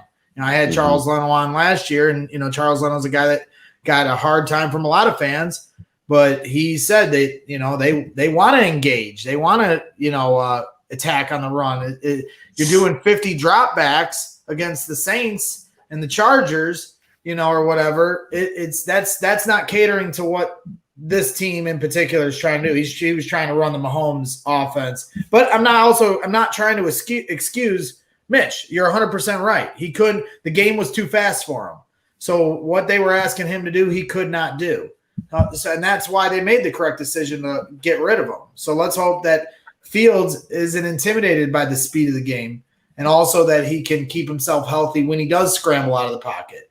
Because you can be confident running out of the pocket, and then you get licked one time, and that might change your tune real quick. So you got to be able to stay healthy, or at least be able to run away from people. There you go. Hey, Joe, I know you got to bounce. You got a thought that you want to share or a question before you head out? It better not be a Cubs one. No, I'm done. I'm done with that, Greg. It's all good, man. We'll talk closer to crosstown when we'll talk again about it. But no, I just wanted to point out that I think it's going to be Dalton to start the year. I just feel it, and I think that if you see this team come out struggling, 0-3, 0-4. I think Aldo and I might see Justin Fields' first start in Vegas week 5 against the Raiders. I really do. And I think you're going to see Justin Fields sooner than later. I just don't think it's going to be week 1 or week 2. But maybe an injury changes things. But that's kind of where my mindset is, heading into the year here. Well, if you're doing a Vegas thing, that's what the house money would. That's where the odds would go. I agree with you. That's where you would want to bet. I'd agree. I don't like it, but I'd agree. Yeah. Maybe Joe, I'll make that bet. Joe, what do you got going on at South Burbs Hitman tomorrow night? Yeah, we got a great guest tomorrow night at South Burbs Hitman. James Fagan, the White Sox reporter for The Athletic, will be joining us for a little post-trade deadline synopsis and to talk about, the rest of the year coming up. Some interesting things coming out of the South Side today. Lambert getting the start for the White Sox out of the blue. I'm assuming it's to give Carlos Rodon an extra day of rest. But I think that rotation is going to change. We're going to see what that means. Maybe get more info on that tomorrow. Still no Eloy Jimenez. He's still dealing with that groin injury. And before the game, Billy Hamilton sent to the IL with oblique strain. So lots of craziness going on. But we had a fun one tomorrow with James Fagan on the Barroom Network tomorrow night, 7:45 p.m. Central Time. Come hang out with us. It's going to be some fun. But it's been fun talking with you guys, talking Bears, talking baseball, and love working with you guys all on this network. It's always a pleasure. And it's going to be a great football season, and it might be a long baseball season here on the South Side as well. There you go. Joe Mando, my man, boy, 2 scoops. Thanks a lot for stopping in and spending so much time with us, and we'll see you tomorrow. And I'll just let Cubs fans know we haven't forgotten about you at 7 p.m. Central. It's the Friendly Confines with Ryan Lee and Chad Gordon. They're going to share their thoughts about the 3 departed former World Series champs. They got some thoughts on Craig Kimbrough too, but they want to pay respect to what those 3 guys did for a World Series. So they'll be talking about that tomorrow at 7 p.m. And then it's South Burbs Hitman around 7:45. So thanks a lot, Joe. Greg and the rest of the guys, I hope you can stay a little more because we got tons of people in the chat room. They want to hear some more football talk. So you guys let me know when you need to pull, and then we'll adjust accordingly. Greg, I got another question for you. You were asked. Love you, Joe. Take care. See you guys later. See you, Joe. You were asked, Braggs, earlier in the show, what player might have been a disappointment to you. I'd like to ask you this question about what player who perhaps is not a headline player that maybe caught your attention, and you looked at your roster sheet, say, "Hey, what number? Who is this guy?" and so forth. Because Matt Nagy talked about Sam Mustipher, who is now looking like, apparently he looks like he has been hitting the weights and he's ready for an even better season than last season. Nagy talked about Mustipher, and then on the other end, we'll get your thoughts on who could be a guy out of the blue who could start for the Chicago Bears or at least contribute heavily. He leads by his actions. Last year, the chance he had to get in there and play, he took advantage of it. And the game means a lot to him. The guys look to him as a leader. He's super smart. He's a quarterback's best friend, which is neat. And he went ahead this offseason and put on some weight, some good weight. And now I think to really be able to anchor in there at that position, making Mike ID calls in the run game and pass game and the different things he does, that's simple to him. Now it's just communicating with the new guys on the line and building that rapport. But how do you not like, a success story like that of a guy that was not drafted to be able to come in here and do that? I love the Sam Mustipher story. What do you got for us, Greg? Yeah, I'm a big Sam Mustipher fan too. As a fan of the Notre Dame Fighting Irish, you never can go wrong with offensive linemen from there. But I'd be lying if I said when I go to camp, I'm keying in on offensive line play. Other than when a play breaks down, you're trying to eyeball who got through and who was supposed to be blocking that guy. So a few times, on the outside edge is where you saw the breakdowns a lot when they'd be blowing the whistle because there would have been a sack. And, I do think that has a lot to do with, Tevin Jenkins not being out there, in that regard. But, yeah, my eyes aren't necessarily keyed on the offensive line play at this point in camp ever. When I go to camp, I'm like focusing on what skill player I'm going to buy their jersey and get it signed the next day. That's what I do when I go to camp. Well, what skill players caught your attention? Yeah, well, certainly Damian Williams. He's showing the speed. Marquise Goodwin made a few plays where he was running away from Deion Bush, and I was making fun of Deion because he couldn't keep up with him. Those two guys certainly stood out to me as new players to this team. And then, as I mentioned earlier, Bilal Nichols looks like he's ready for a big-time season with the Chicago Bears. He had a point where he almost had an interception right at the line of scrimmage, and he didn't get it, and he was pounding his fists on the ground and you could just see the intensity. And when they're working the sleds and that stuff, that's the other thing, because Bourbonnais, there would be so many fans, you may not have really heard the coaches, but they were working on, getting off your blocks. And you could just see or hearing what they were saying to them as far as how quick you need to get off. And you could see that he's somebody that's getting them off quickly, as someone that never played football, trying to understand what they're trying to do in those, in those routines they're doing. You can tell Bilal Nichols getting ready to have a big year. Trying to think of some other guys that stood out. I mean, the defense is certainly ahead of the offense. The first day they were chirping all day long at the offense, letting them know, it takes always a minute for the offense to get going. But Roquan Smith almost had an interception at the line of scrimmage. He's another guy when they were working these sleds and then coming off the sled to tackle the dummy. Man, you could just when you watch the easiest way for me to understand how good he is they have 10 players go through it that are all part of the linebackers unit.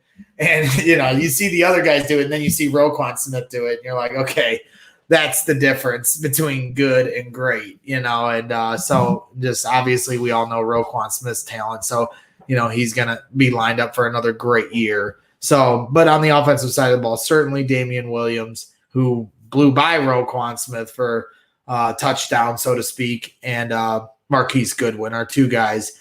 Certainly, Marquise Goodwin can fill that Taylor Gabriel type of a role, in that regard. Oh, and then, of course, Jesse James. Jesse James, big target. Fields fitted into him. Now, that is one guy playing with Fields, mostly with the second team. He certainly seems like he's going to make the team 100%. He's making plays every day. Made a really nice catch in a tight window, which I thought was an amazing pass, but also a great catch by Jesse James. So he's another one that stood out to me that was somebody I did. I looked down, I was like, okay, who the hell was that? And it was Jesse James. Russell asked a question earlier in the show. Will Akeem Hicks be on this team week one? I'd like to go around the horn. Perhaps Akeem Hicks is that trade bait for an offensive line or for a position player that is of need for the Chicago Bears. So I'll start with you, Steven, and then we'll go to AC, Neil, and Braggs. What do you think? Is Akeem Hicks a lock? I mean, we're hearing Braggs talk about how great Bilal Nichols is playing. Eddie Goldman is back. Is potentially Akeem Hicks on the trade block? What do you think, Steven? I think he'll still be there. Probably more on the limited snap count this year. He's getting up there in age. He's been unhealthy the last couple of years, with the injuries, throughout the season. I think he will still be on the roster. I think his veteran leadership and presence is too good to be, not to be there, especially going up against the Rams and, a couple of difficult games early on. I think he'll still be there unless, he suffers a injury that will probably sideline, him early on. But I expect them to be there. Yeah, well, he's not going to be traded, that's for sure, if he's injured. But definitely, I'm kind of siding with you that they're probably going to keep him on the roster. What do you think, AC? I think he has to be there. I think he is the heart and soul of this defense. We saw how much it hurt them when he wasn't in the lineup. Now, Bilal Nichols, he could step into that role next year. But then you've got, there's three guys on the D line, and if you got Goldman and Nichols, then you want to have somebody else, and it's got to be Hicks. If we aren't able to re-sign him or we lose him for nothing after this season, that's fine. I think he's more valuable to us on the field than he would be whatever we can get in a trade. And as far as trades, I don't know how Nick Foles didn't get picked up by either the Jets or the Colts now that they're dealing with a Wentz injury.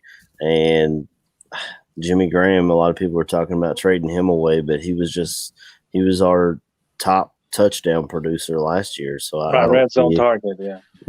One of the top in the entire NFL for catching touchdowns from the tight end position. So I'm totally with you. And I'm hoping that Ryan Pace is just holding on to the cards a little longer, trying to drive that price up for Nick Foles, because I'm sure he's been talking to those guys and he's saying, "No, 7th round pick, get out of here. Right. You might need this guy to start for you. Send me a third round. Send me a fourth." Highly unlikely he get anything like that, but we will see. What do you think, Neil?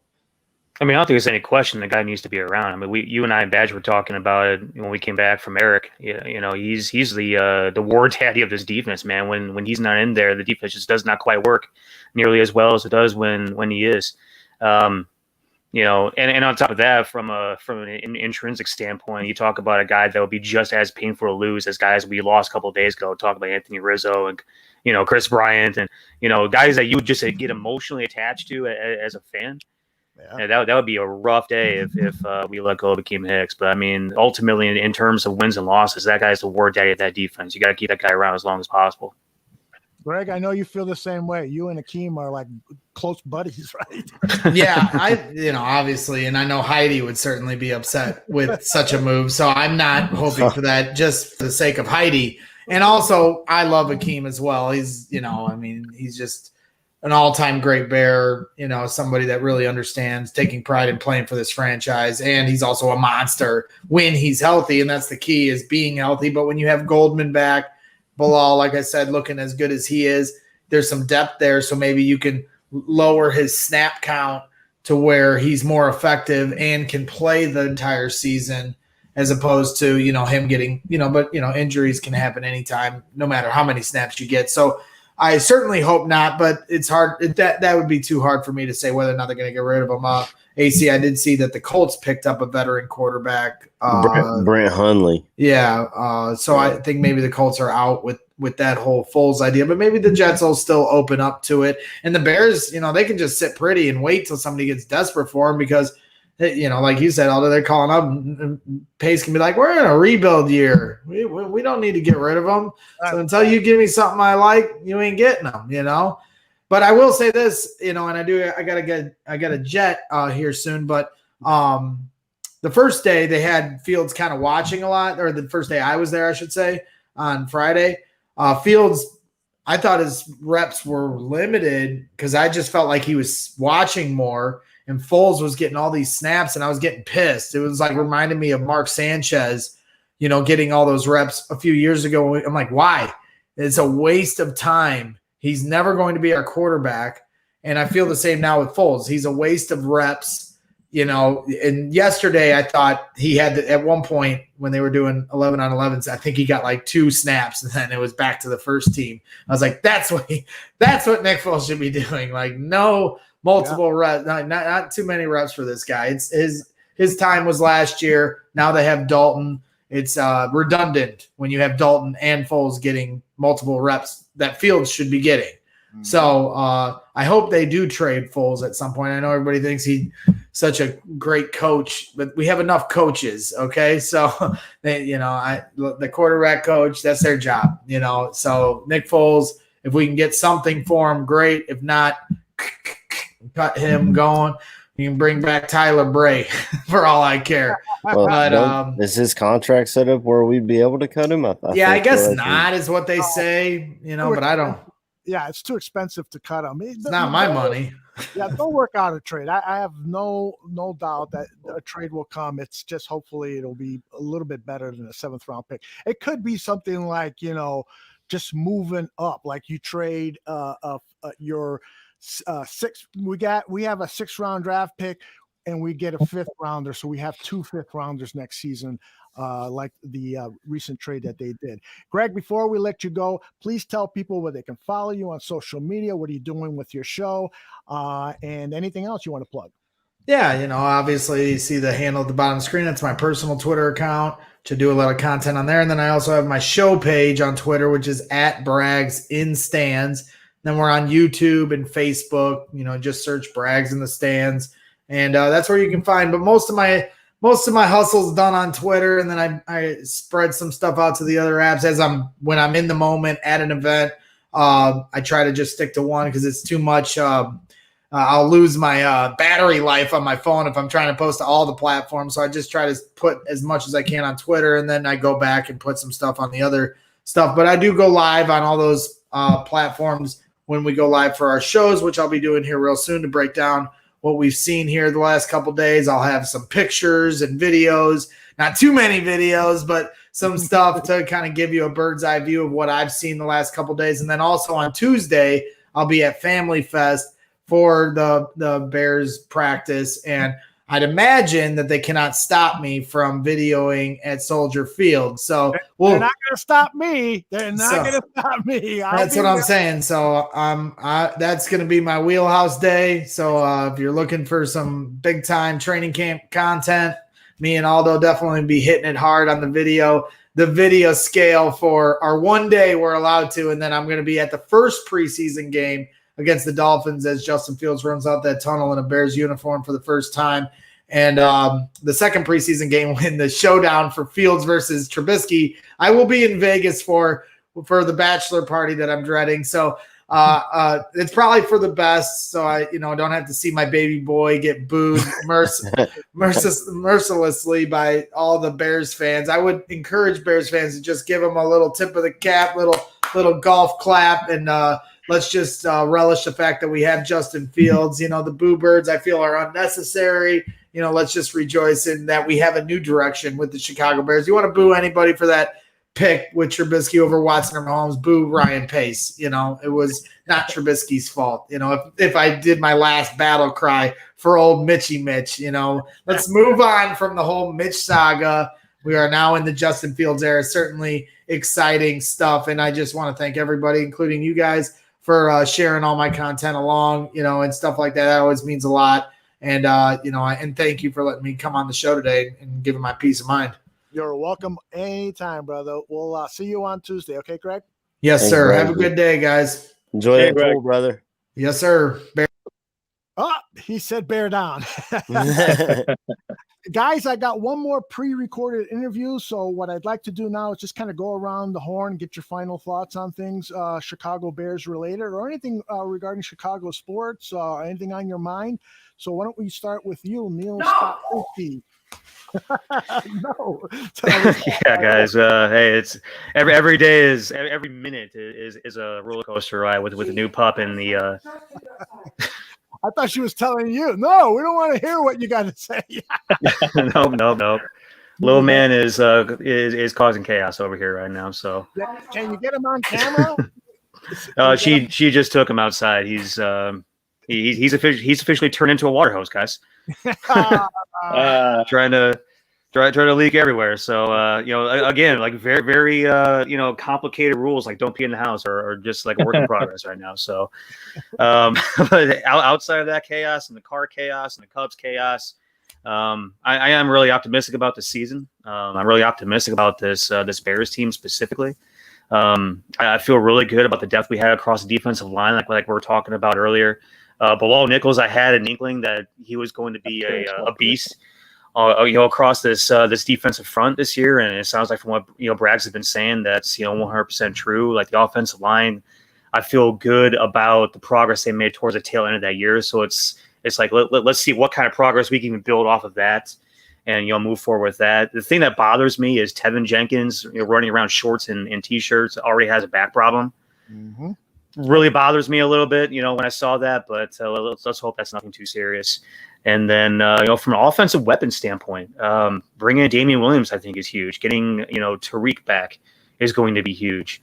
The kind of growth from a physical and athletic standpoint that we saw at David Montgomery this offseason, him working on his speed, him working on his physicality, is, I think, going to be huge. I think that's going to present even more of an offensive dynamic piece to what we already have. And if we get to the point when we can get Justin Fields on the field, I talked before, I think in our wrap-up show for the draft, what we're going to see is a significant increase in the dynamic playmaking ability of this offense. We'll finally have a guy that gets offensive concepts, can read defenses, and can also make plays with his feet while also wanting to be a throw-first quarterback. He's not a run-first guy, and that amps me up. I can't stand some of these dual threat quarterbacks, quote unquote, that want to go ahead and tuck the ball down when the first read is gone. And so I think once Justin Fields is ready, we're going to see this offense get much more dynamic, much more quickly, and we're going to see things that we haven't seen in arguably in our lifetime, guys. I mean, I'm so amped up from where this offense is going, and then defensively, like I started talking about, all over the board. I feel good about it. It sort of weirds me out a little bit talking about cornerback, to be honest with you, with Kyle Fuller being gone. Jalen Johnson's now the number one guy, and you got a bunch of unproven dudes vying for number 2 and number 3. So that's the one spot that really I feel probably the worst about, but everything else I feel pretty solid about.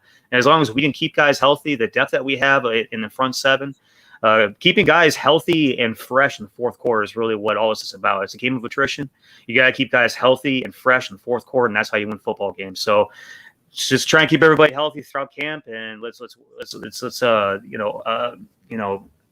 get this roster chumming as efficiently as we can from a depth perspective. And I just feel good about it. I feel there's a lot of positivity about it from a Bears standpoint. We can talk about all the other Chicago sports, but we're out here to talk Bears, so that's what I'll go ahead and end with.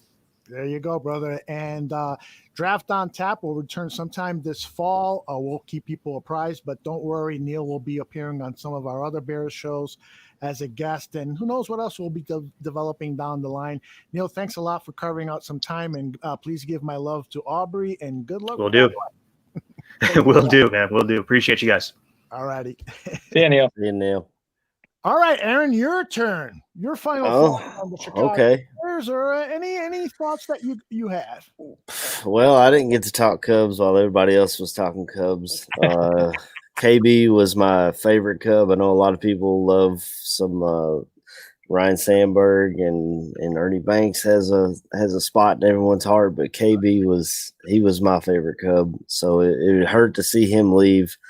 My son's favorite was Rizzo, and he goes to New York and hits a home run on his first night, and Javi does the same thing. So it's heartbreaking to see the end of an era, but hopefully we're able to take some of these prospects and I guess build something. I don't know how much faith I have in Rossi as a manager, but that's neither here nor there. But as far as the Bears, I'm excited. Like I said, they hit the two guys I wanted in the first two rounds. So I'm pumped for the season. Barfly tailgate coming back next week. I'm so excited about Justin Fields that the day that we drafted him, I got the Fields of Dreams shirt from my guy Mike Schaefer on Deep Dish Tees, and I bought the jersey, the navy blue, and I bought the white jersey. So I've got all my bases covered. I was actually, when I was driving down to Disney World, we stopped off in Georgia to get some gas, and I had my Justin Fields jersey on, and this guy goes, "You fucking pumped? Let's go!" Like he was yelling at me. He scared the hell out of me because I was right outside of Atlanta. I was like, "I'm about to get robbed," and he's like, he was talking about my jersey. I was pumped, so I was like, "Hell yeah, man!" I mean, I loved Cutler, and I liked Trubisky, even though I wanted Watson. But Justin Fields to me is like it's a completely different feeling. And we got the guy I like, we got the guy I wanted, and I'm excited for the season. And I'm ready to get back on every Sunday and talk with the guys and get everything off my chest and hit my weekly therapy session, as I like to call it. There you go. I keep getting DMs too. Hey, when is the my tailgate show coming? I need that. We was working on our tans, y'all. Let me before I let you go, I gotta say, your love for Chris Bryant might have to do with the fact that there is a similarity between the two of you guys. Look at that. You guys look like brothers, man. Look at that. I'm a little shorter and fatter than him, but I love it, brother. AC, thanks very much. We'll look for you next Sunday morning on the Barfly Tailgate Show. You are the man, brother. All right, bear down. Okay, brother.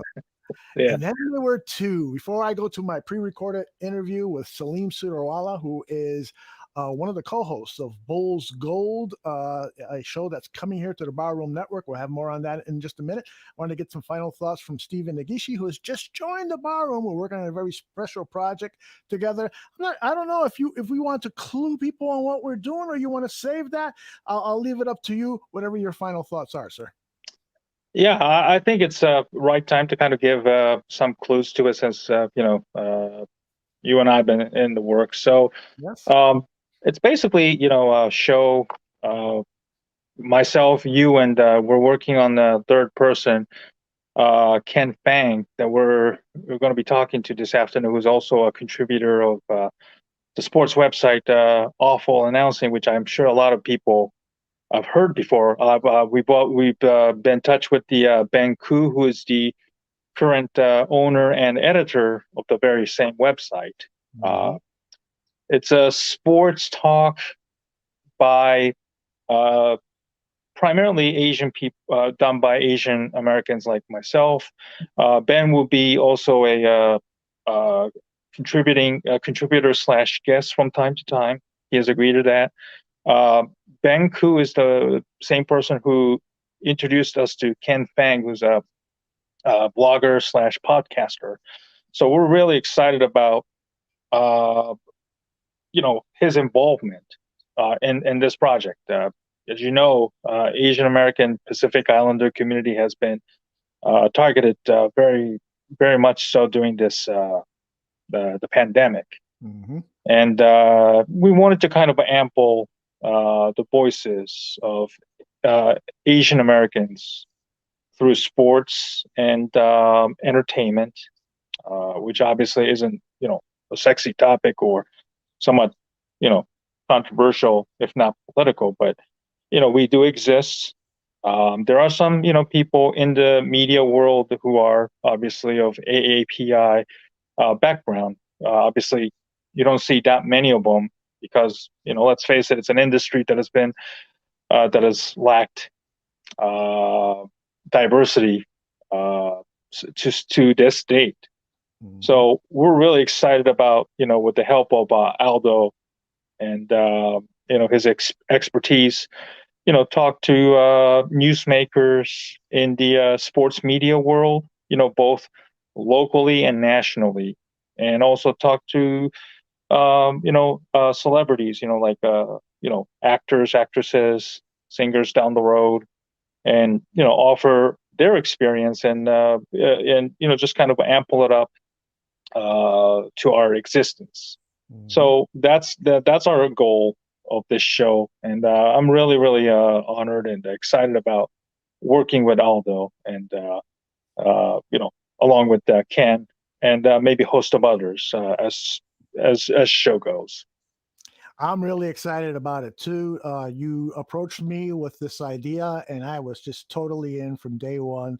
One of the things that we really love doing here at the Barroom is providing diverse voices. And we're talking about nationalities, we're talking about gender, we're talking about, people who, from the left, from the right, whatever it is, we want to create an environment here where all voices are heard. And with what's been happening in the Asian American community here in the United States, where they've been targeted for unjustly for so many things, it is time that we carve out some space here at the Barroom Network to loudly proclaim, listen, do the right thing, treat people with kindness. Let's listen to each other and not immediately attack people with different points of view, or people who are considered others. We're all Americans. We should all be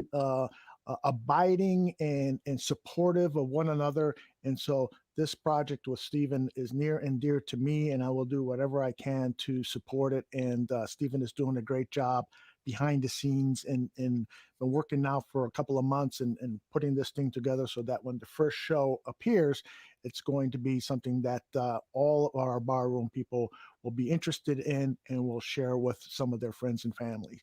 So Stephen, thank you very much for all your work. Thank you. And I also want to add a few cents about the Chicago sports right now. Sure. Right now, it's like all the teams professionally, Cubs, White Sox, Bears, and the Blackhawks. Mm-hmm. They're kind of like jockeying for position for to capture the interest of the fans right now. They're kind of like in an even level right now. I mean, the White Sox are winning, so they probably have a leg up on that one. Right. The Cubs basically traded away all of their stars and rebuilding. Even Jed Hoyer's saying we're not rebuilding, which is we know it's BS. And the ownership, the Ricketts, probably are most hated owners of all for Chicago sports right now, which I think a lot of fans pretty much have a lot of hate relationship with each and every one of them. Mm-hmm. It probably might take a few years before the Cubs can be really, really relevant again. And then next year, we're talking about possible strike. I think, so the baseball is kind of at its peril right now. Yeah, absolutely. It really is. The Bulls obviously had a draft this past week, and they drafted a local kid, Donsumu, who I'm an Illinois fan, and I watched him play a lot and really help elevated the program. Mm-hmm. And I don't expect him to do the same thing with the Bulls, but we're hearing rumors about Rose coming back, Lonzo Ball. This is a very important offseason for the Bulls, going forward. I do have a lot of trust in their, front office now to get it done. So, this is going to be a very interesting offseason for the Bulls. The Bears, I think it's time that, the Bears, get with a trend, have a competent offense to really complement their defense. Mm-hmm. And we relied on defense to really come up big the last few years just to help win us a ball game. And that doesn't work anymore, unfortunately. Right. You got to have at least a, competent offense that can score 30 points. And with the Bears defense, if they're healthy and if they're motivated, I think they might surprise a few people here and there. That's for sure. We've seen Bears pull out a few victories out of nowhere in the past. So that's probably in their DNA, and I hope that the offense can finally get their act together. And this is going to be a very, very important season for Chicago Bears and their relevancy within the city. And finally, the Blackhawks. I'm not a hockey expert, but they're making some very interesting moves this offseason. Yep. Fleury apparently, I think, said he's gonna play for the Blackhawks Right. this upcoming year. So I think that should buy some time with the goalkeeper until Drew Comoso, I think, is ready. The young kid. Right. They spent a ton of money and draft capital to get Seth Jones. Mm-hmm. He wasn't that impressive last year, watching him play here and there when I was living in Columbus. So it'll be interesting to see, if he's got something left in his tank. He's not a veteran that's well past his 30. For 9 years. That could either work well, or it could, potentially blow up, in front of Stan Bowman's face. Mm-hmm. Bowman's has not been a very popular figure amongst the fans the last few years, and rightfully so. And let's not forget about this investigation involving, what was that, sexual assault, what was that? Sexual assault Of one of their former players. Right. Right. Assistant video coach for the Chicago Bears has been accused of having sexually assaulting a member of the Chicago Bears who has not identified himself. Court records have identified him as John Doe, but this is a very serious allegation because apparently John Doe went to Stan Bowman, went to John McDonough, then president of the Chicago Blackhawks, went to the coach and made the allegation, and he was shocked that the Chicago Blackhawks did not report it to the police. Then on top of that, the Blackhawks write this assistant video coach a letter of recommendation as he gets hired to coach or to be a coach in Michigan. And lo and behold, he's arrested for a sexual crime and is on the child registry list of predators, sexual predators. And so this is a very ugly situation, and one that we'll be reporting on here at the Barroom, and especially on our Wednesday afternoon show, Bar Down with Vinny and Joey Parisi. We're staying on top of that story. But that's right. I live in Michigan right now, near Detroit, and we all know the history of Larry Nassar, U.S. Gymnastics, and Bo Schembechler's alleged acknowledgement of his players being sexually molested by one of the, I think, school doctors. Right. So it is a serious allegation, and I wrote it somewhere that if this is going to cost Stan Bowman's job, and if this is the only way to get rid of him, so be it. Mm-hmm. He's done obviously great things. Picking up a piece from who was the general manager before he took over? Was it Pulford? Dale Talon. Oh, I'm sorry. Yeah, Dale Talon. Mm-hmm. He obviously brought 2 more Stanley Cups to this city. But I think the time has come. If Bowman can't get his act together, or if the moves that he has made this offseason is going to cost this team, a futility that might rival the empty seats that we saw back in the mid 2000s. Mm-hmm. Then Bowman is screwed. But if he acknowledged this sexual harassment and did absolutely nothing, then that's an even bigger crime. I mean, listen, John McDonough is no longer on the team, and you have to wonder if that has something to do with that. Yeah, well, I mean, these allegations were for an incident that happened in the year 2010. And so he lasted with the Chicago Blackhawks organization for what, 7-8 years, maybe more after that. So I don't think his his removal had anything to do with it, and if it did, why did it take so long? So this is a mystery. I hope there's some good investigative reporters working on it. In fact, I know that there are some, and so we've asked them to come on to Bar Down, and hopefully that'll happen in the future, so we can get fully up to date on that, because this is very, very disturbing. This is criminal. If these allegations are correct, this is criminal behavior by the management of the Chicago Blackhawks. And so hopefully, hopefully that's not the case. But if it is, then definitely we want to see justice served. Stephen, anything else before we let you loose and go to our pre-recorded interview? No, I'm good. I just want to thank this opportunity. Hopefully I will join your show during the Bears season as well. And I appreciate this opportunity. Aldo, thank you very much, and hope to be a contributor as down the road as well. You will indeed, Stephen. Thank you very much, not only for all the work you're doing for the Barroom Network, but over the years for your support of the Barroom. You were always a steady contributor in the chat room. So thanks a lot, brother. Thank you. Have a great day. Okay, bye-bye. All right. We have an interview now with Salim Sudarala. Who is Salim Sudarala? Sudarala, excuse me. He is one of the co-hosts of Bulls Gold, and that is a brand new podcast to the Barroom Network that's going to start in a couple of weeks. It'll be coming on your Barroom Network audio podcast feed, and so we're super excited about that. I talked with Salim recently about the Chicago Bulls and about his show. So this is the interview that he and I had just a couple of days ago. Okay, as promised, with me is Salim Sudarala of Bulls Gold, the new show on the Barroom Network. Salim, how are you doing? I'm great, Aldo. Thank you so much for having us, and I'm very excited to join the network.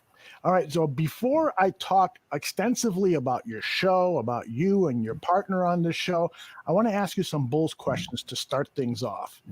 First question, do you, in your gut, feel, based on what you know now, I know there's still a lot of player acquisition moves ahead for the Chicago Bulls, but based on your gut right now, do you think the Chicago Bulls will be in the playoffs next season? I think they will be in the play-in game. I know that's kind of a weak answer, but right now, as a roster constructed, I think they can be in the play-in game. Getting into the playoffs, there's teams in the East, they're gonna. You talk about, okay, the Bulls have young players that can improve, chemistry improve. You could say that for all the other teams too.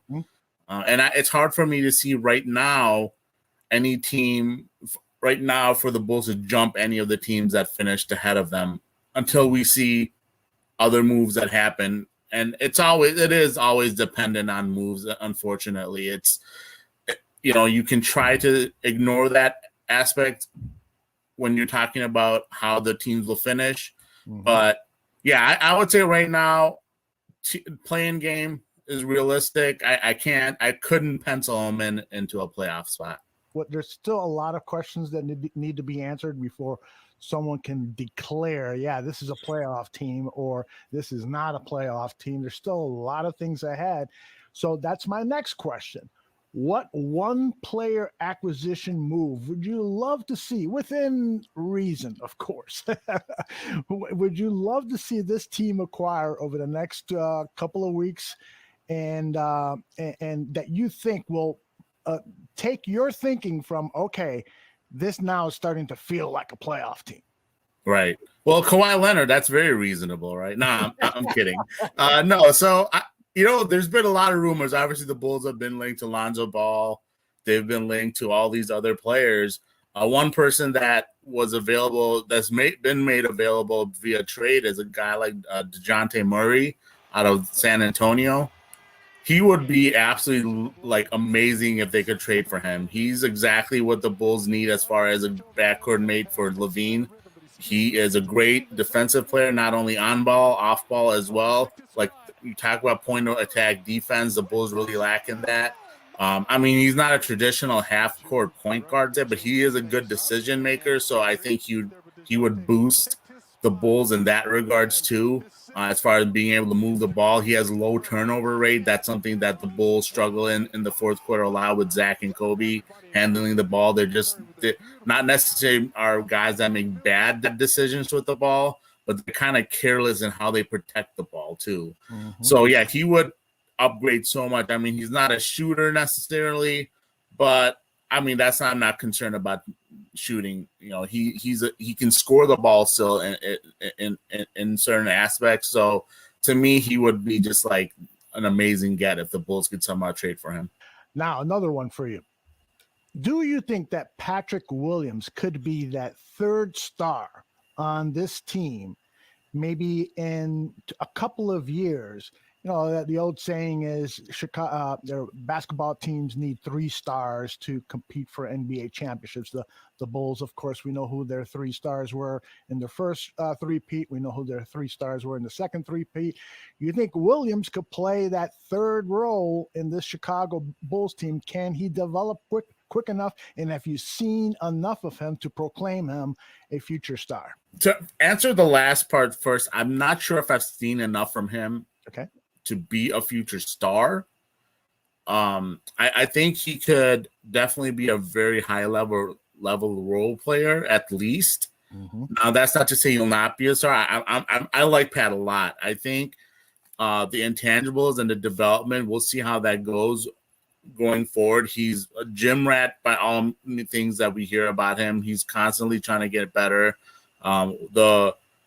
The thing that's going to maybe hold him back is his aggressiveness on the court, his kind of like, let's get in there and go mentality. That's something that he's never had, even back in his days in high school. If you really go look it up, he's never really been that kind of guy. So that's kind of a tough thing to just change one day when you're in the pros, right?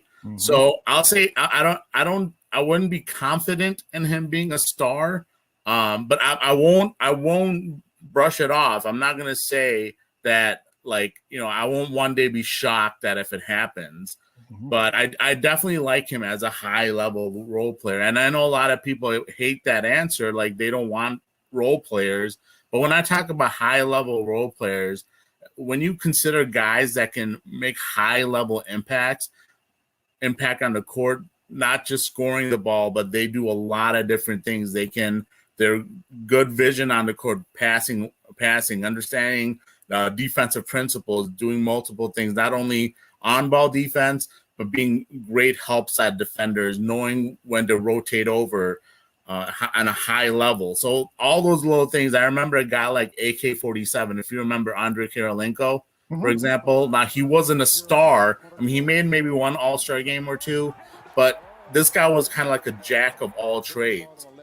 And if Pat could become that, I would consider that pick a super success. Yeah, in my opinion, absolutely. A guy like if I'm imagining a guy like Andre Kirilenko in today's league, he would be so fantastic. The guy that can do so many different things, like a 3-4 combo. Being a guy that, like I said, fills up the box score. You see the game, and end of the game, he has like 15 points, 8 rebounds, 4 steals, 3 blocks, like 7 assists. You know, just all like just filled up the box score and put his fingerprints all over the game. You know, his footprints all over the game. So that's the type of player I can realistically see Pat becoming. But like I said, that's not necessarily a star, but that's a really high-level role player. Well, great answer. Now, last Bulls question before we talk about your Bulls show and about you and your co-host. Do you think – I like to evaluate players and coaches and managers and so forth under the prism of, can this person help us win a championship now? Right. Or in some cases, you know, like a Patrick Williams, you know, he could probably help us win a championship now, but I would almost give him a different category, hopefully in 2 or 3 years, if he becomes our next Kirilenko, the NBA's next Kirilenko. Do you think that Coach Billy Donovan is a guy that can help the Chicago Bulls win championships at all? Because I do have some concerns based on his previous record. I'm with you. So I definitely think he's probably A to B coach. I know that's a lot of time that's like old school way of saying A to B and then B to C. I think he's a guy that can probably teach them how to win. I do have concerns too if he's a guy that can take you to C once you have the talent. He's had shortcomings before. I know guys like Russell Westbrook aren't the easiest to coach sometimes, but you see their struggles in the playoffs, even with KD, and they were one of the teams that blew a 3-1 lead. That's rare in the playoffs to blow a 3-1 lead to a team that you have essentially had put away, and then that other team comes back to beat you. There's definitely question marks there. I question sometimes his rotations, his lineups, and obviously last season was different just because the Bulls don't have a lot of talent. So I know he's trying to scrape and find different lineups that could probably work. I know I've mentioned this often, but a guy like Garrett Temple was so valuable to the Bulls. And Garrett Temple, no disrespect to Garrett Temple, he's a journeyman, a vet, a pro's pro, but he's generally like a ninth or guy in on a good team, ninth rotational guy on a good team, like a really good playoff team. He's not a guy that if he's missing, you're not like, great, what the hell are we going to do now? And when he missed games last year, he was probably our best perimeter defender, best point of attack defender. So we saw that gapping on and kind of shows you how much talent this roster lacks. So I wanted to criticize Billy a lot last season, not a lot in certain respect in rotation lineups, his decision making.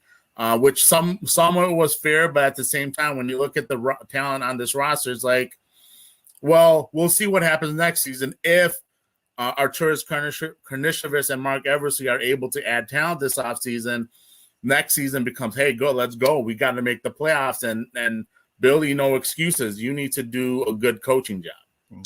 Well, I think our listeners and viewers can see why I'm so excited that Bulls Gold is coming to the Barroom Network. Salim is half of the reason I'm so excited. The other half is Edward Schuler, who couldn't join us tonight, but the two of you guys co-host an excellent show. Tell our listeners and viewers what it's all about. What was the premise behind the development of the show, and tell me how it's gone over the years. Yeah, so Ed and I are just fans. That's what we really are. To the core, to the beginning of it, we're fans. We just love talking about the Bulls. We love the NBA. We love talking hoops. And Ed actually started the podcast himself. I've known him for a few years. We used to post on this message board together called Real GM. I'm not sure if you've heard of it, but it's kind of a popular-ish message. They have a popular Bulls message board there. So he decided to start this Bulls Gold podcast. He started like a website too and everything like that. And, he reached out to me. He's like, I've always really liked the way you've interacted. I've liked a lot of your, opinions are level-headed, not necessarily agreed with everything, but you're always level-headed in how you approach your conversations. I would love to, if you, as a contributor, I was just supposed to be a contributor originally, but I kind of just clicked with us. And I just became a weekly, appearance, and we became co-hosts out of nowhere. So, it's worked out well. It's like I always like to say, I'm not an expert by any means. Like I said, I'm a fan to the core, but I like bringing guests onto the show that know what they're talking about. And I like bringing new viewpoints and experiences. One thing I really like doing is getting out of the Bulls bubble, where we're only focused looking things as in the see red eye. Let's get out of that view. I like bringing fans of other teams, like people that cover other teams have unbiased opinions. That's what it's about. We're trying to be level-headed but unbiased at the same time, and just put on a good show in general. One of the things that the description of your show on Apple is from Norm Van Leer to Michael Jordan to Derrick Rose. The Chicago Bulls history is loaded with memorable shots, championship runs, and captivating players. That's an interesting kind of lead, they say in the newspaper business. That's your lead into what your podcast is about. I thought that was fascinating. So you guys talk about the history a lot too, huh? Right, yeah, we do. Like, especially when the Last Dance was on, we had a lot of guests on to talk about old Bulls games. A lot of times we try to mix it up and just have fun with it. There is history with the Bulls, whether it's the 90s Jordan or even go back to the days of Jerry Sloan and Norm Van Leer, where those teams probably get a little underrated because they were probably one game away from going to the finals. Yep. and potentially if they get to the finals, I think that could have been a very winnable series for them. Yep. So I think they probably get a little forgotten because of the 90s Bulls. Yep. But yeah, this team has a lot of rich history, a lot of fun history. Even when the times they haven't been competitive as far as being like a championship caliber team, there's a lot of fun games and fun players to reminisce about on this team. So yeah, we like to get into all of that. Dick Motta was the coach of the Chicago Bulls during those years, and I'm looking this up really quickly as I'm talking here, but there was just a number of years where they won 50 or more games. Yeah, starting in the 1970-71 season, Motta's team, Bulls team, 51-31, followed by 57-25, followed by 51-31, followed by 54-28, and the streak ended there, but they still had winning seasons afterwards. Yeah, that's an underappreciated, forgotten Bulls era that unfortunately we didn't have high def TV back then, so we can't right pristine pictures. A lot of times when I look back at even the Jordan era, the pictures are fuzzy now. I'm like, no, please, somebody upgrade this to high definition. No, yeah. You look at even stuff from like 2008 now, videos from then, it's like really bad videos. It's like, what is going on? Yeah. Like, how come it didn't look like this when we watched it back then? Exactly. I think these production companies really need to figure out that there's value in these old tapes. In the resale market, there are fans who would love to buy this stuff, but the quality has to be better than some of the stuff that we're seeing out there. Tell me a little bit about Ed, besides what you've already shared, that you guys met each other via that Real GM post. And how would you describe him as a podcaster? What's his style like? Yeah, I jokingly call him the Barry White of Bulls podcasting. He's has a very deep voice. He's a very chill guy, very chill, very relaxed. Hey, welcome to Bulls Gold here on Nothing But Net Radio. I'm Edward Schuler, joined by Salim Sudawala. Salim, how's it going, man? So Ed actually was originally from New York. He moved. He was a Bulls fan that lived in New York as a kid. And then he moved around. I think he moved to Georgia for a little bit. He's currently in North Carolina. But yeah, he's a Bears and a Bulls fan. I'm a huge Bears fan, huge Sox fan. It's funny, I actually became a Sox fan because Jordan wanted to play for them. Is that right? Yeah. I mean, obviously never actually played for the pro team, but when he decided to say I want to play for the White Sox, I was like, oh, okay, well, White Sox. Because at that time, the only sport and league I cared about was the NBA and the Bulls. Okay. I didn't become a Bears fan until high school when Urlacher joined the team. Okay. That's when I became a Bears fan. But yeah, the Bulls are like my passion, my all-time like favorite team that I can never give up. Like I'm hooked to them. They can win one game and I'll still watch every game and still irrationally get upset about things with the team. Salim, I am so excited that you and Ed are joining the Barroom Network. Bulls Gold will premiere tell us when. They'll appear like August 15th, I want to say. And August 15th can't come here soon enough. And we will be listening to Bulls Gold. Thank you very much, Salim, for being here. And we'll be right back after this message. No, I am the message. So thanks to Salim. I am so excited again that he's going to be a part of the Barroom Network along with his broadcasting partner, Edward Schuler. And if you can't wait until mid-August to get some Bulls talk in, then why don't you make sure that you are subscribed to the Barroom Network wherever you get your audio podcast. There's a great show that was recorded last night from the Bulls 101 podcast. That's here on the Barroom Network. And that is Chris Amundsen and Coach Alaro Golden.